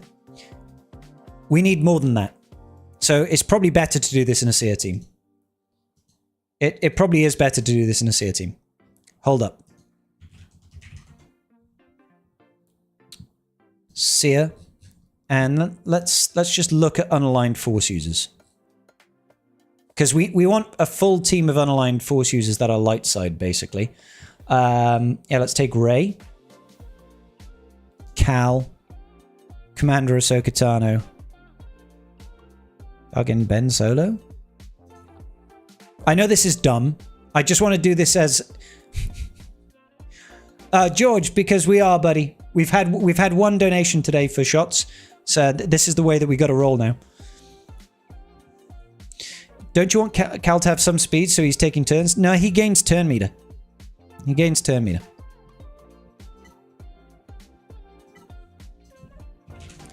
So, where is it? 30% max health, chassis, allies critically hit, recovers fair, light side and dark side, Cal gains protection, Cal gains stack persistence, yada yada yada, 15 stacks, start of his turn, unaligned force users doing ability blocks. Where is it? Is it through Seer's leadership? Might be through Seer's leadership. Maybe that's what I'm thinking. Start of each encounter. All unaligned Force users and Jedi allies gain this. Fall allies, dark side, light side. There are no galactic legends. Until an ally takes first turn when an enemy starts the turn, all Force users get 50% crit chance, crit damage, offense till the end of battle, while allies have accuracy of the 50% crit chance. Yeah, there we go. All other unaligned Force user allies gain 5% turn meter whenever another unaligned Force user ally takes damage from an enemy. So as they hit you, you gain turn meter. So after 20 hits, you've got 100% turn meter. This is why it is not necessary to have speed on a Cal team. Yeah, Fulcrum is a good shout, actually. I don't want to use Rey. I'll be honest. I don't want to use Rey. I don't want to use Ben. We'll take in Fulcrum. I mean, we could take in Grogu in the Enzellans. So I'll keep Cat for the extra damage. Seer, Cal, Cat, Scavvy, Rey. 1, 2, 3, 4, 5. Oh, that's 5, right? 5. Okay. So as long as she is the weakest unit, we should be fine. She'll gain 100% turn meter. I just want to see, will she just one-tap a unit? So total health, she's got 97,000 health. 160, 112, 200,000, 100. So she's the weakest unit.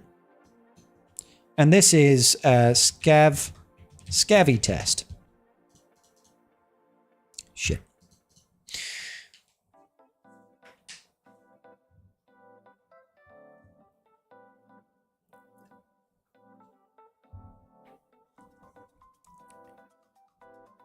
Oh, Thrawn, it's fine, dude. There's so many nuances to kits these days. There's so much depth to everything here that I've forgotten so much about kits over the years because we just keep on getting more and more complex kits and new data pushes out old data and stuff like that.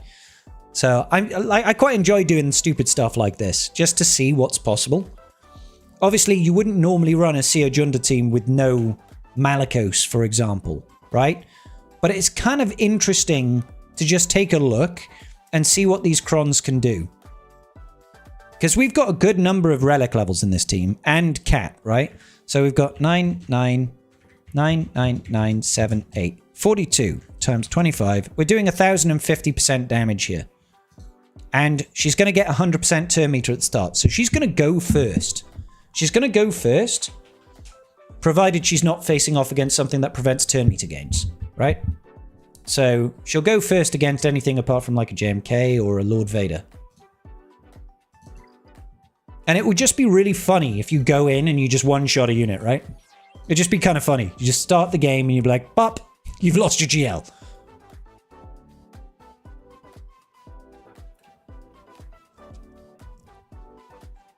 What do we think, guys? Do we think we'll just one-tap a GL here? Oh, hold up. Tadana coming in hot. Thank you, sir. $50. 1,744 says Dr. Run. Just wanted to drop this off. Thank you for being a solid The People's Guild member. Thank you, sir. That is right, Tadana. Tadana is one of the officers / guild leaders and runners of the free-to-play guild that I'm on my alt account. Really solid people. Check out the People's Guild. There's about 3 or 4 of them, I think. We are dominating TW. We are dominating in TB, stuff like that. Doing great in the raids. It's actually a lot of fun to be in a guild where you've got so many people that are fucking hardcore leaning into that free-to-play element. But thank you, Tadana. Really appreciate that. $50, brother. I'm just going to do a shot in Tadana's honor over here. We've got 5 going. There we go, boys. Maybe we won't be so sober. Yachida, Kippis.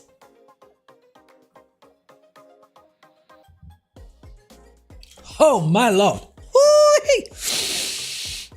That's a spicy meatball. Let me just... Oh, baby. Get rid of that. Okay. Tadana coming in hot. All right.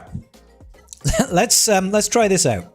This would actually be hilariously funny if you actually set a full light side team on defense and somebody unassuming is just like, oh, yeah, I'll just take in this. I'll just take in this.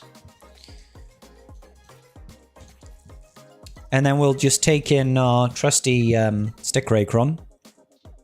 That one's got 81% crit damage. Oh my god. I probably should have checked her crit chance, to be honest. Oh, she's got 105% crit chance. She's critting. This is against a Leia. All right, let's just see, boys. Let's just see. We should go first. All right. What do we think? Do we think we one-tap Leia? Do we think we one-tap Leia, boys? What do you reckon? Put your votes in the chat. Let's hear it. Do we one-tap Leia at Relic 10 with 155% defense and 100% health?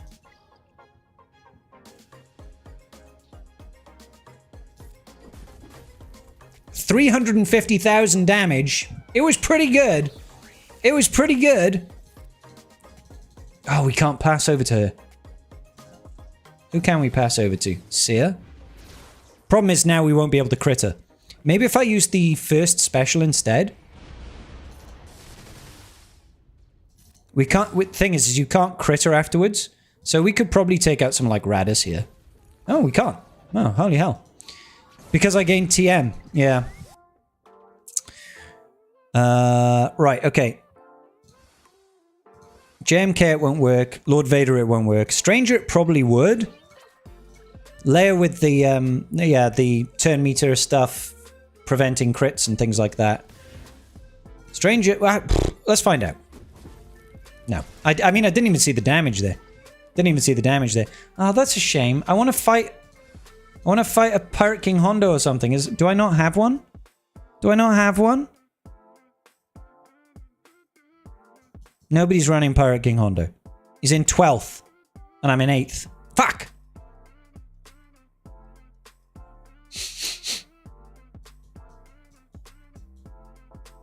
Yeah, I think it's Slayer's leadership, right?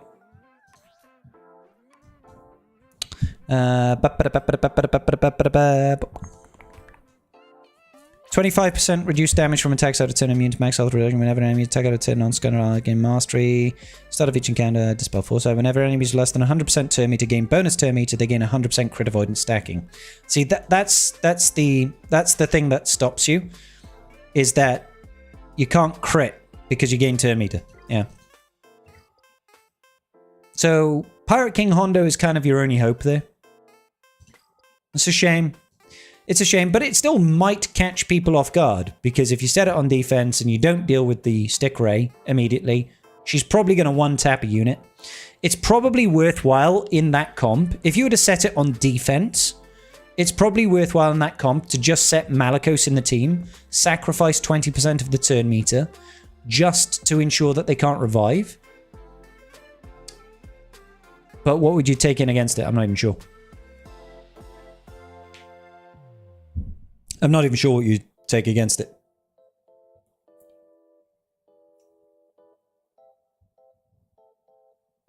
What is the triangle? Which triangle? Sorry, dude. Which triangle on who, George? Which triangle on who? Is there a taunting light side unaligned force user? Don't think so. No. I mean, JTR can taunt if she's given it. I don't think Grogu taunts. Fulcrum doesn't taunt. Seer doesn't taunt. Rey, no. Padawan, no. There's no taunting light side Ushu. Doop-a-doop-boop-doo. Whoa. On Stick Rey.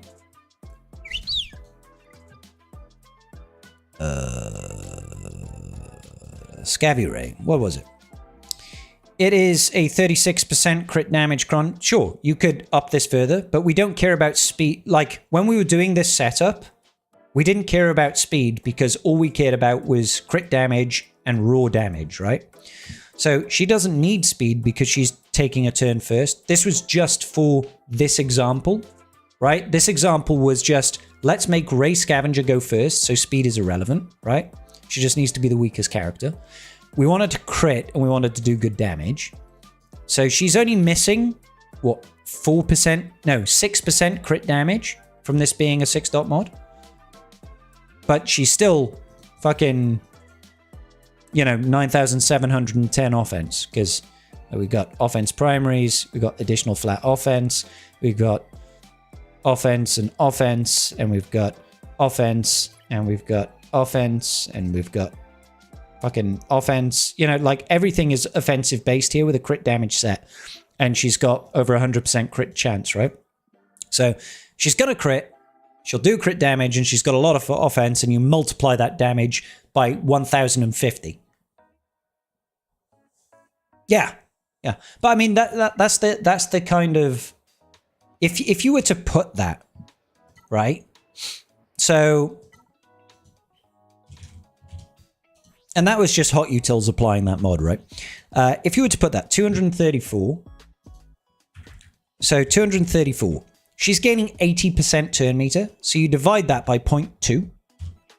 Her speed is actually 1,170 for turn 1. She's going first. Nobody's going to outspeed that. Nobody's outspeeding this. Unless they've got a bonus turn. Or they prevent turn meter gains. Right? So she's definitely going first for the first turn. Only for the first turn. Right? And because of the setup, she's doing 1,000% more damage. To put that into context, let's say she normally does 10,000 damage. She's timing that by 1,000. She's doing 10 million damage. That's stupid. That can't be right. That can't be right. If you're doing 10,000, you can't multiply. Oh no, it's by 1,000%. Sorry, 1,000%. Yeah, that's 100,000, right? But she's not going to be doing 10,000 damage. She'll be doing like 50,000 or something, you know. But anyway, we saw she did 350,000 damage to Leia, and that must not have been a crit. Was it not? Why do you do that sound in your mouth? Which one? The whistle? What the? Habit. Just force a habit, mate. Minus the pain. Absolutely, you can get me a beer. I mean, I've still got a Modelo that I'm working on over here, but I'll take a beer, brother. Let's go. Okay, we've got Trolloseum to do as well. Should we do a little bit of Trolloseum, boys? All right, calm down, Cratey. Calm down, son. 11th? Motherfucker. All right. Cool. It's fine. Let's get some Jedi in this bitch. Do this, and this, and this. Probably you, and... Do we take in Kira? Do we take in Kira or do we take in CLS?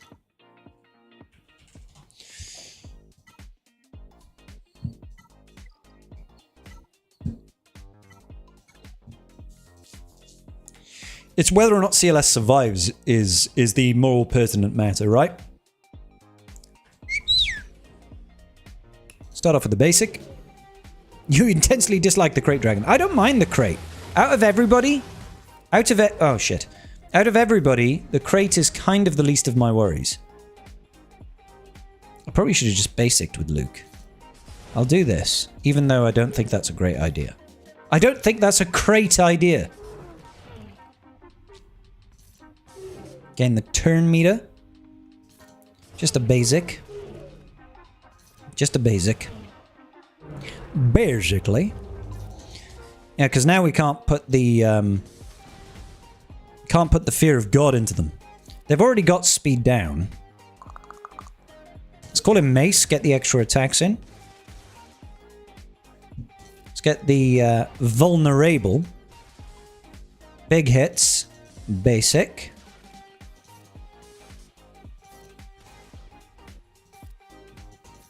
Call in all the people. I imagine we all die from here. Except for Mara Jade.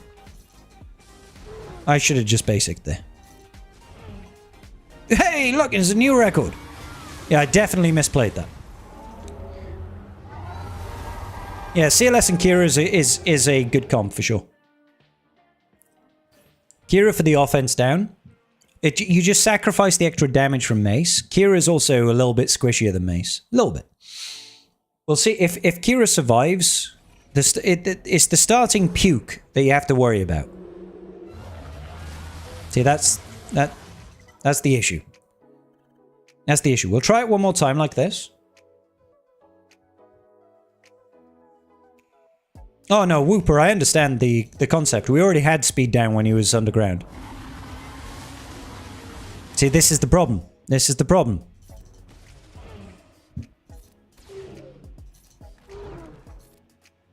We'll play it through.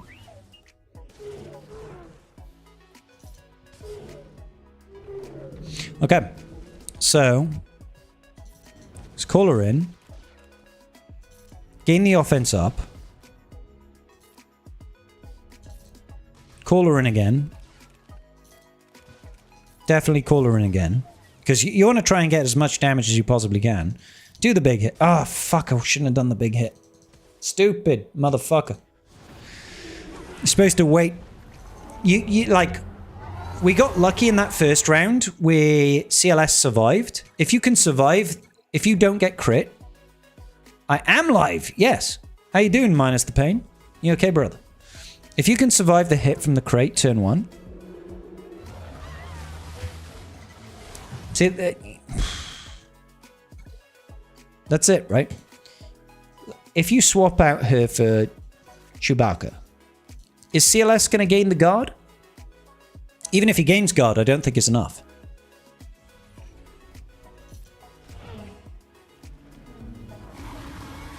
See, it's just not fucking enough. It's not enough. You can put Tenacity down, but who cares about Tenacity down at this point? I could do the first special there to gain the buffs, but... Do this. Gain the buffs. Tenacity down is great and everything. But you need CLS to put the fucking speed down, extra debuffs, all that good business, you know?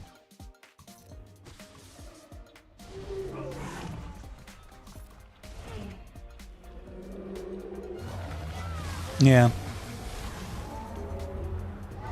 Use Barris lead slowly for the bonus max health. Might be enough to tank the first attack.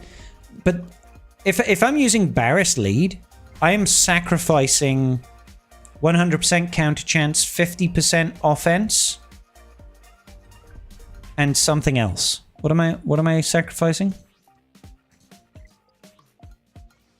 I'm sacrificing 100% counter chance, 50% offense, 25% speed on Mara Jade.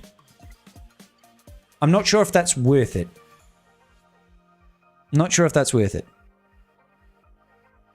Whooper, what are your error levels and what tier are you on? Let's get the facts. Let's get the facts first. It's from like 5 minutes ago.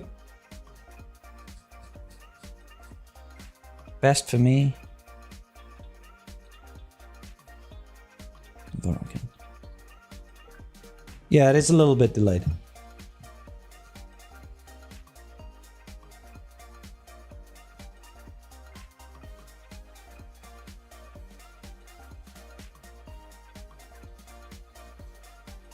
Let's make sure that we're getting the most recent stuff. Because my Yoda is only error level 55, as you can see. And having the extra error levels over here is way more important. You've got a level 55 Mara Jade. Everybody else is 51. Tier 6. Yeah. So, I mean, it's not gonna... It won't apply the same way, unfortunately. Right. Okay. So CLS is just dying. It's as simple as that. He's dying straight away.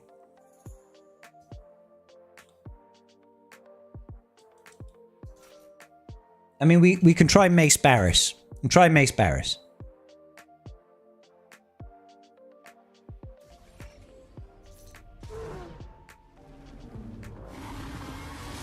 There we go. People survived. Oh, that's nice. At least call him Mace. Get rid of the buff. Call him Mace. Come on, baby. Heal up. We can get the buffs now, even though I want that armor shred afterwards. See, that's a mistake. You do want that defense down after he's gone down. Basic.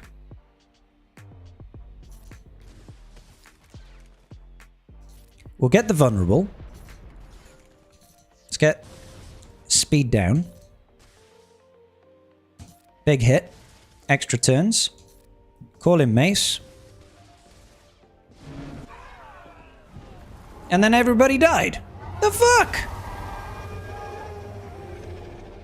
That didn't work the way I thought it would. I definitely think you just kind of need to get lucky with CLS surviving. Like, if you get really lucky, and CLS Kira survive the opening puke, this is like the best comp. This is the best comp if for some reason he just has a low damage roll. If for some reason he has a low damage roll.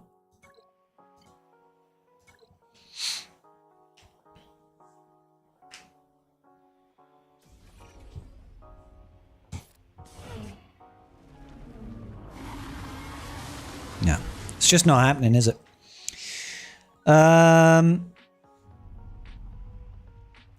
It was better when the loaned level of units was based on the high levels. Yeah, I mean, there is a little bit of that.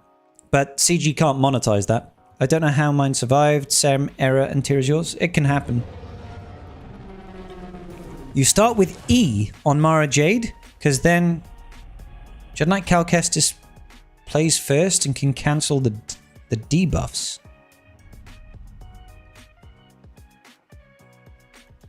Yeah, but then you lose your offense up.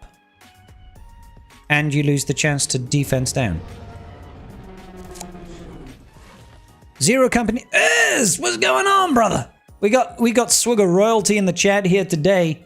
You're going to be playing some Zero Company. I booked time off work, brother. Well, we had Kira survive. That's something. It's just basic. Get rid of that. A little bit of this. Let's just... we'll play this one out. We might get lucky and get offense down, because we landed it now. Gain the turn meter. Okay, so here we go. I probably should have called in Kira. Is she going to take another turn? She is not going to... Offense down? We secured the offense down. Can we loop back around for another turn? We can. Call her in. Vulnerable. Big hits. Basic. Basic. Can we survive? Some of us survived. Oh, Cal, you couldn't take a turn, buddy. Oh. We lucked out. We actually lucked out. That's crazy. Now, if Crate attacks her, that's pretty damn great.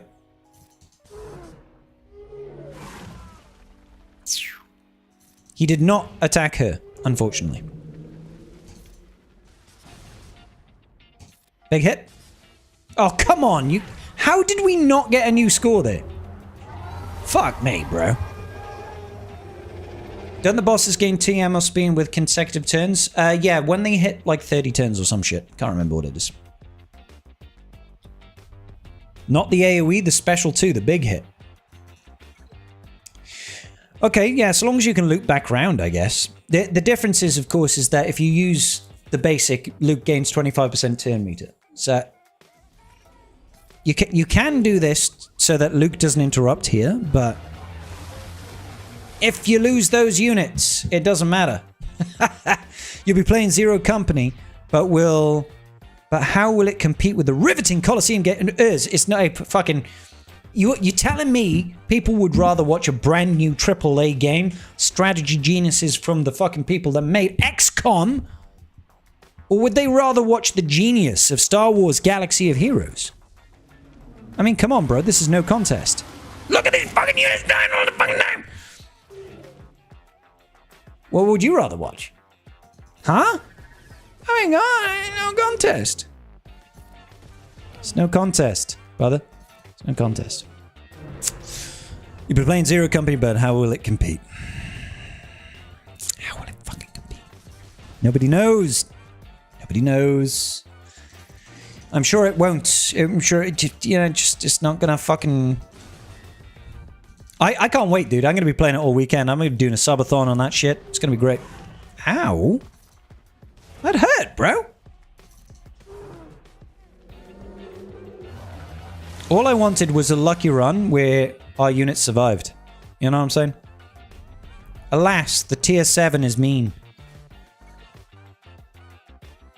Yeah, so I've taken off Thursday and Friday, and it's Bank holiday on Monday, so we're gonna be playing the long haul, baby. It's gonna be good. Will you please survive for once, you fucks? How much damage is he actually doing?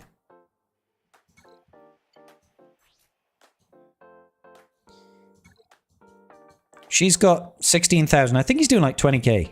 I think he's doing like 20k damage.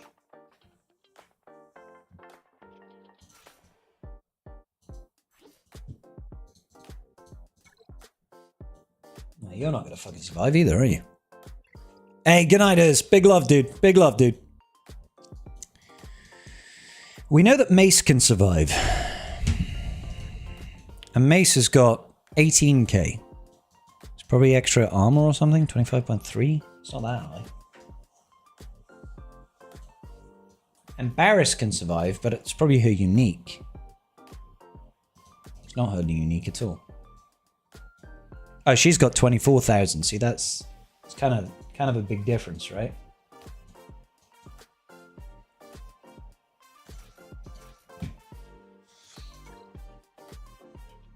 I agree, Thrawn.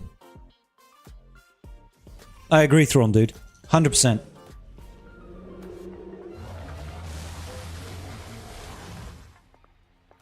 Let's just get rid of that defense pen up. I mean...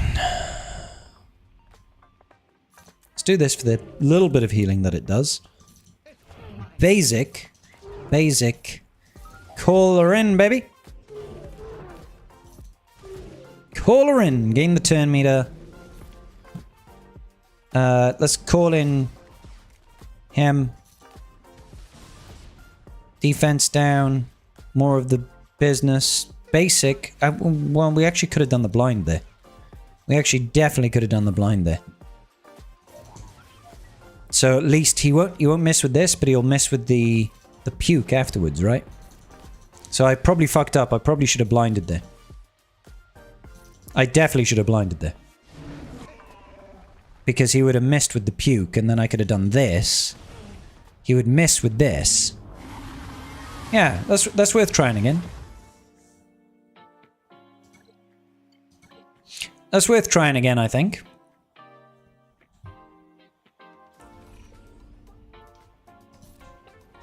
Let's start off with the special 2, just to see if we can do that to get rid of that. We can basic here just because there's no reason not to. Do this to cleanse off. Boom, boom. Do this to do that. Right? I'm just going to basic because I feel like we need to special one after he's gone underground. Vulnerable. Damn it. See, that's what you need to have that tenacity down. We'll do this to get the blind in. Because you do need the blind. See, you can't get round to the big hit again. Oh, you can do it now, though. Okay. He'll miss this. Yeah. We can do this to gain the extra stats. And then we can basic again. But see, the damage is still lower. The damage is still lower anyway, so it's kind of like... We managed to get to 64.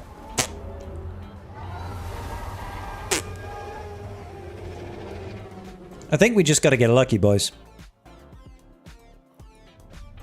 You just got to get lucky, boys. And I don't think that's happening tonight. We're not getting lucky tonight. I said what I said. Claim all this crap. Claim all this crap. Go and claim it. Claim it! Claim it! Look at all this error leveling currency that we've got. I'm going to be saving that. Because next week we've got Starkiller Lukeisms. Grand Arena rewards. All this. Special mission rewards. Special mission rewards. Special mission rewards. Bonus mission rewards. Guild activity. We made it back to Kyber 1! We are now Kyber 1 players once again, ladies and gentlemen. I am not Kyber 2 any longer. No longer are we Kyber 2. Is there any benefit to doing Whirlwind with Cal to apply speed down and sacrificing the call to assist? From what I can see, no. There's no guarantee it lands, for one. My lights have turned off. Let's whip up the old Govee app. We've got another shot to do as well. Let's do a quick shotorino. For my boy. For my boy. You know what I'm saying? We got my boy. Tadana. Tadana is the goat. She is the goatest. Congrats. Thank you, boys. Yachid, Kipis, Skol, Prost. Do widzenia. Dzień dobry. Dzień dobry? It's not... Yeah, whatever. Yachid.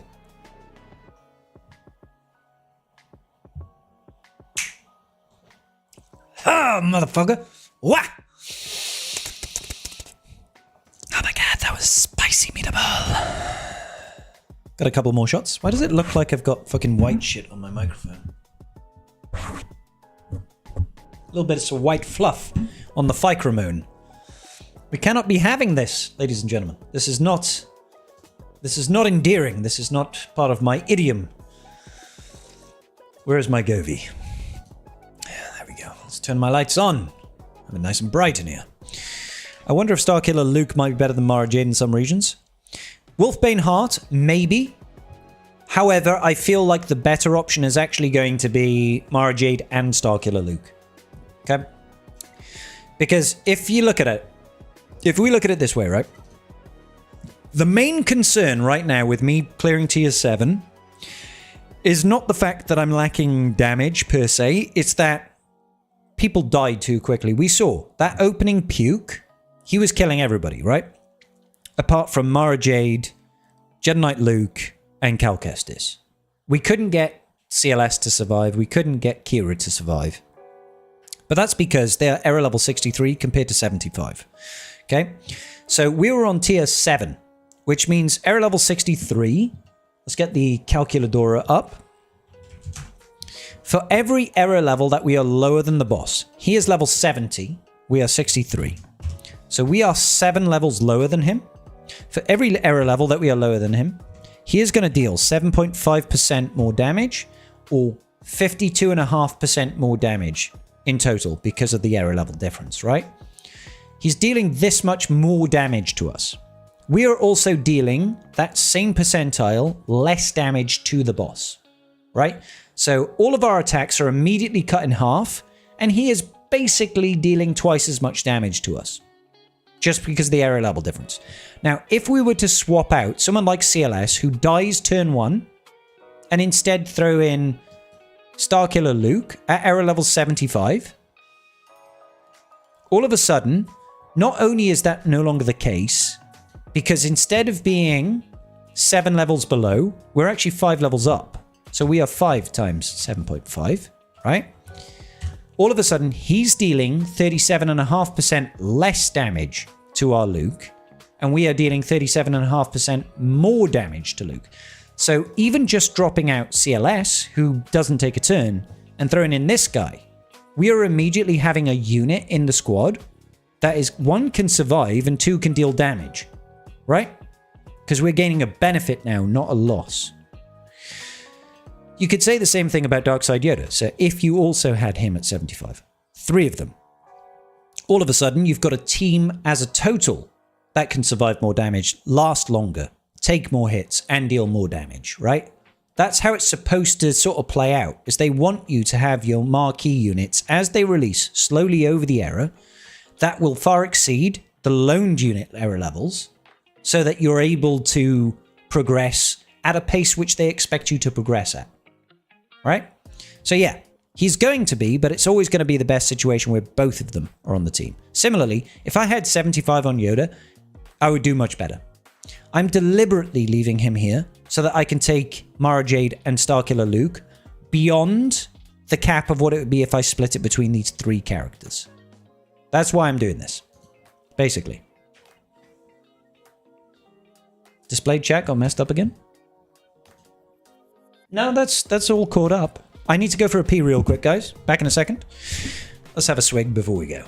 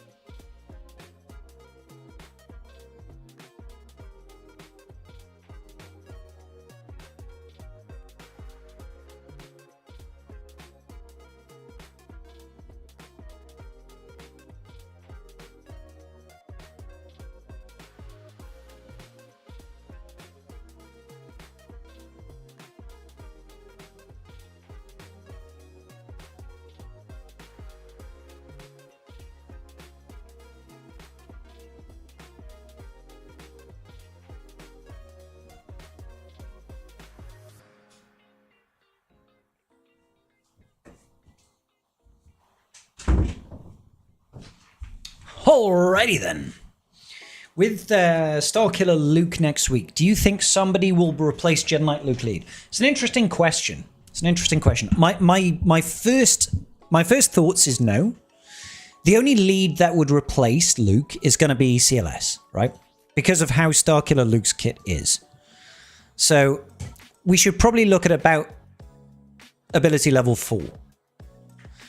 If the ally in the leader slot is Commander Luke Skywalker, during Starkiller Luke Concept's turn, he gains 5% turn meter. Dispel all buffs, deal physical damage.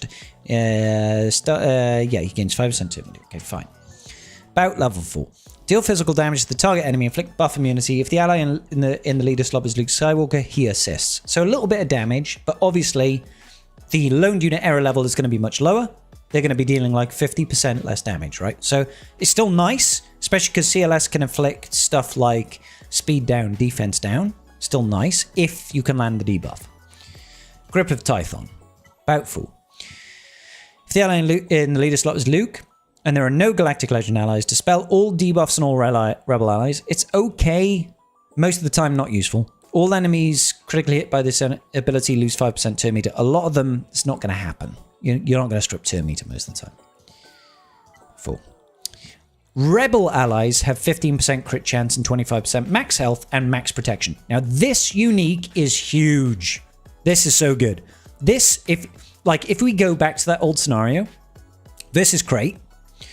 If we went Luke lead, Jedi Knight Luke lead, Mara Jade, Cal Kestis, Starkiller, CLS, giving CLS 25% additional max health and protection, doubled if CLS, he's not even going to be in the leader slot, but even 25% max health and protection probably means he survives the puke. Right? If in the ally leader slot is Luke and there are no Galactic Legends, whenever a rebel ally critically hits the target, that enemy is exposed for 1 turn. So this sounds really nice, but exposed does no damage to these bosses. Doesn't do anything. The first time an ally gains guard, Luke Concept and all rebel allies without guard gain it for 2 turns. This is okay. This just means if you throw in Chewbacca, all of the rebel allies, attacker allies without guard are going to gain it. I don't think that's good enough. I don't think this is going to replace Jedi Knight Luke lead. Okay? I don't think... I'll test it. I will test it when it comes out. I think he's definitely going to go in the team. But I don't think that CLS Luke...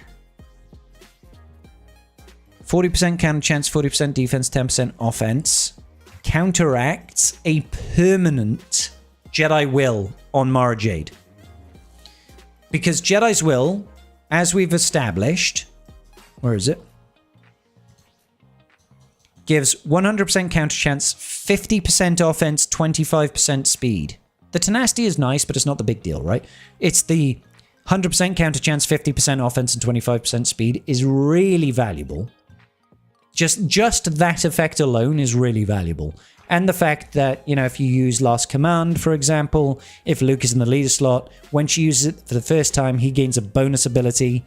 Well, 100% turn meter, and she gets a bonus turn, right? So I think that is enough to make sure that the team comp is probably going to be Luke, Jedi Knight Luke lead, Mara Jade, Cal Kestis, Starkiller Luke, CLS. I feel like that's going to be the team comp to go with.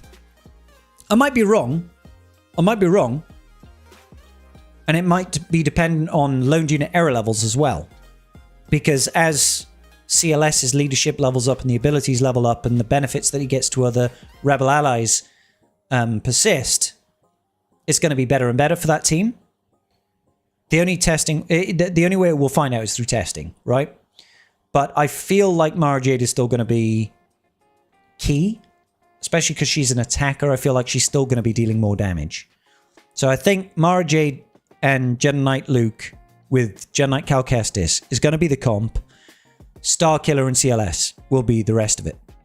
I think that's going to be the way it's going to go.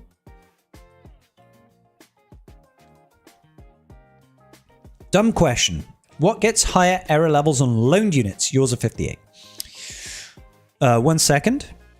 I will bring up my little thingy that I made.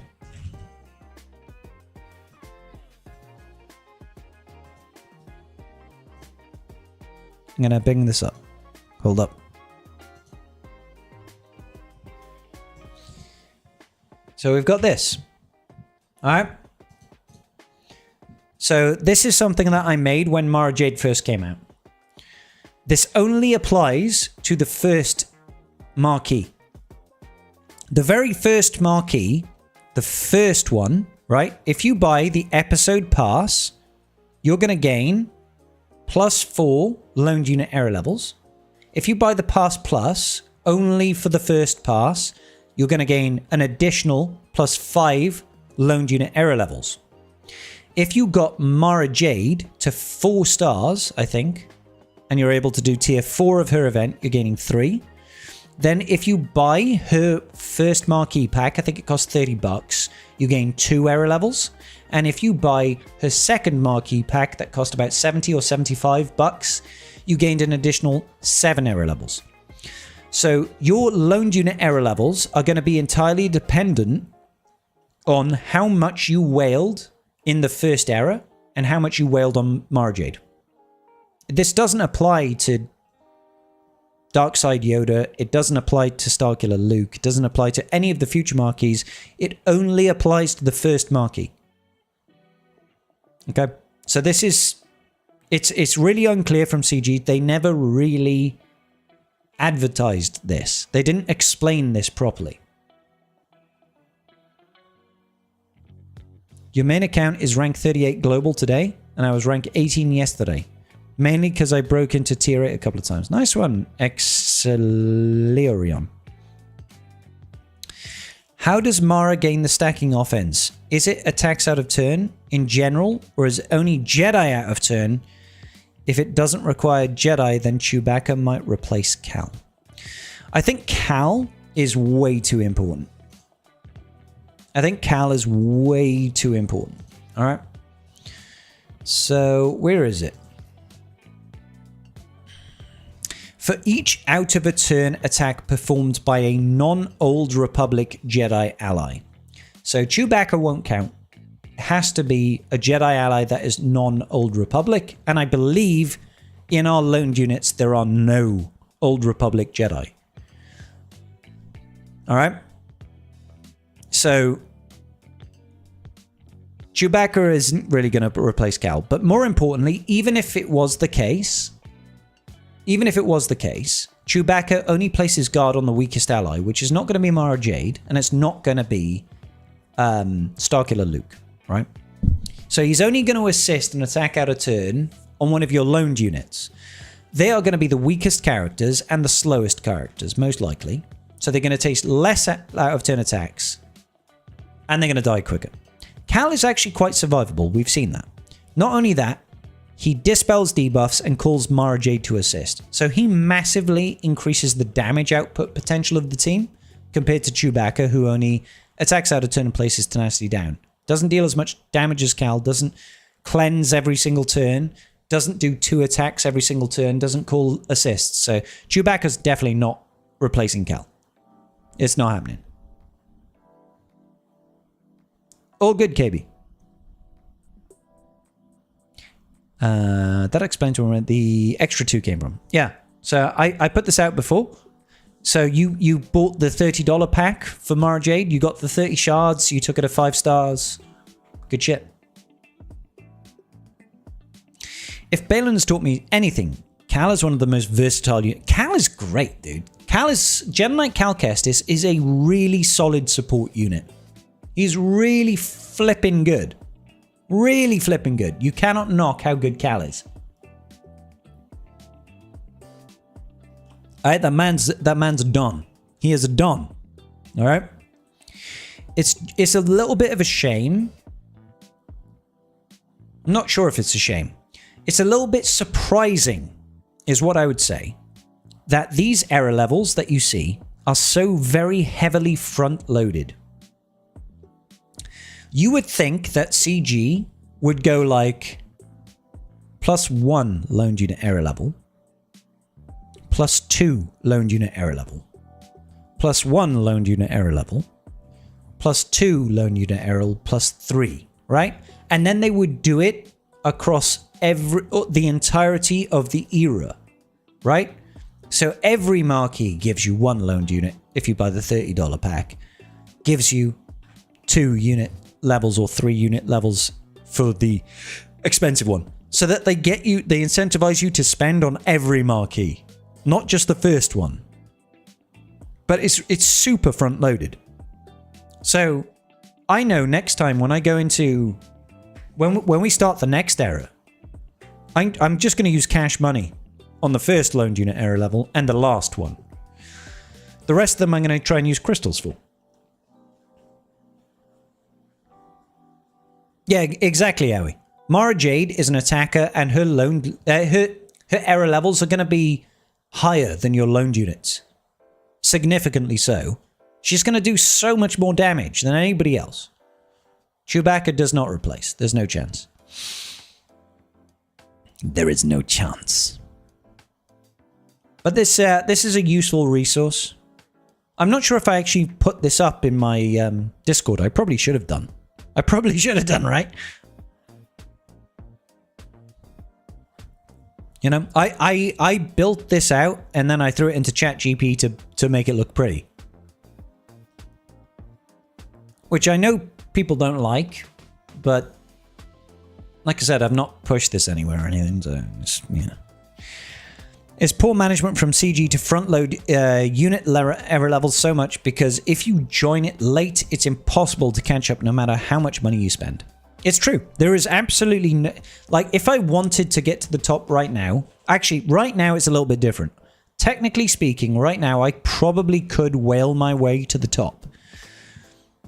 I'm missing these, right? I'm missing those. So, right now, what would I need to do? I would need to take this guy to 75, which I can do right now. If I did this, I could probably beat tier 8 Crate. If I just took him to 75, I could probably beat tier 8 Crate. But then afterwards, after beating tier 8 Crate, I could do some levels of tier 9 Crate, right? And I wouldn't be able to go any further, actually. I'd have to wait until Starkiller Luke comes out. I'd have to. Yeah. But that's why I'm not going to do it, because I'd rather wait until Starkiller Luke comes out. Welcome back, George. What team did I use to beat... No, I haven't, Fred. I haven't.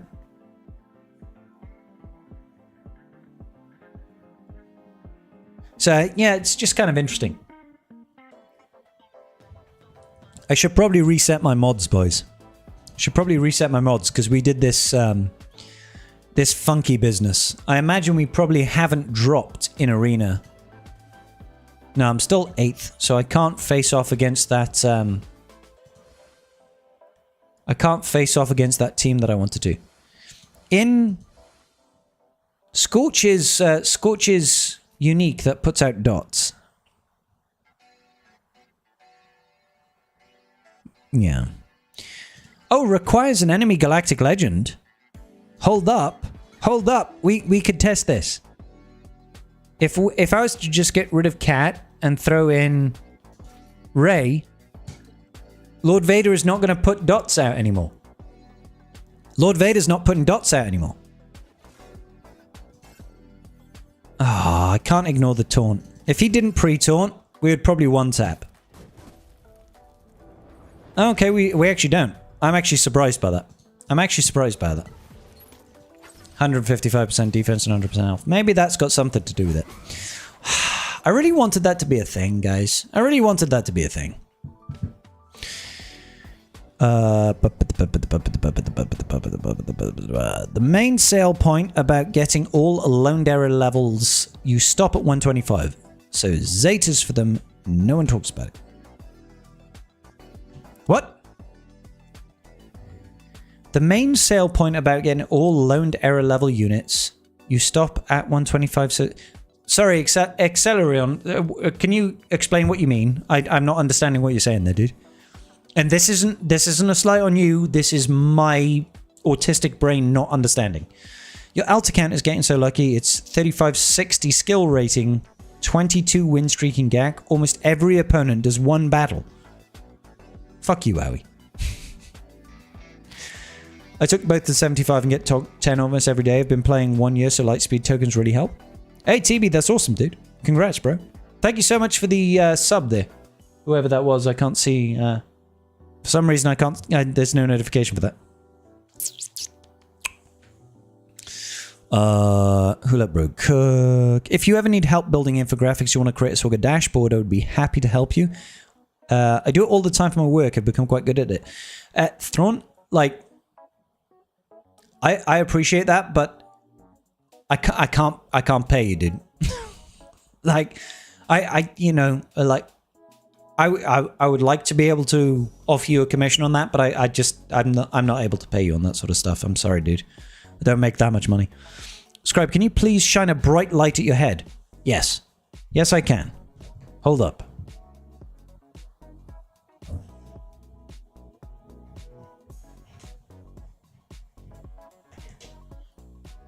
Is this bright enough? Fuck, I feel blinded right now. Are we bright enough?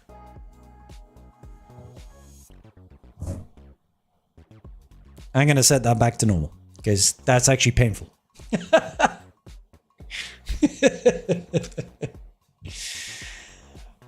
You've watched me for a long time and I really appreciate the vids and streams you put out there. You're a great what do you do, and it's about time I give you a little... Oh, thank you, KB. I appreciate you, dude. Thank you so much, man. Who turned the sun on? It's the wrong time for that shit, motherfucker. These FDCs by far the most OP sets we've had so far. Yeah, they're kind of crazy. The end of era, my loaned unit stop at 125. So all my loaned unit have Zetas. Yeah, but I do... There is that. There is that. But let's be real. Most of the time, by week... By marquee number 5, we get the Journey Guide unit. And the Journey Guide unit normally outstrips the benefit of loaned units. Right? It's like, it doesn't matter if you loaned it. If we look at last era, as soon as Rotter was available, you just take just Rotter to 125 and he just solos everything and just maxes out, right? So by that point, it didn't matter. I don't know if that's going to be the same when we get Jar Jar, because we need to have Ronin and we need to have Gremlin Yoda, soda popping motherfucker over there. I don't know. Like, I get it, but that value is so very, very, very limited. The value of having era level 125 units right at the end of the era with loaned units is so negligible that it doesn't matter, right? It's nice to have it on your marquees because you get the Zetas and stuff and you get them at Relic 2, 4? Can't remember. But for loaned units, I don't really care. Why do I even have that? Dude, I just have my lights right now. I've got two LED lights here, right, for my camera setup. They are currently on 12% and 3%. I do that to create a shadow on my face. So this one's brighter than this one, which is why I've got a shadow over here, because it creates depth and it makes the camera look prettier. So if I was to up the lighting on this one and get rid of the shadow on the right side of my face, can you see how having this light brighter doesn't look as good as if I had it darker? Why is it not letting it go lower anymore? I'll reset it, right? That's still not reset. There we go. Can you see how having it down here, where I've got a little bit of lightness here, if I was to turn it off completely, which I can't right now, hold on. Let me do this. Let me just explain what I'm talking about, right? If I was to turn it off, can you see how this is the other light completely off, right? So this side of my face is very black. Now concentrate on this side of my face. And I turn it on. It's got a slight lightness to it. A very slight lightness to it, right? So off, on, off, on. Right?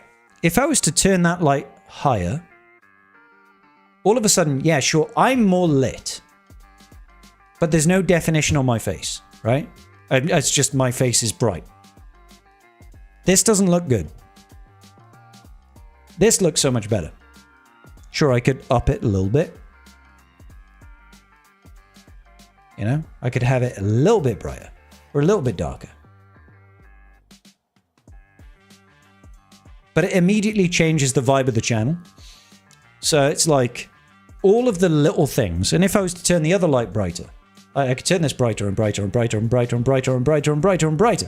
And you can go all the fucking way up. We could go fucking stratospheric, right? But having the control to be able to set the lighting to a correct level is important. Right? And it's the little things like this, in my opinion, that really helps channels on YouTube and Twitch stand out compared to other channels.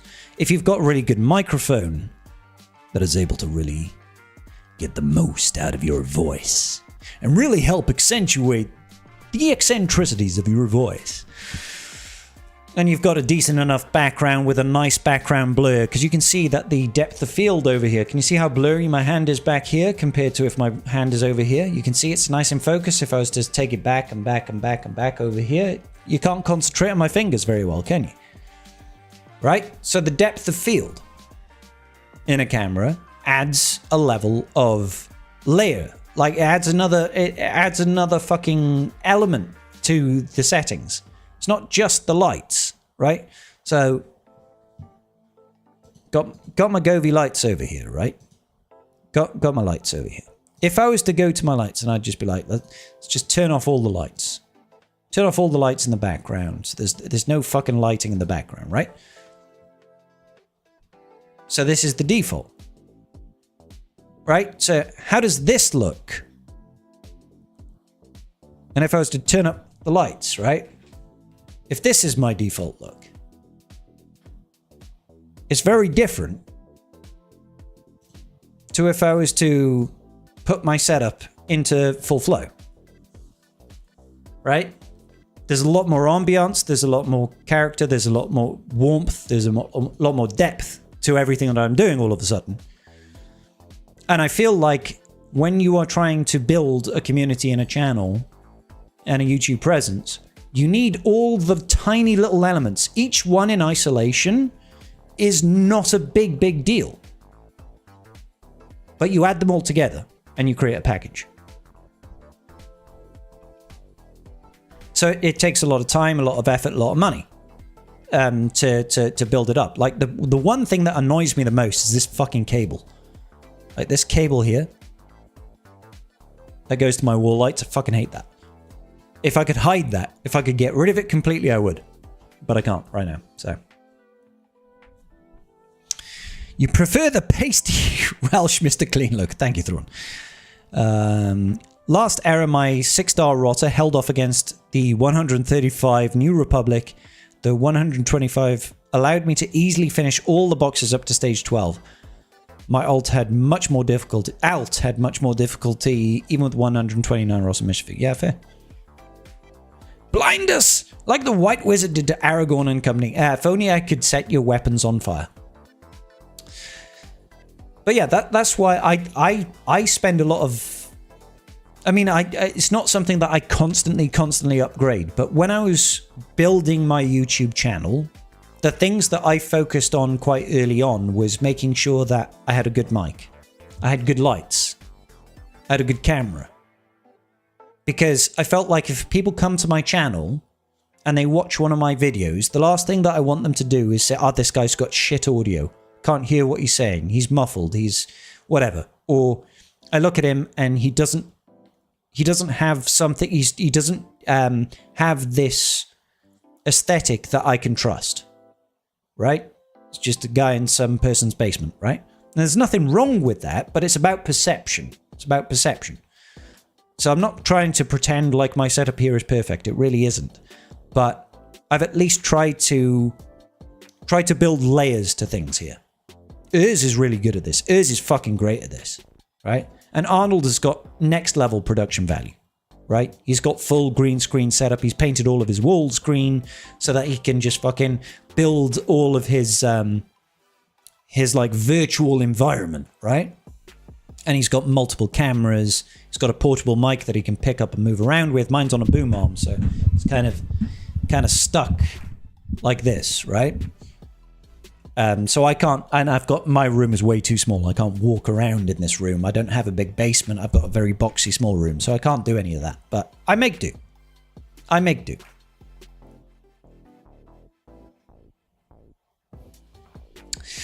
Out of Leia, Jedi Master Luke, Bane, and Queen Amidala, which two would you R10?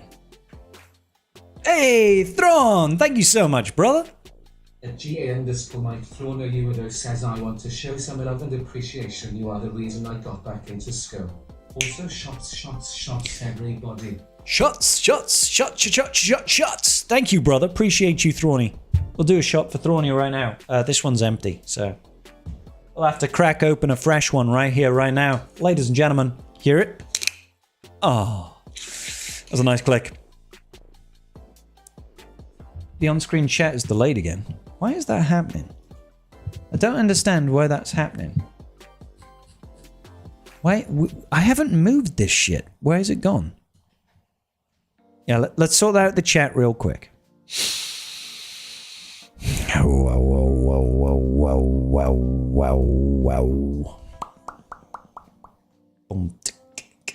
I would like to have people to be able to see their entirety of their chat. But I also don't want to have it too big. Is that better for people? Is that too hard to read? What's the sit rep? I can't tell because I only have this small box on the side of my monitor.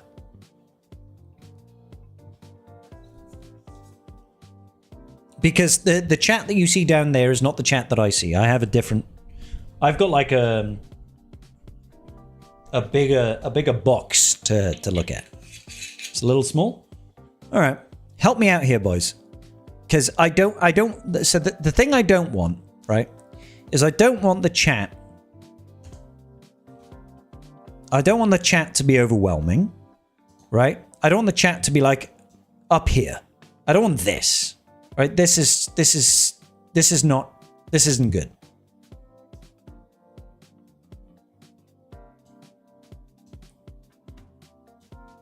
That's just like too much, right? I don't mind something like this.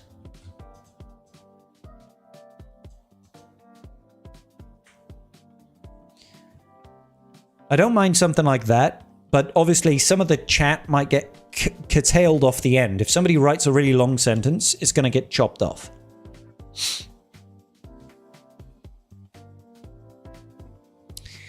I think there's... Oh, hang on. Wait a minute.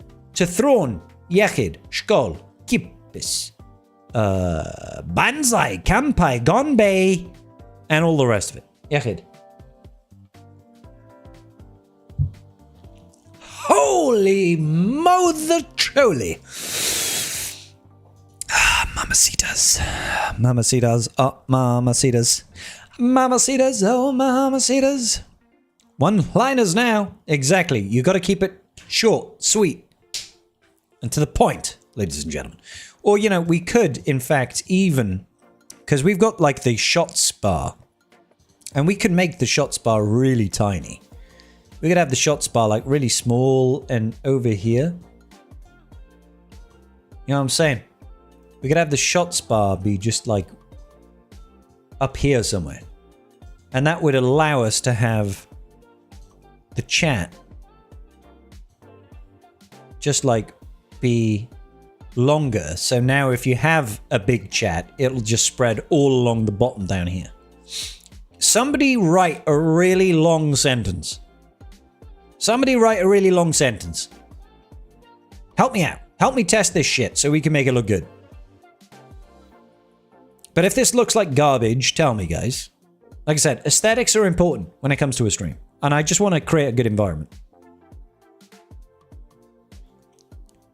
Do I have any 31 speeds mods? I don't, Whooper. No, I wish I did. I don't even have any 30s. I've got one or maybe two 29 speed secondaries. That's a lot of W's there, Fred.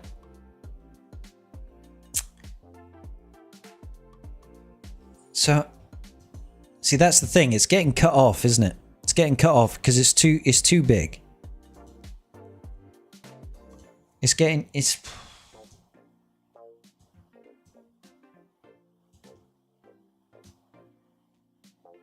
see, that would basically be this is basically that's as big as I can make it, where it captures the entire row of the chat, right? That's the entire row of the chat. Is that still readable? Is that still enjoyable? Or is that just garbage? That's the whole ass screen, motherfucker! It's all along the bottom. It's all along that ass. CG really waited for you to finish the anniversary Lightspeed token videos before updating all the quests? Wait, has there been a new announcement about stuff? Or are you talking about the old Journey Guide quests? I was thinking, guys, shall I do... Because we could do a video. We could do a live stream. I think Nooch did it, right? Where we do one stream where we try to do every single Journey Guide quest and unlock all the Lightspeed tokens in one stream. I would do it from the perspective of, here's what a brand new account can unlock in one day, right? And we'd go through and we'd do all of the Journey Guide quests. We'd see, you could unlock like CLS. You could unlock, not Bo-Katan Mandalore really, but you could unlock a lot of shit. You could get Chewbacca. You could get, I can't even remember who the fucking units are. I've had a few to drink, let's be real. But would that be a fun stream to do? Yeah, in one go, one stream. It would probably take 6 or 7 hours. And I would probably be dependent on the people in the stream to ally up with me to help me with the quests so that I could borrow units from you to unlock some of the quests and stuff like that. That could be a fun... Need level 85 for Chewie? You could do that in a day. I think you could probably do that in a day. This seems like a bit of a big pain. Why so long do many words talk?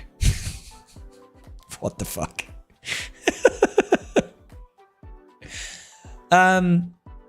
So we could do a video like that. Right? That could be a laugh. We'd be like, this is what you could do. So we could do a live stream of it, and then I could edit it and I could post it out as a video and be like, this is what you can accomplish in 24 hours of playing Galaxy of Heroes. And I think we could probably unlock I think we could get GMY, Palpatine, Thrawn, R2-D2, Chewbacca, CLS. I think you could get a good amount of good legendary units in one day. I think you could probably do quite a bit. And I think you could, if you were smart about it and you knew where to go and you knew how to do the feats and you knew what to do, you could probably unlock quite a lot.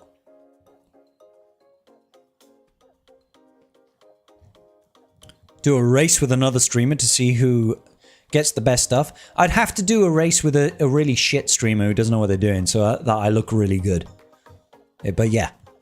I finished my beer, bro. That's another beer gone, dude. Do I really have to go downstairs to grab another beer? We've got 3 shots in the plus counter. Maybe I'll just do a shot. What do you think? So, hey, if Nooch specializes in one thing, it's early game farming. He's probably able to do early game farming better than me. Now, don't get me wrong. If Nooch and I faced in GAC, I'm confident I could win. But in early game farming, he probably has the edge. Because I'm just not familiar with it. If you were really cheeky, you could almost get GI. You could easily get GI. You could get... No, I mean, not easily. But there are Lightspeed tokens, I think, for every Inquisitor.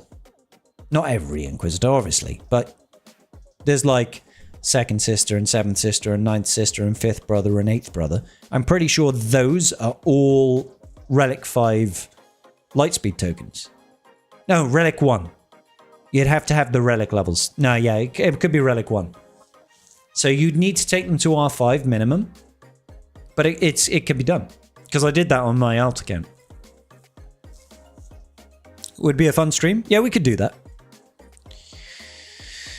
The whale guy who spent 2,400 in 14 days or something, probably the reason why Meathead asked if he asked what he asked. New man in special way chat. Yes. There is that dude that is doing like he's trying to be an efficient whale in Galaxy of Heroes, and what he's managed to do is just be a whale. He's managed to be a whale in Galaxy of Heroes. He's not being efficient whatsoever, but it's nothing against him. It's just he doesn't know what he's spending his money on. He doesn't know what has value, right? So all he's doing is just dropping loads of money. But I've seen on his old main channel, I think it's on a game called Whiteout or something like that. I don't know what it is. It's some other mobile game, right? And he spent $80,000 on that game in like a year. So this guy's got cash to burn. He doesn't really care about spending money on a mobile game. In fact, I almost think he likes to do it, and he's using the channel as an excuse to have a business expense, so it's tax deductible.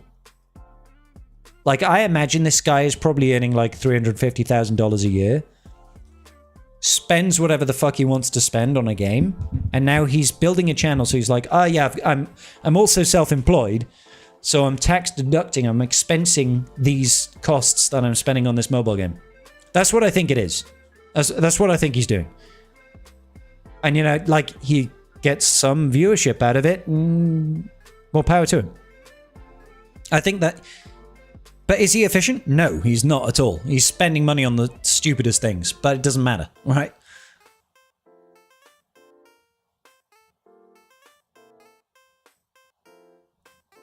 Imagine a world which had a Reaver Lightspeed token. Stop daydreaming. I mean, come on, that's about... like, I don't think, in my opinion, I know they have done it in the past, because they did it with the Watt Lightspeed bundle, and they did it with the Ki-Adi-Mundi Lightspeed bundle. I feel like you shouldn't have TB units as Lightspeed bundle tokens. Like, those should be guild endeavors, because that's kind of like a joint effort thing. It's like beating a raid.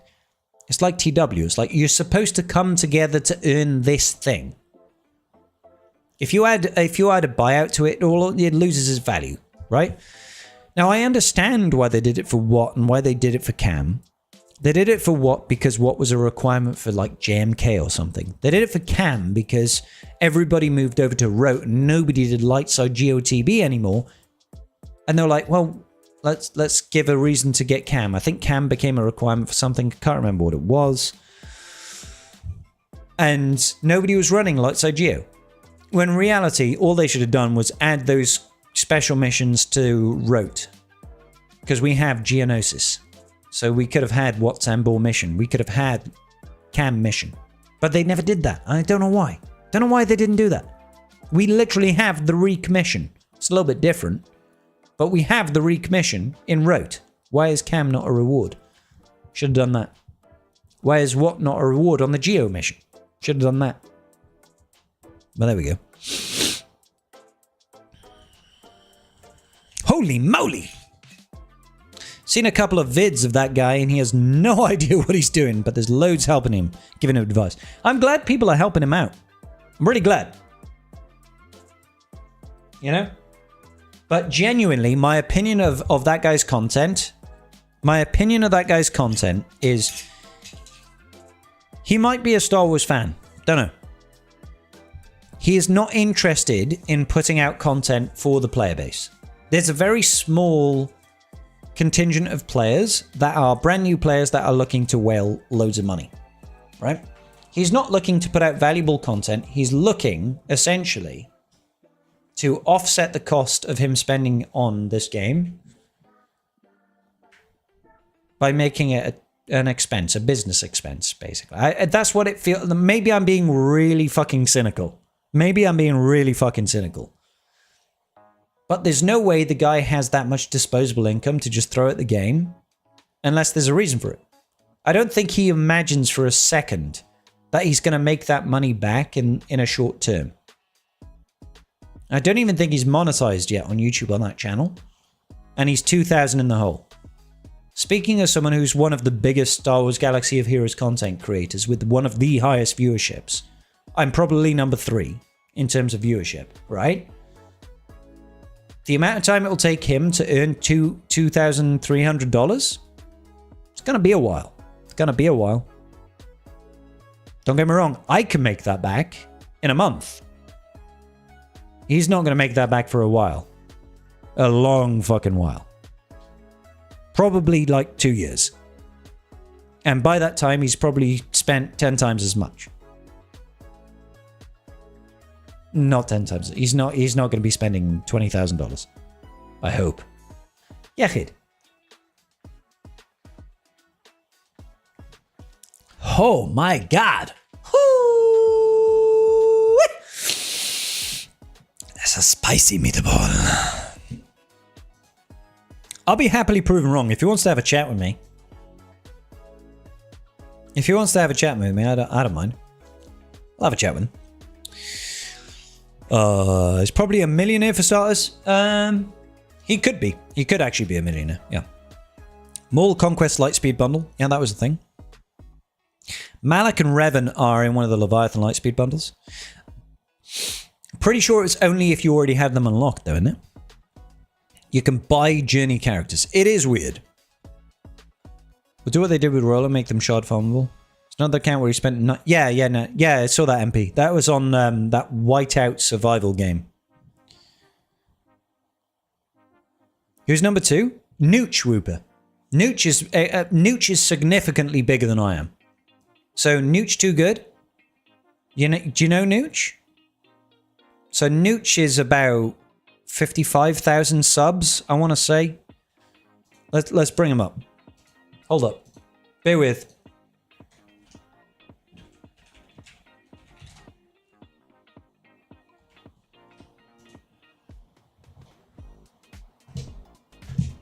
So this is Nooch. Nooch is 57.3 thousand subs. So he's like 24,000 more subs than me. Currently, I'm in terms of viewership right now, I've got better viewership. But this is only because Nooch has been moving house for the last 2 weeks.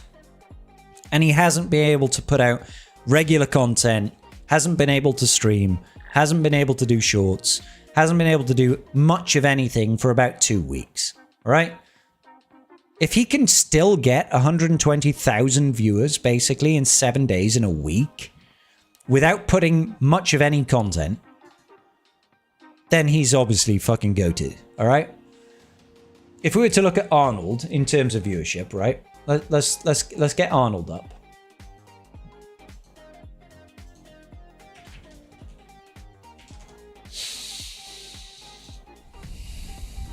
So same metrics for Arnold. Arnold is at about 300,000, right? Nooch is a third of that, 120,000, a little bit over a third, right? And then if we were to look at myself, well, like I said, the stats for Nooch are skewed because Nooch hasn't really been able to put out content. So I've got 144,000 viewers in the last 7 days, and that's down 12.5%, right? Nooch over here is down 13% at 120,000. Arnold is at 300,000 and he's down 10%. So over a month, Arnold tends to get about 1.2 million views on average. Nooch will get usually 800,000 to 1 million views a month. And I will get, on a really good month, 800,000 views. Probably closer to 6 to 800,000 views. So, and I'm also significantly lower in subs, right? Because I'm not as big, I'm not as popular, and not as good. Those guys are these two are the big wigs. There's Arnold and there's Nooch. Those guys are bigger than me, better than me, able to pull in bigger crowds, right? You can see how the difference between fucking Nooch here, 1.6k monthly earnings, that's underestimated, I'm sure. And Arnold at 5.3k, it's probably underestimated as well. Myself at 1.6, that's...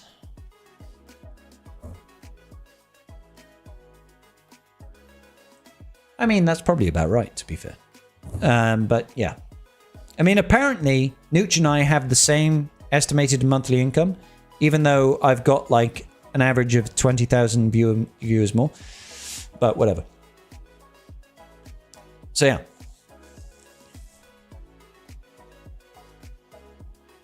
Who's that whale guy? I can't remember his name. Does anybody have his account? So yeah, Nooch is the big dog. He's number 2. Like, this is uncontested. Nooch has the biggest following outside of anybody. Outside of anybody. Sure, he's a raid sponsored guy like myself. He's putting out videos all the time. The best composition for Lord Vader and Jedi Master Kenobi. That's quite a niche video, but that's probably why it's only got 1,500 video views out of 12 hours of viewership or 11 hours of viewership. Raid, sponsored. Look at this, like sponsor. But this is 1, 2, 3, 4, 5 videos in a day. That's a lot, dude. Live 2 hours ago. Full-time on YouTube. More power to him, dude. Like, Nooch has managed to make it as a full-time content creator. He's there, baby. He's there. He's done it. He's secured it. I still work a full-time job. Nooch did until today. Right? 3 days ago, 5 days ago, 3 weeks ago. See, this is the thing. He didn't stream for 3 weeks, basically.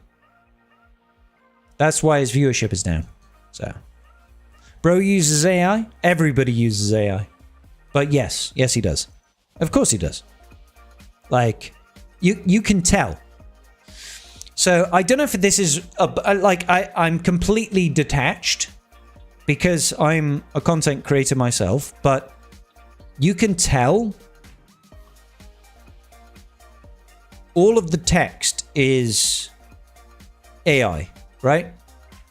Like the free to play over here on this one on the right, the text. That's every single text is AI. This one over here, this Avengers Assemble one, that looks like a screenshot from a video, or it's a promo video, a promo clip that he's got. Webs Assemble may or may not be part of that, but Assemble Your Team, that's an AI generated text, AI photo. Standard background, right? Like a lot of this, yeah. That's Vex. Oh, there's Mio as well. Yeah, this entire background over here, Dynamic Duo, entirely AI. Is that a bad thing? Not really, in my opinion. It's not bad that he's using AI. I've used AI in some of my video profiles, right? Like, I used AI a lot, and that's how I can spot it, because I know what it looks like, right? So I know in these thumbnails here, out of all of these thumbnails, let's just chat. Out of all of these thumbnails, which ones were AI? Which ones were AI in my thumbnails here? Longtooth Gaming. That's the one, Acceleron. Thank you, bro. good money because he does a lot of Ross review streams. I think Nooch makes twice as much money as I do. And Arnold probably makes twice as much as Nooch. All of them? The text? Yeah? Anybody else? Anybody else want to guess which ones were AI? Whooper is like every single one of them. Text looks AI.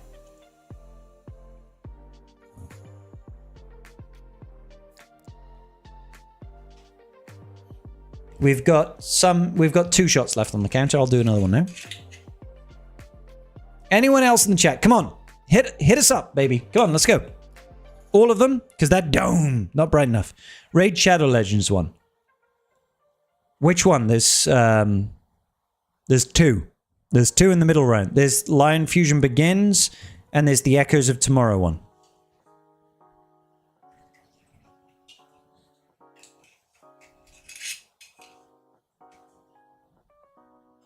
Arnold only streams occasionally for GAC these days, but he's recently become a father. Echoes of Tomorrow. Okay, yeah. Yeah, kid.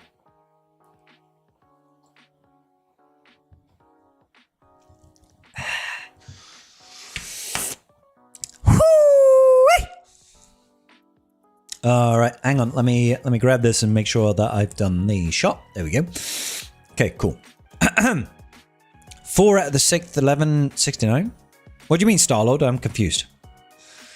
Okay, so I'm going to reveal to you which one of these thumbnails used AI. Okay, y'all ready? Y'all ready? Which one of these thumbnails used AI? Sound off in chat, boys. Sound off in chat. Y'all ready?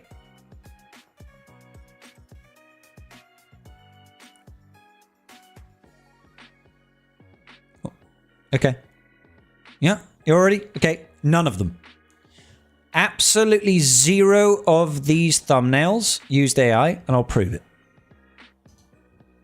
I'll prove it. We're going to open up Photoshop right now, and I'll show you every single thumbnail with every single individual layer. Every single thumbnail, every single layer, and we'll edit anything, okay? On the fly. Not one of these thumbnails use AI. I've said I've used AI. I have, but I haven't. This is AI. Mando made easy. AI. Rebalanced. AI. Ray is back. AI. This needs to stop. AI. Not AI, not AI. Break the crate. AI.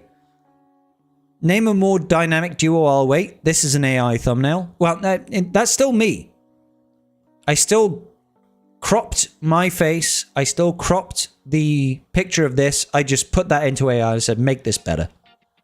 So, AI background in the loaned unit error levels over here.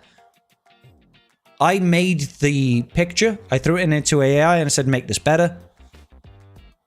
Not AI, not AI, not AI. Oh, sorry. So you can see the text. You can see the text. You see this? You see this unstoppable rotter text over here on this thumbnail? See this style? That's AI. That's AI. New raid coming, but when? All me. I did all of that.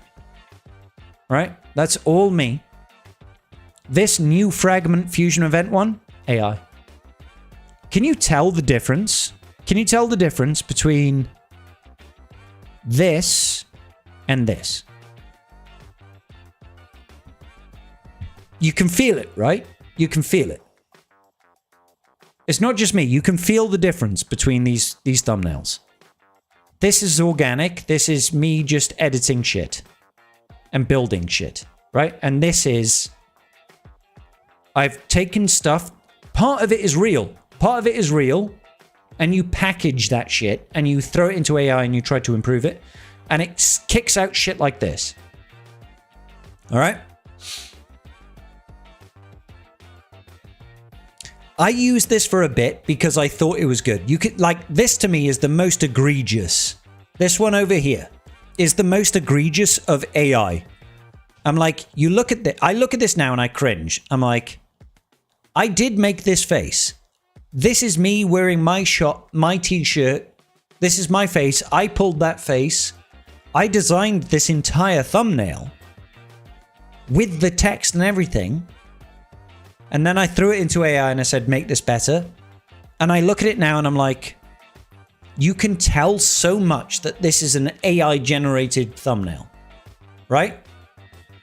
And then you go up here, you do not suck. Okay? I can open this up. I can move the you do not suck. I can change this to you suck. I can move this and I can be like, my dick. You suck, my dick. This is a background picture. This is literally just my defense. Right? Hold up. For some reason I've got stuff getting in the way. This is literally just my defensive board that I've skewed. I've changed the angle of my defensive board and I've put a filter on it to make it blurred. You can see Scribe versus Mitch. This is literally my GAC opponent, right? If we go over here, go into GAC. I mean, it's not my GAC opponent now, but it was my round 1 opponent, right? Look, Mitch 1305. Right here, Mitch 1305. When I was making this, I did this and I just fucking enlarged it and I changed the angle and I put it in the background and I put a blur on. And this is my face and there's multiple layers because I've got like an orange outline here and I've got a white outline here and I layer them on top and then we create a bit of a glow and there's a background effect and there's text that I put. This is all me. Like, it's like I've used AI in the past to make thumbnails to try and improve my thumbnail game and to figure out what people click on. And I've realized that AI thumbnails are so obviously AI that I don't think people want to click on them. People don't want to click on an AI thumbnail that is so fucking obviously AI. Right? And you can fucking spot it from a mile away. At least I can now. When I look on YouTube and I can see YouTube videos, I can tell immediately when a YouTube thumbnail has used AI to generate the picture. I'm like, fucking just do it yourself. This is me. This is actually me standing in front of my camera, taking a video, taking a screenshot, cutting out my frame. This here, this is the t-shirt that I'm wearing right now. It's literally this top. I cut out the t-shirt and I changed the color of the t-shirt. Because red is a more engaging color than green. Do you know what I mean? It's like... This is literally the same top I'm wearing right now. Look at the collar. Look at the buttons. It's the same top. It's red over here because I changed the color. I literally cut out the top. I literally did this. Look, hang on. If we get rid of the text, right? If I just... Can you look how... See this? This is my thumb. You see why it's red? See the thumb is red? So what I did was I did this, right? I selected my t-shirt. And then I went in and I went, okay, well, this is my t-shirt. The black bit is not my t-shirt. And then I just like fucking cut out all this shit. Oh my god. That's terrible fucking editing, but whatever. Right? I cut it out like this. And then I applied a hue and saturation to it. And I edited it and I colorized it saturated it, and I can just fucking change this t-shirt to whatever color I want. Right? But red is a certain kind of color that people... blue is another one, right? But this looks fake, right? This doesn't look real, right? So I'd probably have to darken it to something. It's also outlined in white. I wouldn't want the outline to be in white, but that's because I have an outer glow. Get rid of the outer glow, right? Get rid of the outer glow. Maybe lower the saturation a little bit. Maybe increase the brightness a little bit. All of a sudden, I'm a dude with a blue top, right? I can get rid of it, or I could apply it again.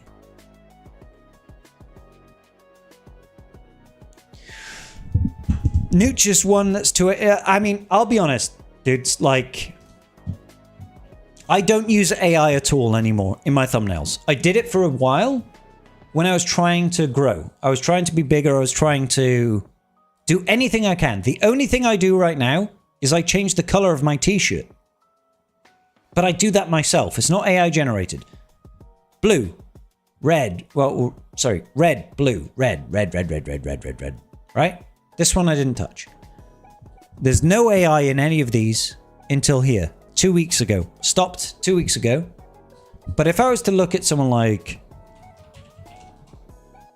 I love Vex. I really do.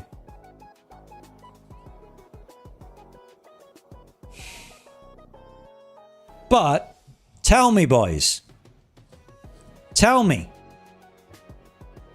How much of this is AI?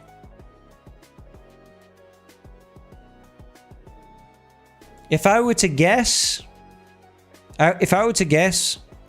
Vex basically cut out a picture of himself, maybe cut out a picture of Ray, maybe puts the text on top after the fact. It's relatively consistent in terms of text, but the rest of it is AI. The rest of it is AI. And this isn't a slight. This isn't a slight. I don't mind people using AI. It's fine. Do what you got to do, right? But these thumbnails scream AI to me. Do they not scream AI?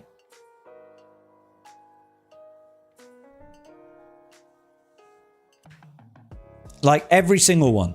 Every single thumbnail here, it's AI. All of them. Every single one. Every single one. Like, I think the only thing that's different is I'm pretty sure the text that he uses in these videos. Oh shit, fuck. No, I didn't mean to go into it. This looks AI. The background is 100% AI. Maybe he superimposes Malik's figure and Rotta's figure in CX2. That's fine. Maybe he does that. He's got good viewership. Vex is doing great. He is, like, as a content creator, Vex is fucking phenomenal. He's fucking great. He's the next big thing. He'll be bigger than me. He'll be bigger than me. But all of his thumbnails are AI. He does the individual items, definitely. Like, secret character, clickbait as fuck, whatever, that's fine. His face is him. Ray is Ray. Whoever the fuck he's put there as a secret character to create some sort of curiosity gap. Whatever, that's him. Rest of it is AI. I think the videos where he's doing like conquest shit, all of this is AI. Every single one. And that is, it's okay. It's okay. It's fine to do AI. But I think because I've used it, I'm just like, I know it's fucking AI and it makes me feel a little bit weird. Does that resonate with anybody? I have no idea. My beer is all gone. Is my only solution to drink to have a shot now? You all know I love Vex. I do love Vex. I do love Vex. I think he is the future. I think if we fast forward a year, I wouldn't be surprised if Vex has more subs than me, has more viewership than me. Unless I break out. Unless I break out, because I've got a long-term plan. I've got a big game plan. I got a big picture plan. If I can execute big picture plan, we're talking different worlds. But yeah, in terms of Galaxy of Heroes, Vex is huge, dude. He's amazing. Using AI uses a shit ton of water, fucks over small communities, and just a lazy way to bypass putting effort into making stuff. There's a lot of truth to that. There is a lot of truth to that. I understand why people use it. I do understand why people use it because I've been in their position, right? And the position is, I could hire someone to make this thumbnail, or I could make it myself. And I want this video to reach as many people as I possibly can. So I want to make it look as good as possible. And a lot of people cannot do a thumbnail for shit. Thumbnail art is a tough job. People pay other people significant amounts of money in order to make a thumbnail clickable, right? We're talking, this is $1 million business, is thumbnails, just to get people to click on a video. Because I could put out a video that is amazing. I don't. I never put out any videos that are amazing, right? But I could put out the best video on YouTube, but if I've got a shit title and a shit thumbnail, nobody's going to click on it. So they're like, I'm just going to throw my shit into AI. It's going to kick out something way better than I can do. I'm going to run with that shit. And then I don't have to pay someone to do it for me, right? Because most content creators are not making 6 figures a year. They're not making $50,000 a year. I don't make $50,000 a year off YouTube. Do I? Maybe I'm approaching that. But I'm one of the biggest Galaxy of Heroes content creators. Been doing this for fucking nearly 7 years. You know? Like, I'm encroaching on that territory. I still can't justify paying a thumbnail guy or an editor to make my shit look really good, right? So you have to do it yourself. So you have to sacrifice your own time, right? So I get why people use AI. I understand why they do it, because it's better than what they can do and they can't afford to pay someone to do it. It's not an underhanded thing.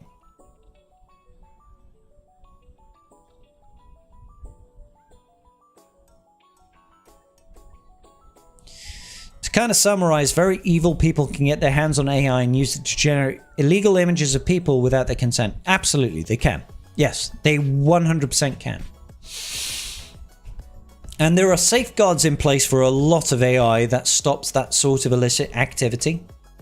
And there should be a lot of regulation and management of that sort of thing.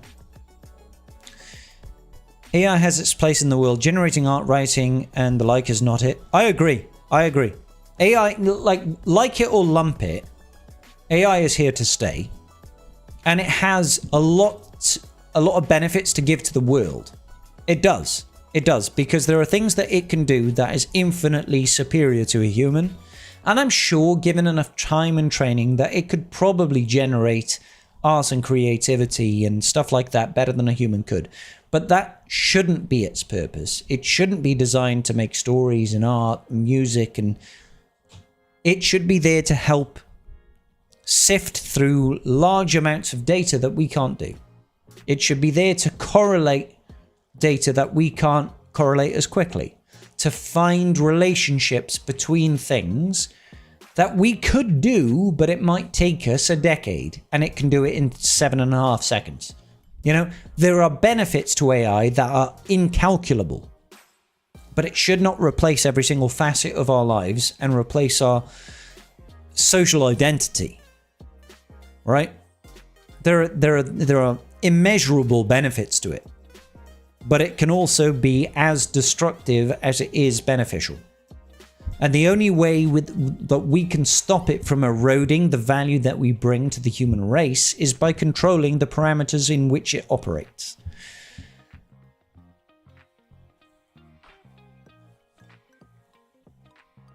If AI is done well, it can generate so much good. It got me a job because I know how to use it. I understand people don't want to use it personally, but completely hating... Yeah, no, you should not... The blanket hating AI is the wrong approach, because AI brings a lot of benefits. It really does. It truly does. And to deny the benefits that it brings is just ignorant. You should not deny the benefit that AI brings. It's massive to the human race. Huge value. But there are pitfalls. There are things to be concerned about. And it shouldn't replace our spirit is the main important thing. Got pinged in Discord regarding my thumbnails. I'll prove you wrong. Vex. Hey, what's going on, bro? Are people really watching my stream? Vex, do you want to join the chat, dude? Do you want to join the chat? Happily have you on the call. If you want to jump in.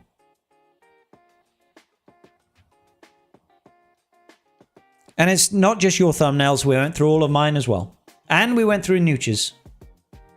Like, I've been a champion for the Vexatron and the Knights of Vex for a long time now. I've long since said that Vex is probably going to be bigger than I am. Give him a year. Give him a year. Vex is in the house. Here's an actual quote I've seen from AI Bro. These aren't your nudes. They're an AI-generated approximation of what you might look like. That's all. Nothing to be mad about. You should never have... AI should never have the permissions to generate unsolicited fucking pictures of people. They just shouldn't. They just shouldn't. Like there should be regulated, limited statutory limitations on what an AI model can generate, and nudity is one of the very top. In my opinion, you should not be able to generate shit like that. All right. The problem is the very first thing that the human fucking brain wants to do is porn. Like, we are one-tracked minded motherfuckers, baby. We are horny motherfuckers, and we just want to see ass and tits and dicks and cocks and fucking vaginas and all that sort of crap, all right? Like, we are horny bastards. We really are. But AI should not have the power to do that. It shouldn't. That should be a blanket case. You cannot do this, because if I'm to feed a picture of myself, they'll probably come out with some Johnny Sins kind of shit, right? Do you know what I mean? Like, that should not be acceptable to anybody. Should not be acceptable to anybody at any point in time. Never should it be acceptable. Right? Never should it be acceptable to take the image of a person and be like, hey, Grok, take off her clothes. I want to see what she looks like in this pose. Like, fuck, dude. Like, fucking hell. Come on, man. Do you know what I mean? But what's to stop someone? It's no different than me saying to an artist, here's a picture of Sydney Sweeney.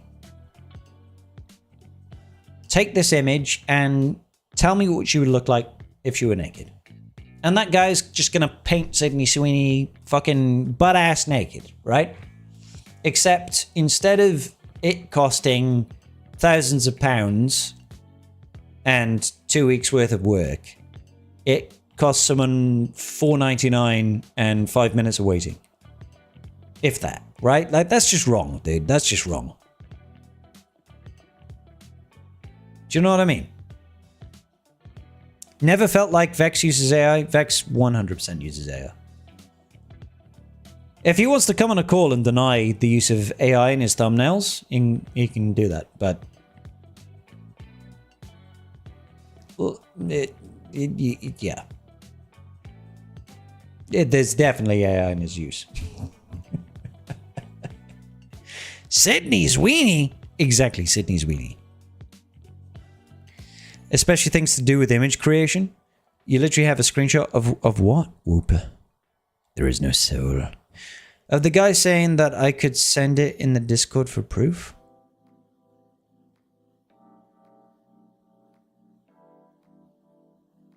I mean, I'm sure people could probably make an AI. I'm pretty sure that, who was it? Yeah, I think it was Rabid Beaver.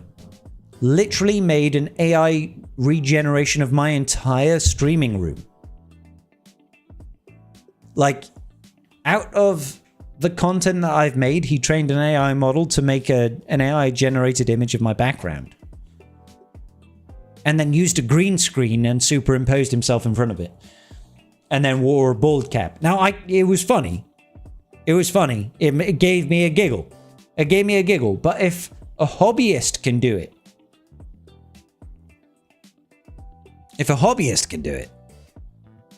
and just like have some fun and fuck around and all that sort of shit,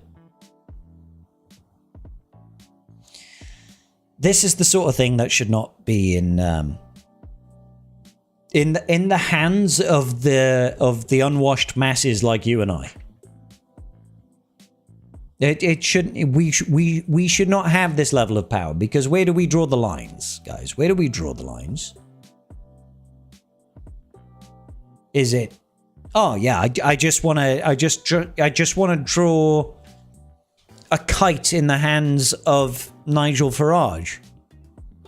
All of a sudden, a kite in the hands of Nigel Farage becomes a cock in the hands of Nigel Farage. Becomes a cock in the hands of Nigel Farage whilst he's wearing a dominatrix outfit.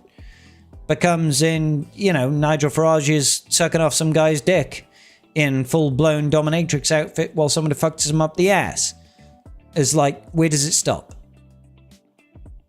Right? You can already deep fake voices and videos and all this sort of shit, given enough information. Like, that shouldn't be something that we can do. Hey, good night, Whooper. Hey, big love, brother. Big love. So I don't mind the use of AI. Generally speaking, within confined circles, being able to use AI to further your productivity and to be able to cut through the chaff of the things that you do not need to understand, be able to find patterns where we might not necessarily understand them, is a very valuable resource. Very valuable. And has great benefits that I can see for the human race, right? But to completely erase our critical thinking, to completely erase our creative thinking, and to make us slaves to a system, to steal our essence and to create a mockery of it, is not something that I think we should be doing. So yes, I used AI at a certain point to help me with certain parts of my thumbnails. And now I look back at it and I think, this looks like shit. This looks like shit. So instead of going to an AI, I still use AI with my thumbnails, but not in the same way. I don't ask an AI thumbnail, AI guy, to be like, can you build this thumbnail? I send him my thumbnail and say, how can I make this better? And they might say, oh, you might need to make this, your face bigger, or you might need to make the text bigger, or you might need to blur the background, or you might need to change the color profile, or whatever. I might do that. But I'm not going to take something that it generates for me. I might just take inspiration. Or I might take data from my YouTube analytics around how popular a video is, how many people clicked a video, how many people watched a video, how long did they stay, how many people liked it. Show the thumbnails, show the metrics, and I'll say analyze this data and show me what people are watching and why. And it will give me reasonable answers. That's different, right? That's a benefit to me. That's not stealing from my creativity. It's not changing who I am, but it's telling me stuff from the data that's freely available that I can't understand. And that's very different, I feel. The concerns of AI are not unfounded. Agreed. The risks are real, So reasoned and nuanced conversations are important to ensure that AI activity becomes a positive tool for humanity. And I think AI can absolutely be a positive tool for humanity. It should be. Add Sweeney in your thumbnails and see your channel explode. Yeah, Sweeney with her tits out on my thumbnails would probably do a lot of work, to be fair. Should I do that on my next video? It's been 3 hours since GAC ended. How? Has it really? Has it really been 3 hours since GAC ended? Should we have a look at our opponent for round 2? Our opponent for round 2 is Ziva. Ziva is a 16 million GP player. Basically the same size G penis as I am, except I've got bigger balls than Ziva. Data Cronulus. This guy crons hard. He's going to be a difficult opponent. So we're going to have to edit our defense. Namely, there is no fucking way I'm setting these characters on defense. Alright, it's just not happening. Those guys come off defense. Fucking those GLs shit on defense. Alright. Gungan stay. Lord Vader, I'm tempted to stay. Rey definitely stays. Slacker, very tempted to leave him there. Very tempted to leave Slacker there. Jabba, tempted. Leia, I want to remove. Leia, I want to take off defense.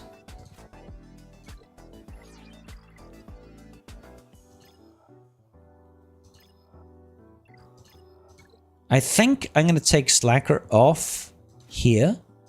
Hide him on the back wall. Hide him on the back wall. I want to put DTMG in here. Imperial Remnants. DTMG. With this motherfucker. Scout Trooper. TIE Fighter. And we're going to put that Kron over here. Gonna do some of this. Gonna do some of this shit. Right? Because this is a nasty team. This is a nasty team. This is a nasty team. This is a nasty team. Horrible, horrible teams. All of them. Back wall. What we doing back wall, boys? Give me some ideas. Help me out.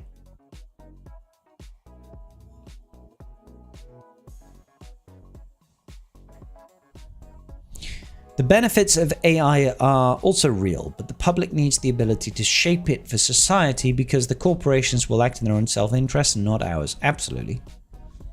Has already been a positive tool for humanity in a lot of ways, super useful to the medical space. See, I think could be Kaz. I think a lot of people don't actually understand how long AI has been operating as a benefit to humanity. It's not like it's a new thing. Generative AI has been around since like the 80s. We've been using it for a long fucking time. It has just become publicly viable recently. And obviously more complex and more malleable, I guess, maybe.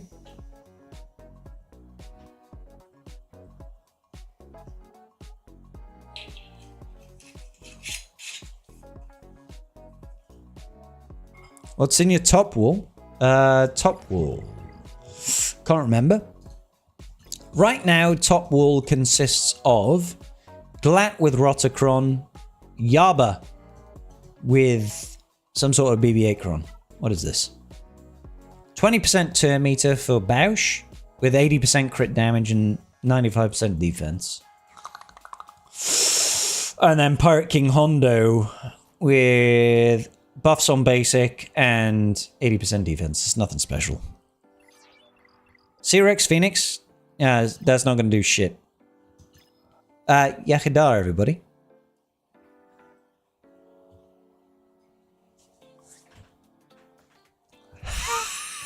Holy shit. Holy mama choli.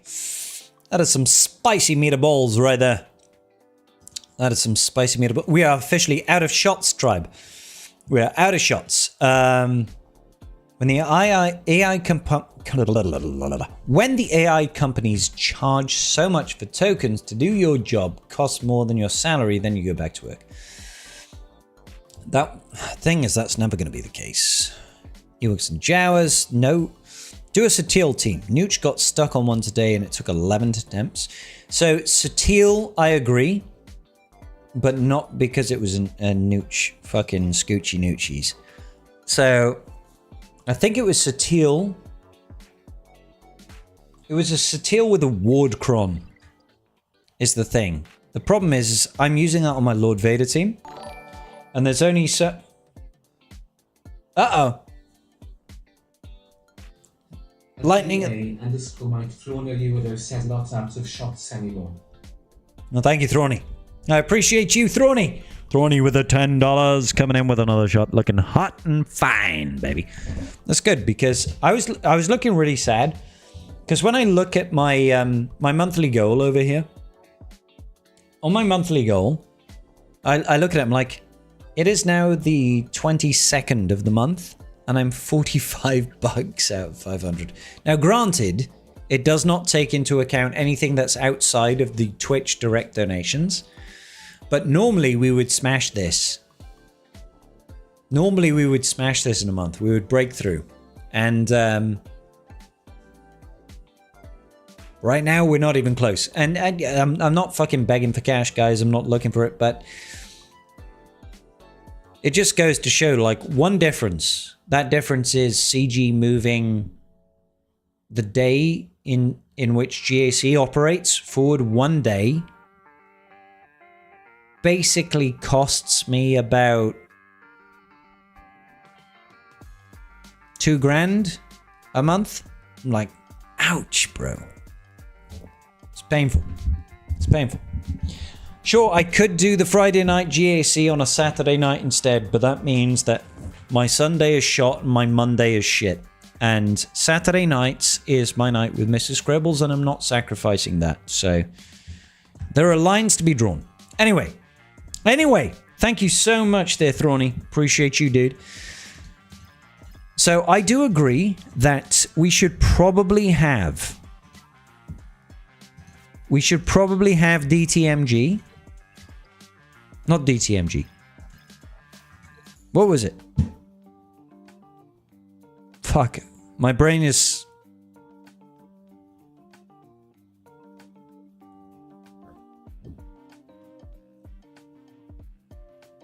Starkiller. Stranger, Starkiller, Maul Malicos, Gas. That should be a front wall team. That should be a front wall team because that can trip people the fuck up. Okay? So here we go. Stranger. We're going to go in with the Maul Hate Fueled. We're going to go in with the Starkiller. We're going to go in with the General Skywalker. And we're going to go in with the Visas Mar. This comp over here with the fucking Colonel Ward FDC, 140% defense, 100% health, 80% offense, 100% crit damage. This is a horrendous team to deal with. That's a nasty fucking team. Okay? All of these teams are horrible. Front wall teams, horrible. What do I think about Sonjita? I think Sonjita is a really, really fucking clever dude. Really fucking clever dude. Really good GAC player. Way better than me. Way better than me. And he's a nice bloke. I've had him on Tribe Talks. We've done a couple of collabs together. He's a really cool dude. He's a really cool dude. And everybody should be... If you are a PvP-centric player and you want to have a little bit of information about how to operate at the top end of GAC, probably should watch his videos. That's what I think about Sonjita. Well, I feel bad for your wallet. Having conversations with the more sober scribe has been a lot of fun. Hey, Thrawny, dude. Hey, man, I appreciate it. Listen, man, we'll go full screen for this because I understand how the Friday night streams have always been, okay? I know how they've been, and a lot of times I've leaned into the Friday night streams because they make a bit of money, and I have a lot of fun doing them. Or I had a lot of fun doing them until things went tits up. And then I did not have fun doing them. Okay?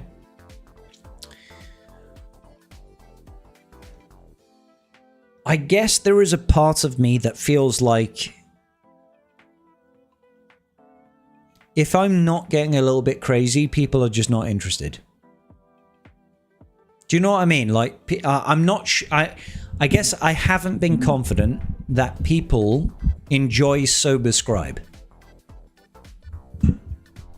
And that's a reason why I've lent into it so heavily, is a combination of past Friday night streams. I had loads of fun, got to hang out with my mates, got to make some money, and we got to have some fun doing some GAC, right? And then we'd do some community shit, and we'd have some good times, right? And we'd have Kadar, and we'd have Ranger, we'd have fucking we'd have yeah, you know, we'd have a bunch of people on that were all part of the bunch of cunts, and we'd have a good time. And I felt like that was a safe and happy community. You know, we'd have Desi on. Occasionally we'd have people like Eggnods on. We've had fucking Meathead in here. We've had Karth in here. We've had loads of people come into the stream and have a good time. And then we had a stream where it was really not a good time. Right? Where people had a very adversarial time. And people disagreed. And people maybe said stuff that they shouldn't have said. Myself included, right? I'm not going to try and pretend like I was, you know, absolved of guilt and absolved of being an arsehole. But, you know, that felt like it was part of the package of that Friday night stream, is people had a little bit of fun, they had a couple of drinks, they got a little bit loose, and, you know, what happened, right? But there was that one stream where it felt too real.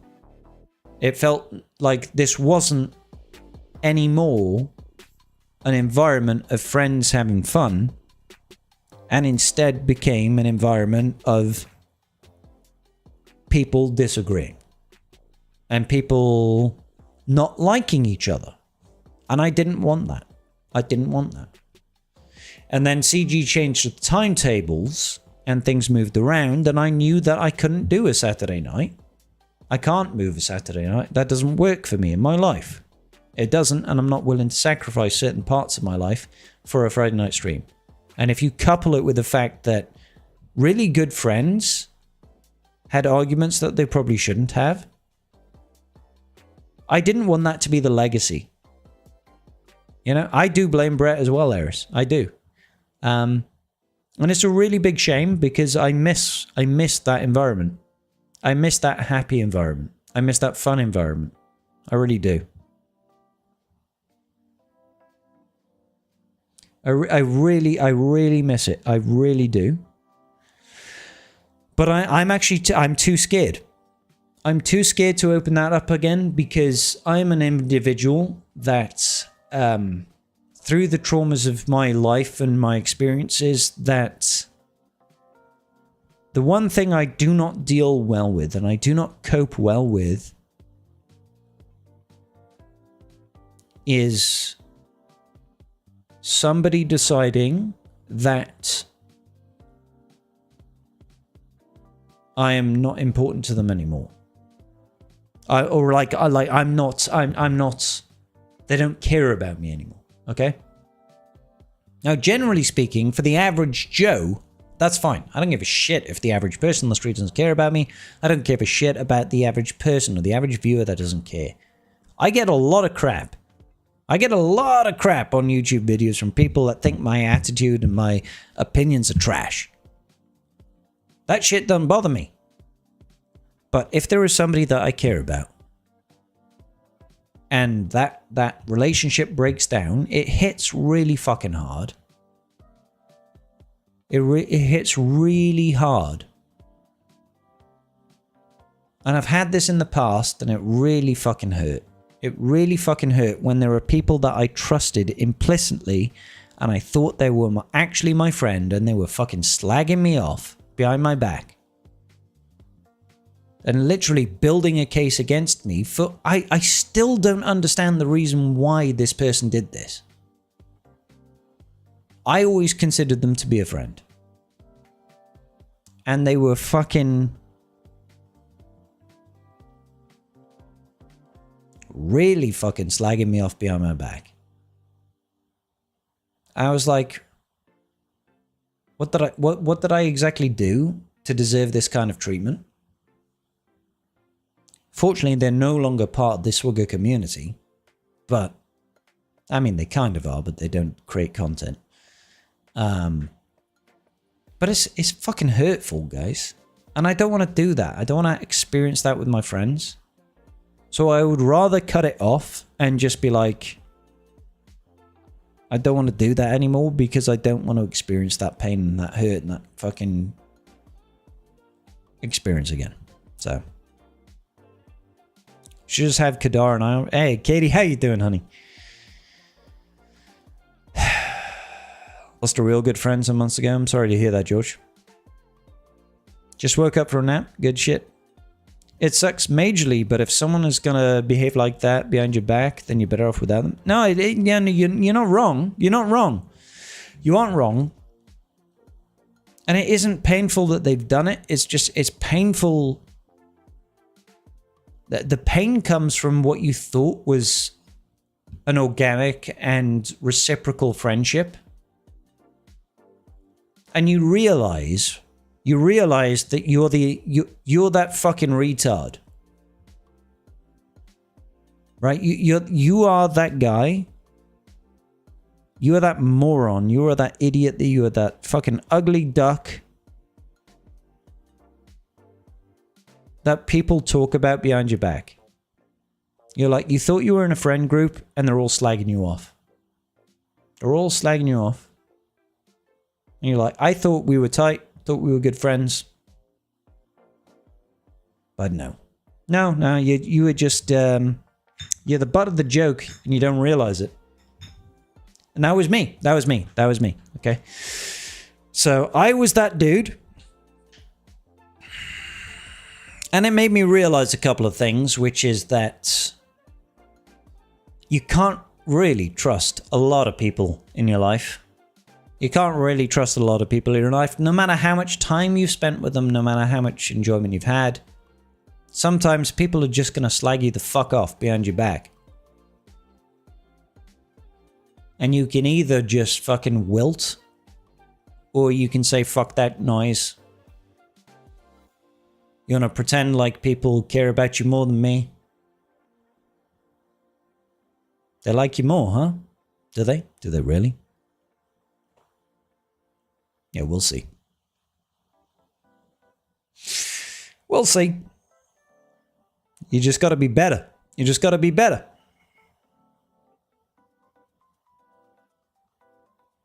Taking a break from packing. Good. Miss chatting with you on Fridays? Yeah, me too, honey. Me too. Don't have expectations from anyone, and you won't have any disappointments. Well, I mean, that's the way that I'm taking my life going forward. Is that, listen, I had some very, very, very, very good friends that I used to spend my Friday nights with, and I realized that maybe that environment is not a healthy and conducive environment. Maybe that's not a healthy place to be, especially not for me. Maybe I am the problem. Maybe I am. And maybe the best solution is not to do that. And that's okay. Fuck 'em. There is a little bit of fuck 'em in your life. Sometimes you do have to take a look at the people in your life and say fuck 'em. And just be like, listen, man. When the cards are down, when the chips are down on the table, how many people are actually going to have your back? Compared to the people that will say they've got your back, right? How many people are going to have your back when it's convenient compared to when it's inconvenient? Right? How many people are willing to lay down some sort of sacrifice? Not many. Not many. And you shouldn't hold everybody to that standard. But the people that you care about and the people you hold close, I know that I can hold a couple of people close and be like, I know this person.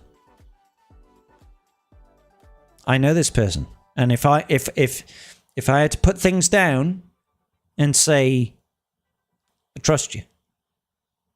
I trust you in this environment, and I trust you with my secrets and my ego and my fucking well-being, and I can rely on that and I can fall back on that.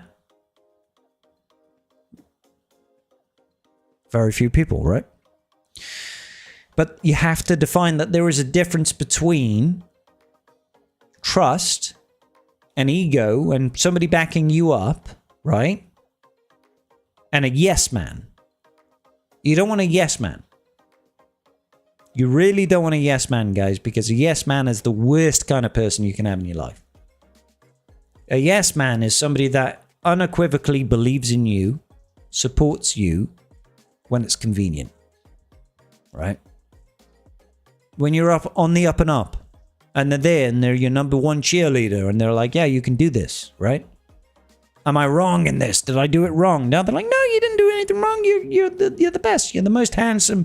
You're the smartest person in the room, right? You don't need that. Might feel great for your ego, but you don't want a yes man. You want someone that keeps you in check, but someone that you can rely on that will support you. Your family, your friends come and go. I know where you're coming from, bro. I do understand where you're coming from, but not all of your family can always be trusted. Not always forever. I always thought that was the case as well. I always thought that family was unbreakable. Unbreakable bonds of family, right? I thought that was a thing. That was like some sort of fucking adamantium thing that's like just like it does not bend, it does not yield. It's like you've got family, right? Like fucking Vin Diesel in fucking Fast and Furious. You know what I mean? It's like this thing that you just doesn't matter what comes. High, you know, hell or high water. Your family will stick together because your family has got a bond that goes back generations. It's blood, right?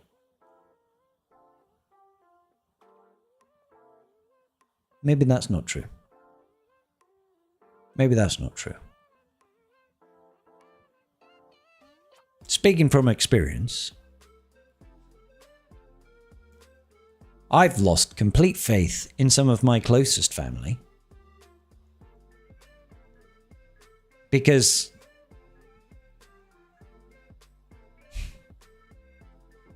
they're just willing, apparently. Willing to place other priorities ahead. So. You only joined the community very recently. You're the only Swigger content creator that feels genuine and real. Oh, thank you, Cloud. Appreciate you. Not to say the others aren't, but I appreciate your unique attitude. Thank you, brother. I appreciate you. Say my friends are more family than a lot of my family, but I don't have as many friends as I have acquaintances. You'll have a lot of acquaintances. Like I can quite comfortably say that the number of friends that I actually have in my life is very small. Very, very, very small. Like count on one hand's kind of small. You have a lot of acquaintances, you have a lot of people that you are familiar with, but that does not necessarily make them friends. And out of those people, how many would you actually trust is a very different matter. Your family is filled with snakes, that's fair. Got some shady family members? No. I don't really have many shady family members, I just have some very... I've just got a very close family member. No, I'm not going to talk about that, guys. Let's not talk about that. You've been betrayed by my family so much that it is borderline nothing these days for me. I'm sorry to hear that, Wolfbane. Fortunately, I have a couple of friends and a younger sister who that doesn't apply to. Well, I'm glad you've got people. I'm glad you've got a support network. Philosophical Scribe, welcome, Annie. How you doing, buddy? Hope you're good. Like you said, we're all just horny bastards at the end. I mean, it's absolutely true. We're a bunch of horny fucking bastards at the end of the day. If we can't fuck it, we want to fight it. So, I mean, there's a lot of that going on. You wouldn't trust any of your two friends. I got 2 friends and I don't fucking trust them. No, sir. Yeah. Listen, man. Listen. You can choose your friends, you can't choose your family. I felt very blessed that I felt like my family was such a beautiful bunch of people. And for a large part they were. For a large part, my family is a lovely bunch of people. But the older you get, the more you start to realize that, yes, we are a lovely bunch of people, but there are cracks within the foundations. And there are differences between people. And there are things that... We're complex. We are complex beings. All right? We are complex beings and things get difficult. It's not always a case of family will always be there forever. I would like to believe that I will always be there for my family. No matter what. No matter what, I will drop anything. At any moment. And I have done. Repeatedly. Drop anything for my family. Because that is my family. That is my blood. That is my legacy. That is my everything. That is my heritage. That is my honor. My family is my family. And if there is something that I need to do, if there is an expectation, is there a need, whatever, I will do it. Right? That's always been my expectation. The problem is I hold the rest of my family to the same standard. And not everybody holds that same standard. So when people fail to meet that standard, or sometimes drastically fall short, I have a very, very short fuse and a very low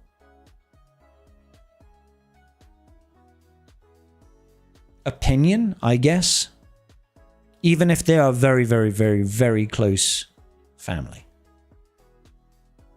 And I guess that's the issue that has plagued my family for the last 3 years. Now there we go. You try to assume the best of others and take their words at face value. Trying to guess other people's views just leads to greater issues. So I always try to speak my mind so people don't have to guess. That's fair. Humans are fucking weird. Hell yes we are. We are really fucking weird. When you're a kid, there's this like glazed thing and everything and everyone seems amazing and lovely. Absolutely. Sometimes when you get hurt by people, you just close yourself off. In a way, for me, it was fine being alone for a while. It's the easiest thing in the world is to just shut down, right? Lock it all away. Be like, it's okay. I don't live near my family anymore. I don't need the support financially from my parents. I can put a roof over my head, I can get food on the table, I can work my jobs, and I can live a happy life without any interference or any intervention from my family, so I'm just gonna fucking hide. Because hiding is easier than confronting the issue. That's understandable. For me personally, as a person that avoids arguments, avoids conflict, avoids drama, that's who I am. That I do not like that. I can have a discussion. I love a discussion. I really like to discuss anything with anybody. I like to have that interaction, right? If we talk about, is it better to be using a Basti Cron versus a Satil Cron on a team? We talk about this, we can have a back and forth, right? We can talk about the pros and the cons and why I think one fucking Cron is better than the other fucking Cron. You might disagree. I might call you a fucking moron. All this, right? That little bit of banter, that back and forth, that reasoned discussion, I'm okay with. I'm okay with that. As soon as emotions come into it, I'm not okay with it. As soon as it's like, I think I hate you. I don't like you. I think you're stupid. I think you're dumb. I think you're ugly. I think you're a fucking horrible person. That's when I shut down and retreat, and I don't want to be engaged. Because I don't want that hurt. I don't want that heartache. I don't want that pain. I don't want somebody to think less of me as a person. That's when I lock down. That's when I escape, because there is no winning that argument. Could I rebuke? Could I fight back and say, actually, you're a fucking moron. You're an ugly ass motherfucker with no prospects in your life. You don't earn any money. You got a small dick. You're ugly as fuck. You've never even been laid. You're a virgin, motherfucker. I could go back and say that. Maybe sometimes I do. But I don't want to have that fight. I don't want to have that antagonistic relationship. I would much rather retreat. Go back. Live my happy life. In my little fucking bubble where everything is happy. Maybe that's because I come from a divorced relationship. I come from a divorced family. And I don't like conflict. And I don't like people being argumentative. And yelling at each other and being emotional with each other. It's probably true, right? It's probably true. But it doesn't change who I am. Knowing the reasons why I feel this way doesn't change who I am. So, is what it is. Been a while since the last stream. Sure. Hey, Jacob, how you doing, bro? Hope you're good, man. Friends that take advantage of you, the worst. The interest should be mutual, otherwise it's not working. Yeah, I mean, there should be a mutual relationship. A friendship group should always be mutual, right? We are tribal people, right? This is the scribe tribe, right? It's called that because it rhymes. But the human race is a tribal race. We flock to people of similar ideals. Anything that we can find similarity in, and a group within, we feel comfortable and safe and at home. So absolutely. Things should be mutual. We should find common ground on a lot of things. I don't want people to find uncommon ground. Not here. Respect? Absolutely. Sometimes confronting the issue just makes things worse because so much time has passed and you can't see what you see anymore. Sadly, especially if you shut yourself off, it takes the maturity to realize the problem is sometimes the problem is you. Unfortunately, sometimes the problem is you. Sometimes if you find yourself in that position and you're like, why is it? Why is it that every single time I have a friend, they do this? They choose someone else. They do that, they do this. No, maybe the problem is actually you. And maybe a lot of the times the problem is me. Maybe sometimes I'm too something. Maybe I'm too rude. Maybe I'm too obnoxious. Maybe I'm too arrogant. I know I'm arrogant. I know I'm an arrogant person. Maybe I'm too overconfident. Maybe I'm too whatever, It's really easy to blame other people and let that cycle repeat. But hey. Speaking of family, how's the adoption process going? It's coming along. Thank you for asking. It is coming along. So unfortunately, we were supposed to have a meeting with our social worker on Monday, but she had a chip in her windscreen. She lives about an hour and a half away, and it progressed into a massive crack. She cannot legally drive her car. So we're not going to see her now until Thursday next week. After that and 2 more sessions, should hopefully, Mrs. Scribbles and I should be going to what's called panel, which is basically a panel of adjudicators that get to assess whether or not Mrs. Scribbles and I get to be adoptive parents. Now, this isn't a case of you've got a kid and you could take this kid, right? This is a case of we have a bunch of kids.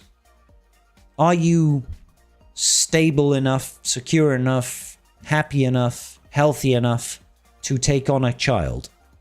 And the children that we're taking on are not going to be, you know, your normal child, right? They're going to be child that maybe need a little bit of extra help, physically, mentally, emotionally, whatever it happens to be, right? Whatever it happens to be. Are you prepared to deal with that? Most importantly, are you prepared to deal with that without fucking giving them up? Because that is massively impactful to these kids. You can't just take on a kid and then be like, actually, fucking this is too hard. Take them back. No, you can't do that, right? So they have to assess. Do we take enough money in? Can we secure a safe and healthy home? Can we feed them? Can we educate them? And can we mold them and take into account their traumas and their past experiences and build them into healthy, happy members of society? And I'm really confident that me and Mrs. Scribbles, we can do that. We can give them a nice, happy home where they will be healthy and they will have reasonable attitudes and they will be able to see the good in things. And we can give them a happy life. I know we can give that. We know we can do that, right? But they need these guardrails in place because these kids have already experienced the worst of the worst. They've already grown up in environments where listen, man, we got to see profiles of children that are currently up for adoption. They're like 20 kids, okay? 20 kids that we got to see in like an hour. Every single child was alcohol abuse, sexual abuse, domestic abuse, stressful environment, unsanitary environment, neglect. It's one of these things or multiple of these things. You know? Every single one of them. Down to the T. Every single child that is up for adoption is in a hellscape through no fault of their own. All right, these are not kids like you think when you think you go about into adoption, like, oh, some tragic situation, right? Where for some reason the parents have died mysteriously and they can't look after the kids, or they've given up a child because they don't feel they're ready. No, that's not the norm. The norm is the parents are mentally incapable of caring for their kids, addicted to alcohol, addicted to drugs, physically abusive to their children. All of these things, or not even their children. It could be to each other, right? And the social services do not want children exposed to violence of the parents, even if they're only hitting each other. They're like, you can't have your kids growing up in an environment where your father beats your mother, right? Where they're drinking alcohol, they're taking drugs, they're fucking all this, and you understand why. Obviously, you do. But that's the reality. That is the reality of these kids. Okay? The reality of these kids is the mother is pregnant. She might have been beaten. High levels of stress. She might have been drinking. She might have been taking cocaine. Whatever it is. These are the children that get put up for adoption. And I am happy to take a child away from that. I am happy to do it. I really am. More than happy to do that. And to give them a good fucking life. But the social workers want to make sure that before they do that, that the parents these kids go to are not going to expose them to that same behavior, to that same trauma, to that same unreliable relationship, where they do not have a stable roof over their head, food in their bellies, warmth, care, and unrequited love. And that's why I have to go through so much fucking hoops to prove that I'm not a cunt. Not a fucking massive cunt. Mrs. Scribbles is not a cunt. She's the best of us. You know what I mean? Like, we'll jump through the fucking hoops. We'll fucking ace any fucking exam they want to throw at us. But it just, you know, that is the reality that we live in, unfortunately. And there we go. Do they have to interview you together or separately or both? Yes, both. Because I was thinking of adopting. So we've had to go through interviews individually and interviews separately and interviews together. Yeah, all of the above and all of your extended family, your past relationships, obviously your current relationships, your support network, your work. They have to go through everything. Yes. Your mum was adopted, and because that always wanted to be an adopted kid, you always wanted to have an adopted kid. Sorry, Annie. So I love that you're taking it open. Yeah, all obviously. We want to be parents, man. This is our pathway to becoming parents. And it's not the kid's fault that they're in this situation. It is not their fault that they drew a short straw. They drew a short straw. You know what I mean? And we can give a child a good life. We can give 2 children a good life. We can give 3 kids a good life. Who knows where this leads, but we're starting with 1. I'm not sure if this is all about the families, but children did offer lots of support and opportunities. Yeah. As long as they hate Ewoks, exactly. As long as they hate Ewoks. Does anyone know if you don't hit level 80 to upgrade Mara Jade past 75, will you lose the Zarek ability mats? You do not lose. So what it to do? You don't lose your Zarek mats until the end of the era, not the end of the episode. End of the era. You will carry your Zareks over until the end of this era. So you've got another 2 months. I wonder if it's classified as where you live compared to the US, because damn, some people grew up in hellholes in the US. There are capture zones in the UK. So we operate with a company that operates out of part of South Wales, but not the jurisdiction that we live in. We did that deliberately because we don't want to live too close to the biological parents. So we're outside of the capture zone of where the biological parents are over here, you know. That just gives us a little bit more comfort that the parents don't accidentally find out where we are and where their kids are. Because this might come as a shock to some people, but when a child goes up for adoption, 9 times out of 10, the parents don't want that to happen. They don't want to lose their kid. It's not their choice. They want to keep their kid by any means possible. But they're not fit to be parents. They're not fit to be parents. So they do whatever they can to try and find their kids. So the further you are away from that, the better it will be. So we have an adoption agency that exists outside of our jurisdiction.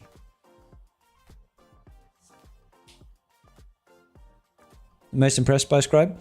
He's still having energy to be live. Dude, we're okay. Have we been live for 6.5 hours? Holy shit. I'm a machine. I'm a machine! You are our cunt. Oh, thank you, sub guy. We love you, man. And you'll do great. I knew you and the missus will be great. Thank you, sub guy. I appreciate you, dude. Make a fine father one day? I hope so, John. Mad respect to what you and Mrs. Scribbles do. We're trying our best. We're trying our best in a crazy world, is all it is. Thank you. Good night, Iris. It's usually up to the adoptive parents if they will be able to see the. It's usually up to the adopted parents if they will be able to see the parents. At least that's how it is for me. So in the UK. In the UK, there is a level of expectation that there will be some form of contact between the adoptive child and the biological parents, right? Most situations is you will have non-direct contact once a year. So that will usually be a letter. It'll usually be a letter. right? So you'll have your child write a letter to their biological parents and talk about their life and be like, do you want to write a letter to your birth mum, your birth dad, right?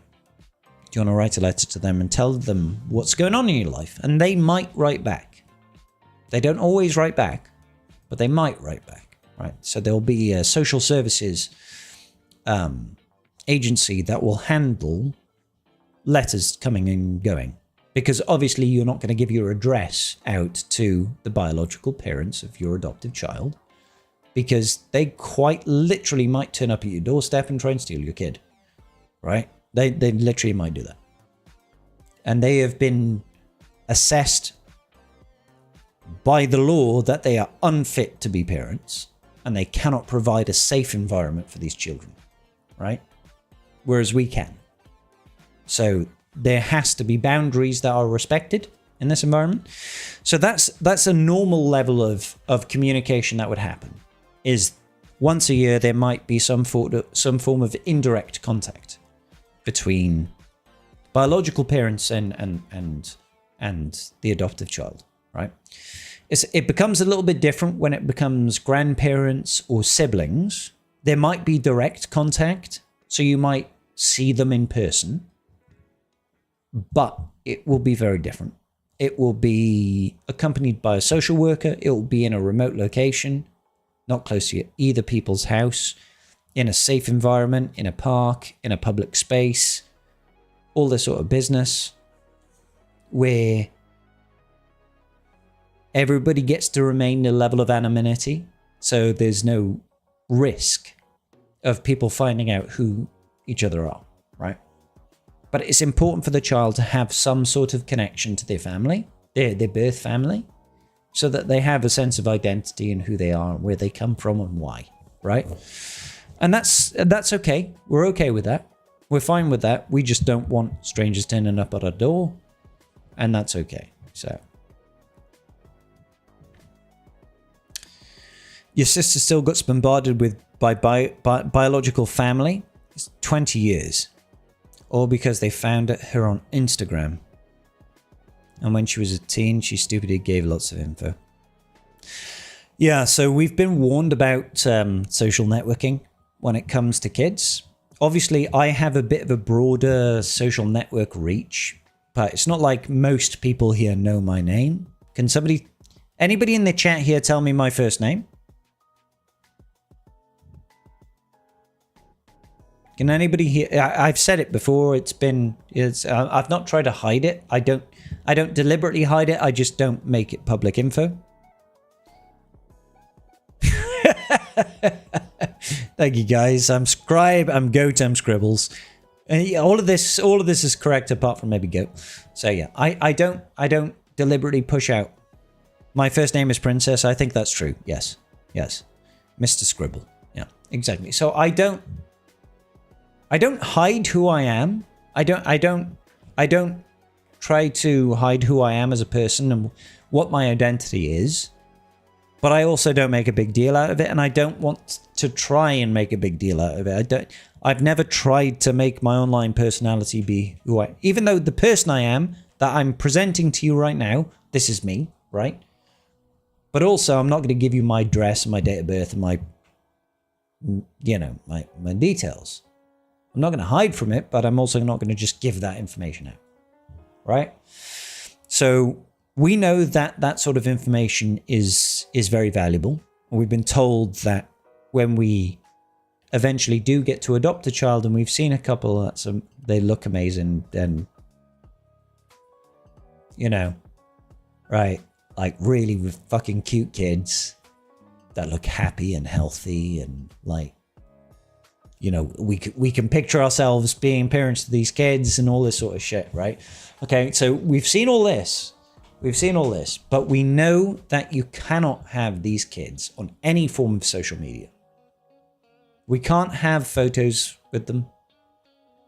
We can't put them up on Facebook. We can't put them on Instagram. Ever. Because unfortunately, we were talking about AI earlier. But we were told about an actual family where this happened, where a child was adopted as a baby.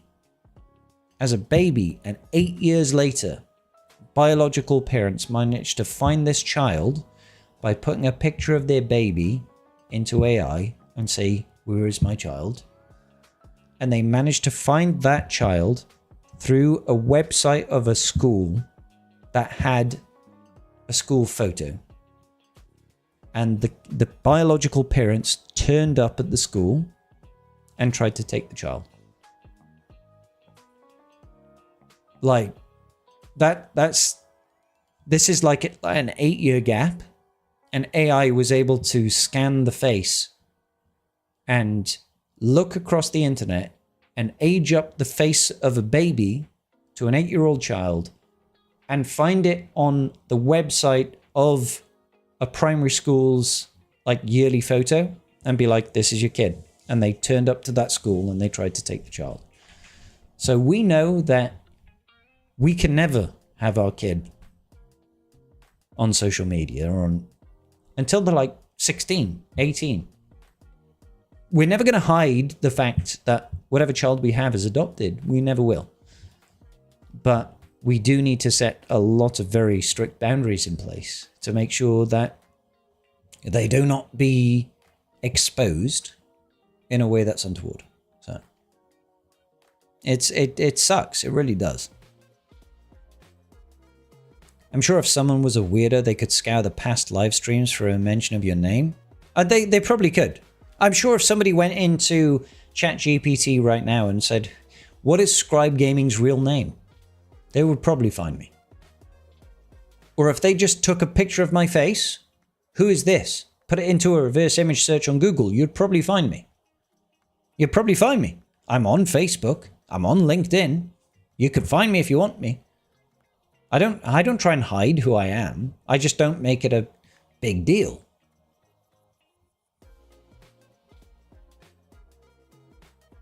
Can't forget the maiden last name of his grandmother and DNA. We need it all. Yeah. Ever, it feels like... No, when I say ever, I don't mean literally ever. No. Social media is bad for kids, period. Yeah, that... Dude, like, as a nerd, I ain't letting my kids have Facebook. They're not having TikTok. They're not having fucking Snapchat, Instagram, none of that shit. Nope. I'm going to lock down their phone like fucking Fort Knox. Like, that shit's going to be locked the fuck down. Because I know the threats. I know the danger that represents. You ain't having that. No fucking chance. We all talk about how AI is changing things, but it's proper frightening. It is frightening, Andy. It is frightening. And it's only going to get better, is the thing. I will find you and I will kiss you. Isn't that how the movie quote? I'm pretty sure that is the movie quote, yeah. I'm pretty sure that's how it goes.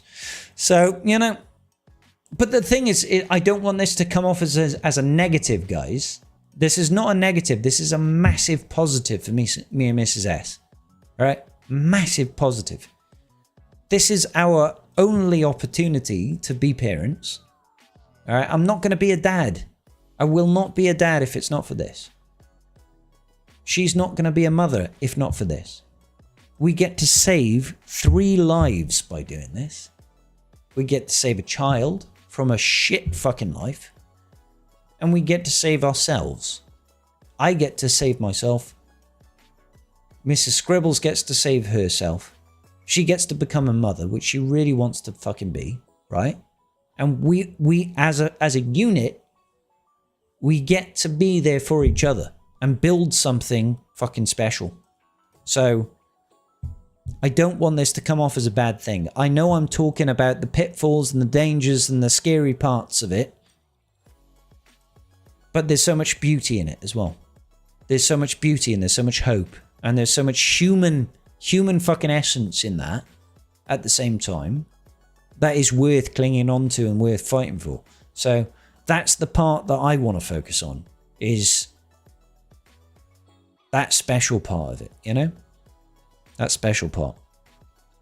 Because that's the part that matters the most. Being able to experience that and to give that and to not be just about yourself. Not have your life just be about yourself. You can be selfless and you can look after your family. You can look after your mother and your father and your brothers and your sisters and your cousins, and you can look after your grandparents and all this sort of shit, right? But to look after somebody that is entirely dependent on you, that would have a fucking shit life otherwise. That's the unique situation that we get to be a part of. And maybe it's not biologically our kid. Oh, I mean, there's no maybe about it. It isn't our biological child, but that doesn't matter. It doesn't matter to me. It doesn't matter to Mrs. S. It's our kid. Whoever that child may be.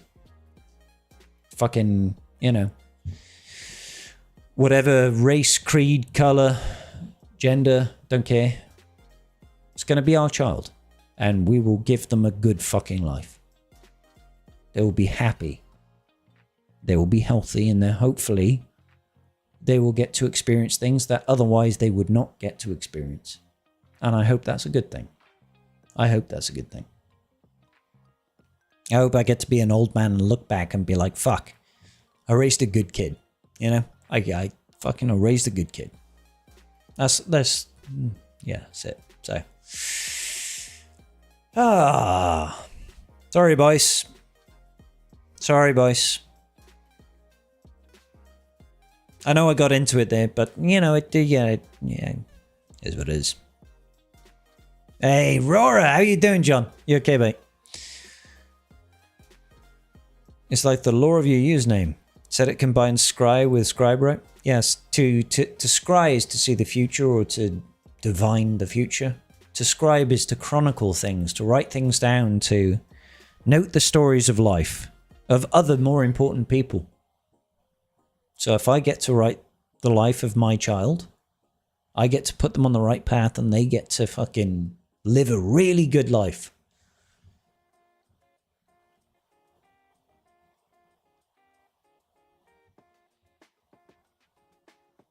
That's the one, right? That's the one. Hey, good night, Thrawn. Bro, good night, dude. Thank you for coming, dude. Really appreciate it. As a father, I can tell you it'll be an awesome blessing. Hell yes, John. Never trade it for the world. All the best. Thank you, brother. I really appreciate that. Blood doesn't make family? I agree. Life's better, less stressful being retired from Kasuga? I bet, bro. I bet you got loads of time, right? I bet you got loads of time now. Not having to do your dailies and your TBs and your GACs and your TWs and all that shit, right? So I know we got a little bit real, I know we got a little bit deep, but I appreciate everybody for listening to me talking shit about being an adoptive parent. You're probably going to have more and more of it as it becomes more real. Okay? I'm really excited. I'm really excited for this phase of our lives to begin and for us to see what's waiting for us in parenthood, I'm sure there's going to be challenges, complications, difficulties, arguments, all of this business. But I know between me and Mrs. Scribbles that we'll be able to handle it. I know we can handle it. We're fucking dynamite, bro. Like, we are fucking dynamite. So, bring it on. It's going to be good. It's going to be good. Hey, what's going on, Kadar? What's going on, brother? Dropping and shove some good vibes. Thank you, brother. Hey, we're having a good time here. It's Meathead. It is Timu Meathead. Not to take away from this lovely time, but don't forget your defense for tomorrow. Yeah, it's all good. I'll set it tomorrow. We'll have some good teams. We'll set up a defense. I won't place every GL on defense. When I see X-Shift, did my opponent message? Oh, he didn't, but close match, sir. Very close. GG, buddy. GG, buddy, and good luck. Your video from earlier was helpful for me realizing why I feel so much pressure in Kyber 4. John, dude, bro, it is so true though. It is so true. That's not just me blowing smoke up your ass. That's genuinely the issue right now. Is the shrinking pool of players and the increase of Erodium players to the top. That makes everything below it very hard. Because there are less uncompetitive people in that mix that makes it so much harder. All the top end gets pushed down and starts competing with the lower end, which pushes the people in that top end of the lower end. They go further down and they go further down. And it has a knock-on impact throughout the entirety of every league and every division. I don't know why CG hasn't addressed or even spoken about it. We don't know what the issue is. We don't know why it happens. They don't talk about it. They don't talk about it. I can try and reach out and speak to people and see what comes up, but normally when I ask about it, it doesn't really get any sort of response. So I'm hoping it gets fixed. I really am. Fix your damn game, indeed. I can call you daddy if you want some practice. Oh, Nosferatu. Kyber 4 has been crazy for a new Kyber player. Dude, Kyber 1 is insane right now. If people like Vex are struggling to stay in Kyber 1, we know it is a big deal, right? We know it's a big deal.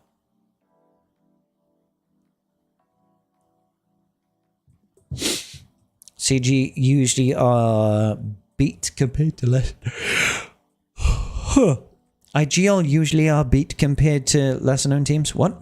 My Wookiee and Jawa get more stops than Galactic Legends. Dude, look at this stupidness. Look at this stupidness. This is edit defenses. Don't worry about this. But look at this last round. Look at this review of the last round. This was the GAC that we just had.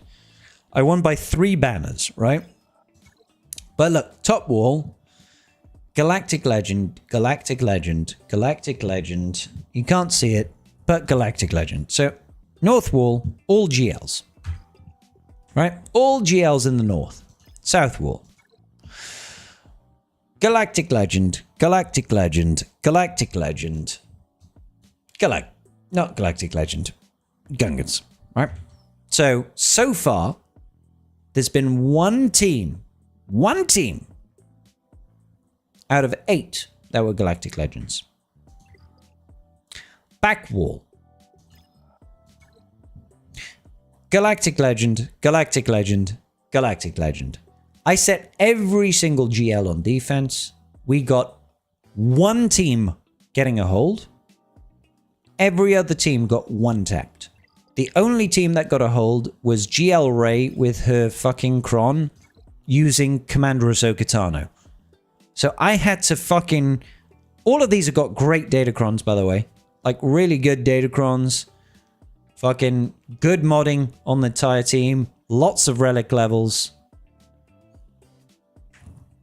I had no GLs for offense. And they still one-tapped everything apart from the Ray team, which took 3. Similarly, when I went on offense, obviously I had no GLs. And I basically one-tapped everything. I dropped versus the Cassian team, one-tapped the Glat team. He had 5 GLs on defense, basically. I dropped on the Ray team, took 4 battles to take out his Ray team, but everything else, you know, Jabba, Pirate King Hondo, Lord Vader, beat them all one team without any GLs on offense. And the back wall was kind of garbage, and I beat that. And I somehow managed to win, even though I dropped one more battle by 3 banners. It's just done.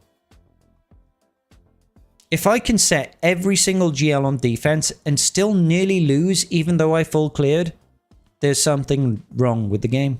Guys, there's something wrong. Like, this shouldn't happen. No, they didn't drop in fleet. Nope. No drops in fleet. One tap fleet. I was just somehow 23 banners more efficient, even though I dropped 1 more battle. Technically, I dropped 2 more battles. But in GAC, dropping 3 battles on one team is the same as dropping 4. Like, as soon as you've dropped 2, any subsequent battles don't matter. So I dropped this extra battle here, and I still won. So I made up a 23 banner differential on efficiency somehow, even though I dropped more battles than they did. So the other battles were more important. So for example, I used Rotter to beat Jabba solo, right? So I got 69 banners versus a Jabba. Then Backwall, I used Wampa to solo the GG team for 69 banners. So it could have been things like that that made the difference. I somehow made up 23 banners somewhere. Don't know how. Right? I mean, yeah, obviously, Kimborokan, they must have got terrible banners. I think one of them was a 60. Oh, so Mitch has responded. I was in a chat for a bit, but I didn't think you see. Your GLs were banner killers. That had to be it. So yeah, he dropped banners versus the GLs. Even if they didn't get holds, they sapped banners. Enough so that it made up for one extra drop, basically. One extra drop. But none of them got any holds apart from Rey. And it wasn't because she's a GL, it's because of a Datacron. And that's the annoying thing. Because realistically, I could have just set one GL on defense. One. Maybe that's what we'll do next round. How about next round, I set one GL on defense. Should we do that? Shall I just leave Rey on defense? No other GLs. Just Rey. No other GLs. And we'll take them all to offense. And we'll do a comparison. Because I'm sure I'll be more efficient if I take all my GLs for offense. But I'll keep this Rey cat on defense. You know? Like... I might do that. I might do that to be the other side of the equation. To be the other side of the equation. All GLs on defense, one GL on defense. You can't get any more different than that, right? I'm not an efficiency player. I'm not good at, you know, being efficient. But, hey.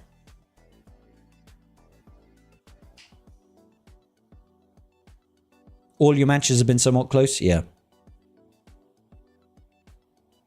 They got horrible banners against 10 GLs. Gek is so much harder than the old days. So, how many undermanned teams did you use? That makes a big difference. I had a GAC where I used 7 undermanned teams and still lost. It was wild to me. Well, the thing is undermanned doesn't guarantee better banners, right? It only guarantees better banners if you finish with full health and full protection. And sometimes going in, missing a unit or two means that you actually end up in a worse position, because you might end up losing a unit where if you went in with a full team, you'd have killed it before you lost anything, right? So it's funny. Slacker on the back wall. You should see my defense is so bad. Fair. Honestly, like 3s more. That's fair, Cloud. Oh, could. Sorry. 3v3 allows me to take them on like Inquisitors and split them into 2 teams if needed. Yeah, that's fair. All right, boys. I've been streaming for 7 hours now. I'm gonna shut it down, guys. I'm gonna shut it down. It's been a pleasure. It's been a pleasure. I apologize. I got a little bit emotional, but no, not for any real reason. It's just we're talking about life and the universe and everything. Hope you guys enjoyed. Did you have a good time today, you guys? Did you have a good time? Hope so. Well, you. Hey, good night, Papa Nosferatu. Lord Megatron, good night. Good night, Annie. Good night, Danny. Good night, Kimborokan. Good job, George. I'll see you in Discord, brother. Good night, guys. Good night.